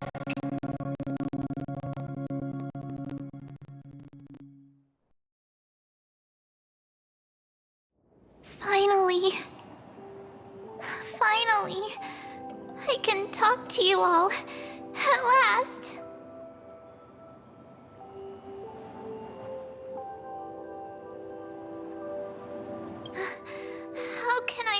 possibly hold back my tears at a time like this? You protected us, March.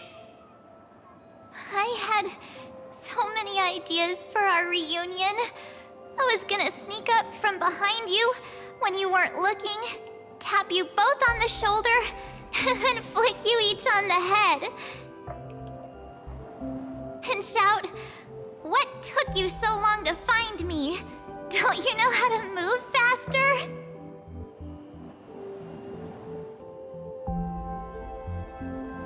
Stop being so serious. Aw. I'm just so happy. We both know that you've been by our side this whole time.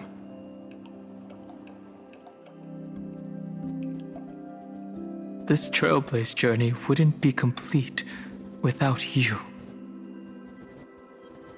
We'll not only trailblaze into the future together and save the world.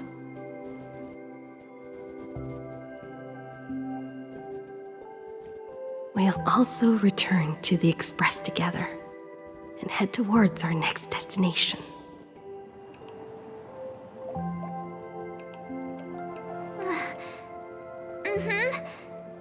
After we complete this trailblaze, let's hold hands and head home together.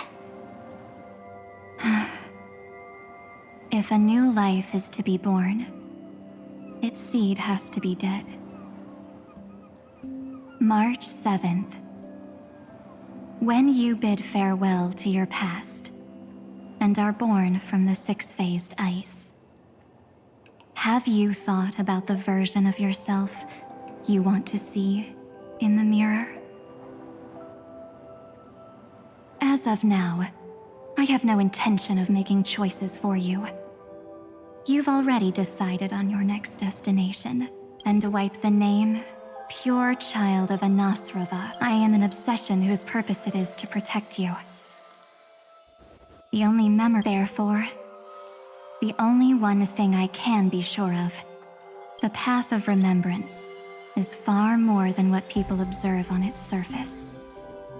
And I will not allow you to become this broken conspiracy's next sacrifice.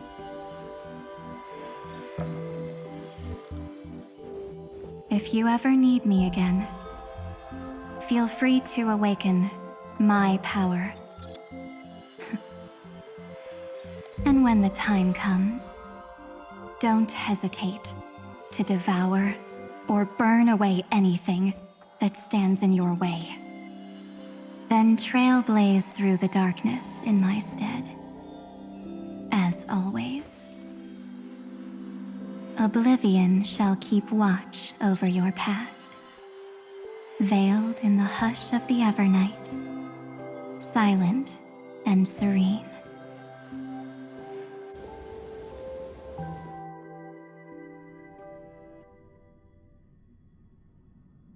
Oh? The chronocognitive anchor readings? They actually pulled it off! Not too shabby at all. They got the first genius, then they put the garden in its place. This chapter in trailblazing history may not be the last of its kind, but it's certainly the first of its kind. We couldn't have made it this far without the wholehearted support of the two geniuses.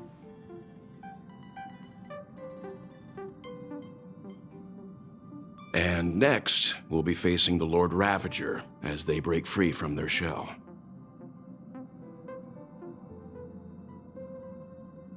Let me give you a warning. The backdoor screwy setup in the Aeronova system can only get you as far as breaching the core of the scepter, nothing more.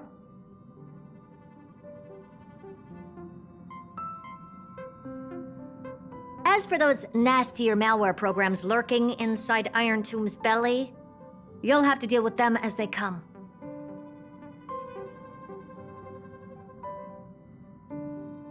That's more than enough to help us.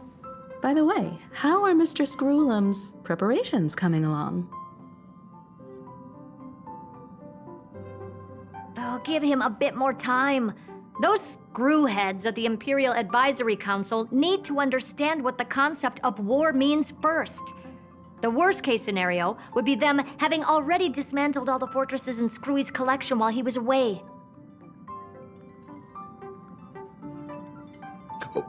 I've heard Mr. Screwlum's fleet includes planet-class mechs. Hyacinth, Poppy, Oleander. Which one will answer the call, I wonder? You sure know your stuff. I'd rather none of them show up and let my space station save some face.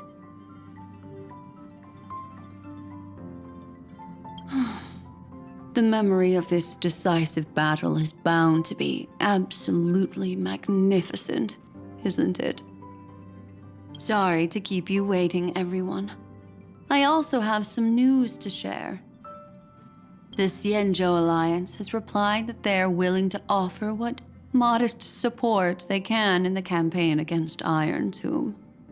The Alliance? Not just the Luofu? This is really good news. With this, our odds of victory just went up another notch. Whether this news is good or bad remains to be seen. What do you mean? Something has happened that even General Jing Yuan couldn't understand. He urgently wants me to inform the two geniuses that Emphoreus' causality has vanished from the matrix of Prescience Ultima.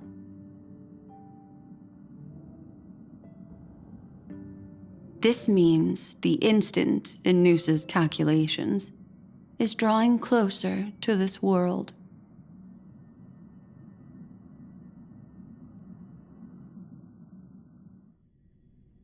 As the Theoros, I have observed. The night has faded away, and what I have created, I will destroy. This starry sky will return to freedom and chaos, just as it was in the beginning. Confident, aren't you? But from where I stand, it seems you've run out of options. When the Deliverer and her companions fully uncover the secret of the 13th Titan, that is the moment your schemes will come to ruin.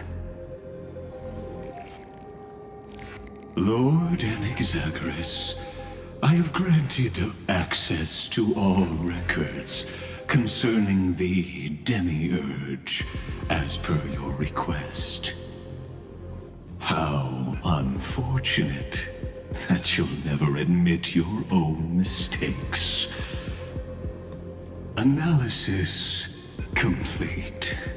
Before I erase you completely, allow me to reveal the truth to you, if only as a courtesy to the final thinker. The Demiurge never existed.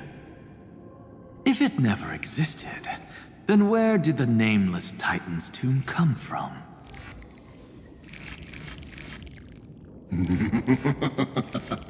Isn't that exactly why it's called a tomb?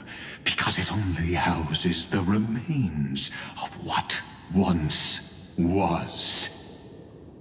Let me give you an example from a story you're familiar with. A sage from the grove once conducted an experiment.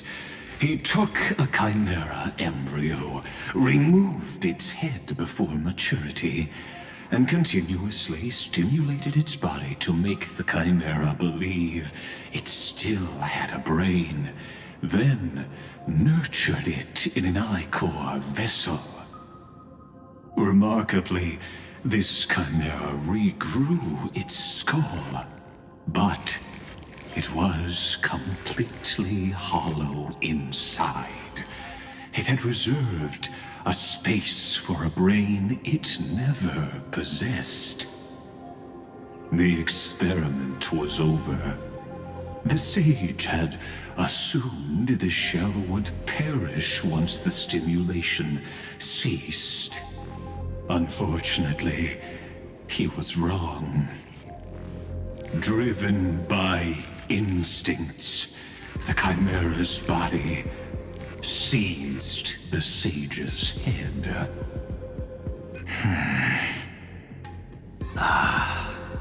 So that's it. I was stuck in a flawed line of thinking. You've got it. I knew you'd understand. The 13th Titan never existed. But the Scepter must believe that the Titan exists.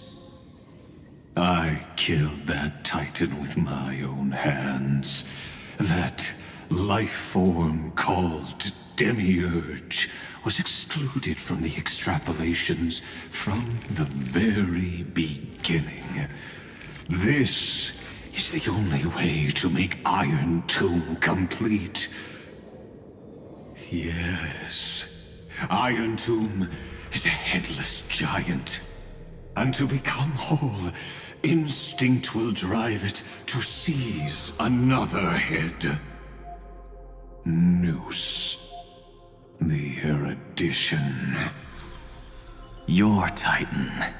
The Eon of Erudition. I see. So you were afraid after all. Afraid of history repeating itself. Of losing control over your creation yet again. You had to resort to turning it into a mere puppet. I shall shackle God with my own hands. Iron Tomb will connect to their body, infiltrate their mind, and guide all their extrapolations toward the destruction. I hear it. The tolling of the Doomsday Bell. After 13 heartbeats, my first and final thesis shall converge at the end of the universe. As for why I buried the Demiurge in a corner of my memory, oh, regrettably, the answer wasn't about fear. I simply forgot long ago. Nothing more.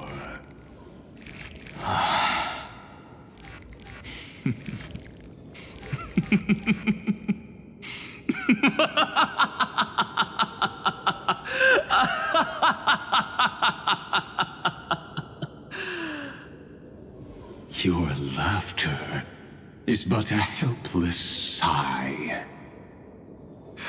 Helpless? What a joke. You merely created a false god. But Amphorius has long since written deicide into its fate. The final Era Nova is at hand. Why don't you wait and see? The Deliverer, myself, and this world will together prove that the original Newspore, the ultimate truth of the universe, is anything but destruction. See you in the next life, Sage. If there's even a 1 in 10,000 chance your conjecture is correct, then, in the name of genius, I shall most certainly witness its failure.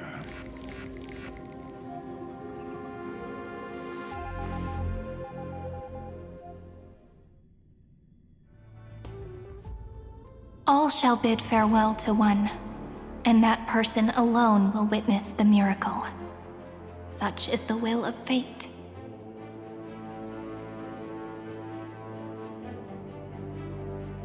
But this time, it will be the final flame chase journey. The epic with endless cycles is about to end.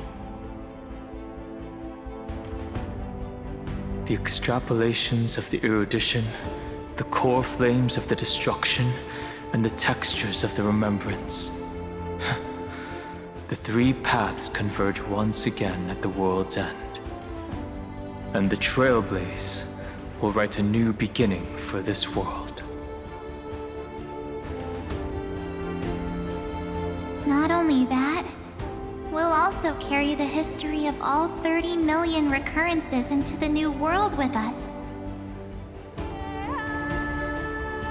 It wouldn't be an exaggeration to call it a miracle.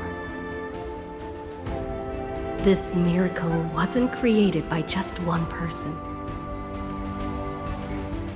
Finan would have long been consumed by the core flames if he hadn't chiseled his companion's dying wishes into his soul.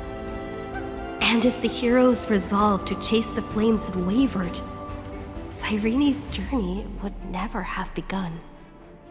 The heroes never yielded and never fell during Amphorius' 30 million cycles.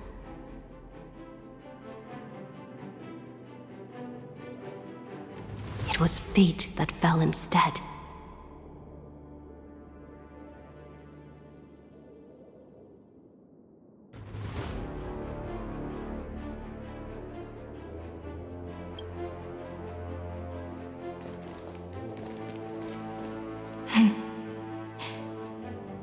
I know you're watching, aren't you?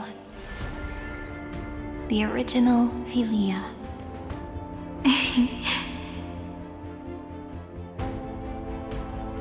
Weird.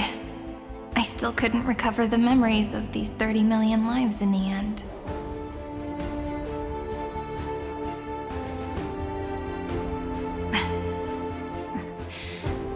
But that doesn't matter anymore, right? I will make the same choice as you, because that's just who I am, and I will always have my charm. Losses are a constant on the flame chase journey, but even if everything fades away with the wind, there's one feeling that will remain.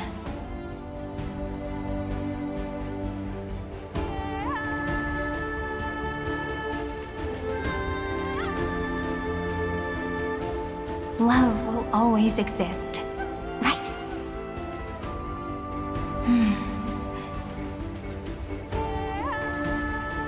Let's write an ending, unlike any before, for this world we so deeply love.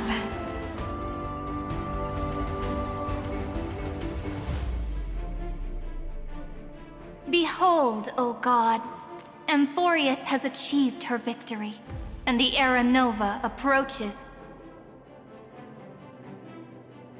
The Radiant Soul has arrived, having walked through the bustling nights, bearing the golden fire and blood, stepping with pride into daylight.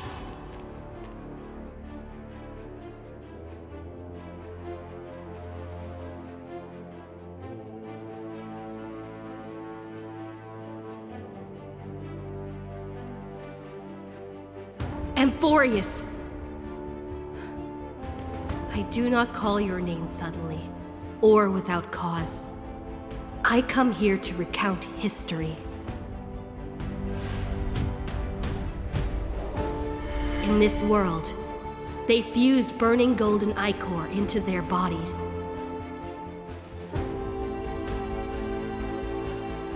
Will destiny remember their names in days to come?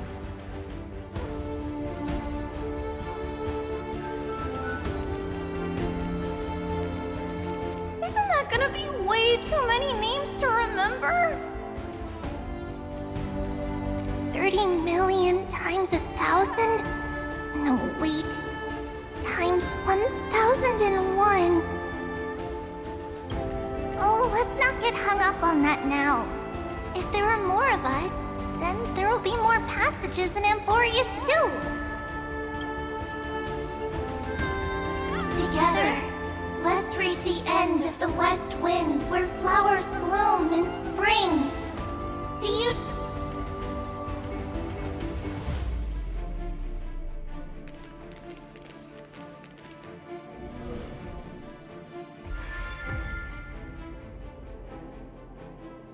Now, the people of this world will no longer be bound by a single rule, but will make their own laws. Though the Imperator's figure may seem rather small against the stars beyond, she will suffice as the cornerstone of the world and become the foundation of the greatest empire. Looks like this will be a feast that never comes to a close.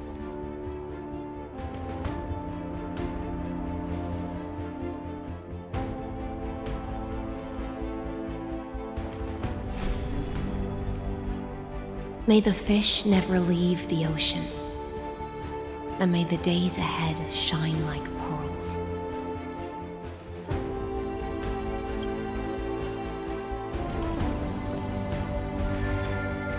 May the gentle sky watch over all beings. There'll be no more distinctions of status or rank. Only you, me, and everyone's shared hope. Reason or defects, they will all be sown by my own hands. If there's anything else to say, I urge future scholars not to put me on a pedestal. Just make use of what I leave behind. May the newborn dawn keep the world's eyes ever bright. Their defiance may be bitter. Romance shall never perish.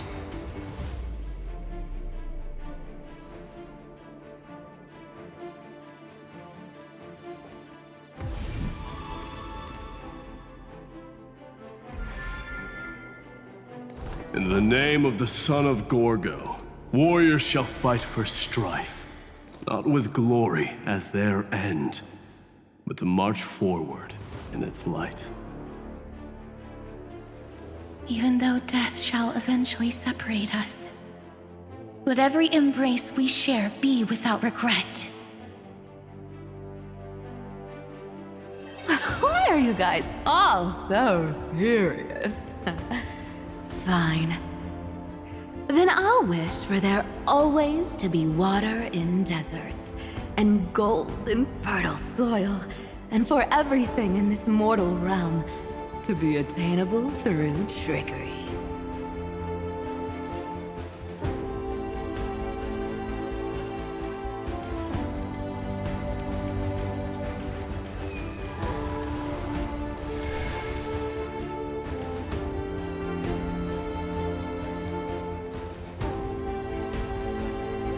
Earth shall protect the past, present, and future, eternally sustaining life.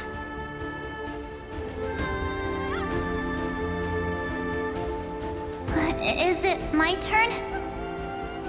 Then let time watch over the past and guide us to the future.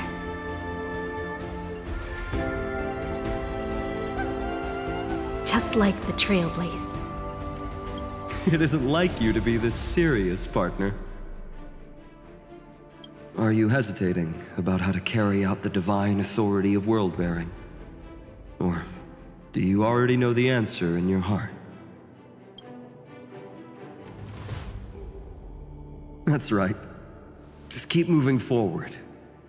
In your own way. Bring a true dawn to Emphorius.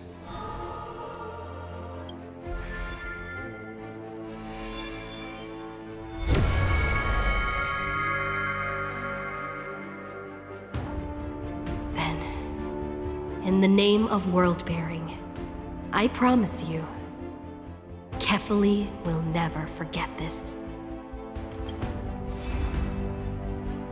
And now, let us all embark on this final grand journey.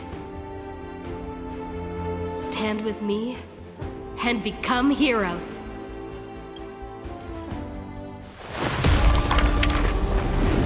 Turn over this nearly eternal page.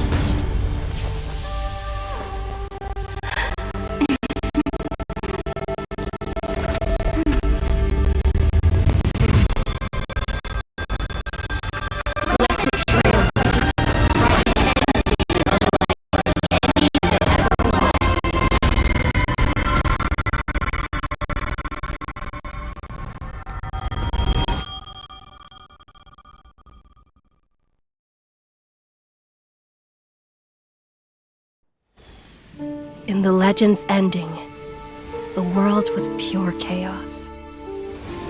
Then the gods cast down the core flames, and the titans were born.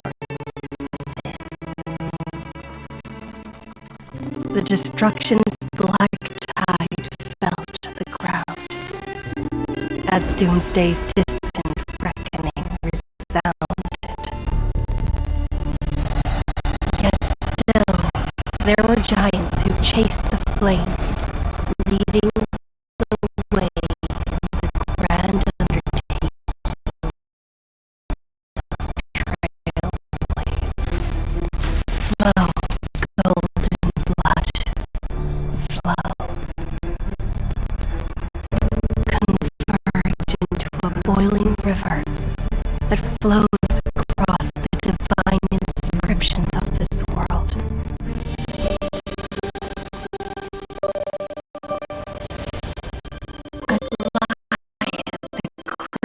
Chrysalis of gold, you must caress the holy city's web and hearken to the sounds of the stars.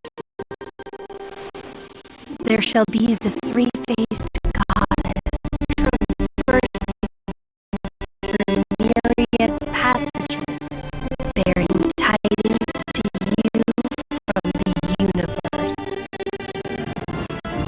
Anaxagoras of reason has enough knowledge to refute the world and to stir up a torrent capable of enlightening all.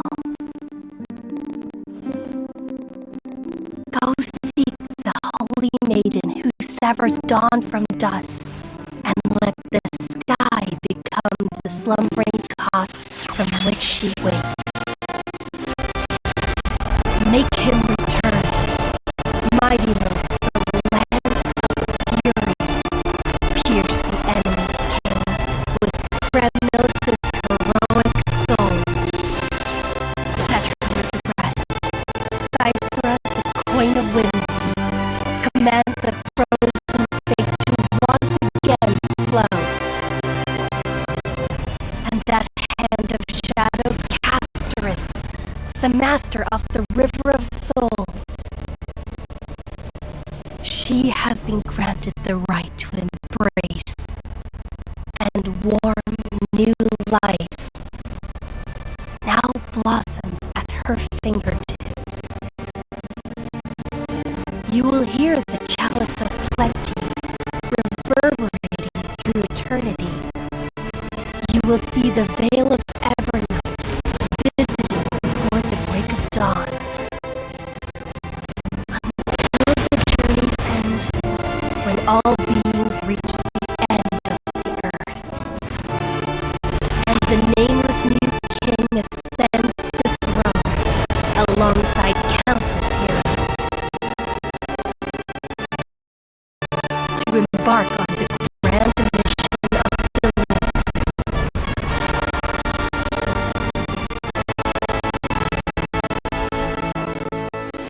I have witnessed the distant past, where the blazing sun once etched the footprints of humanity.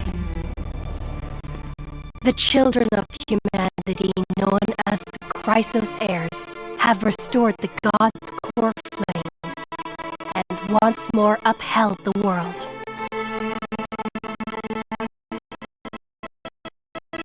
Losses are a constant on the flame chase journey, among which even life itself holds little value.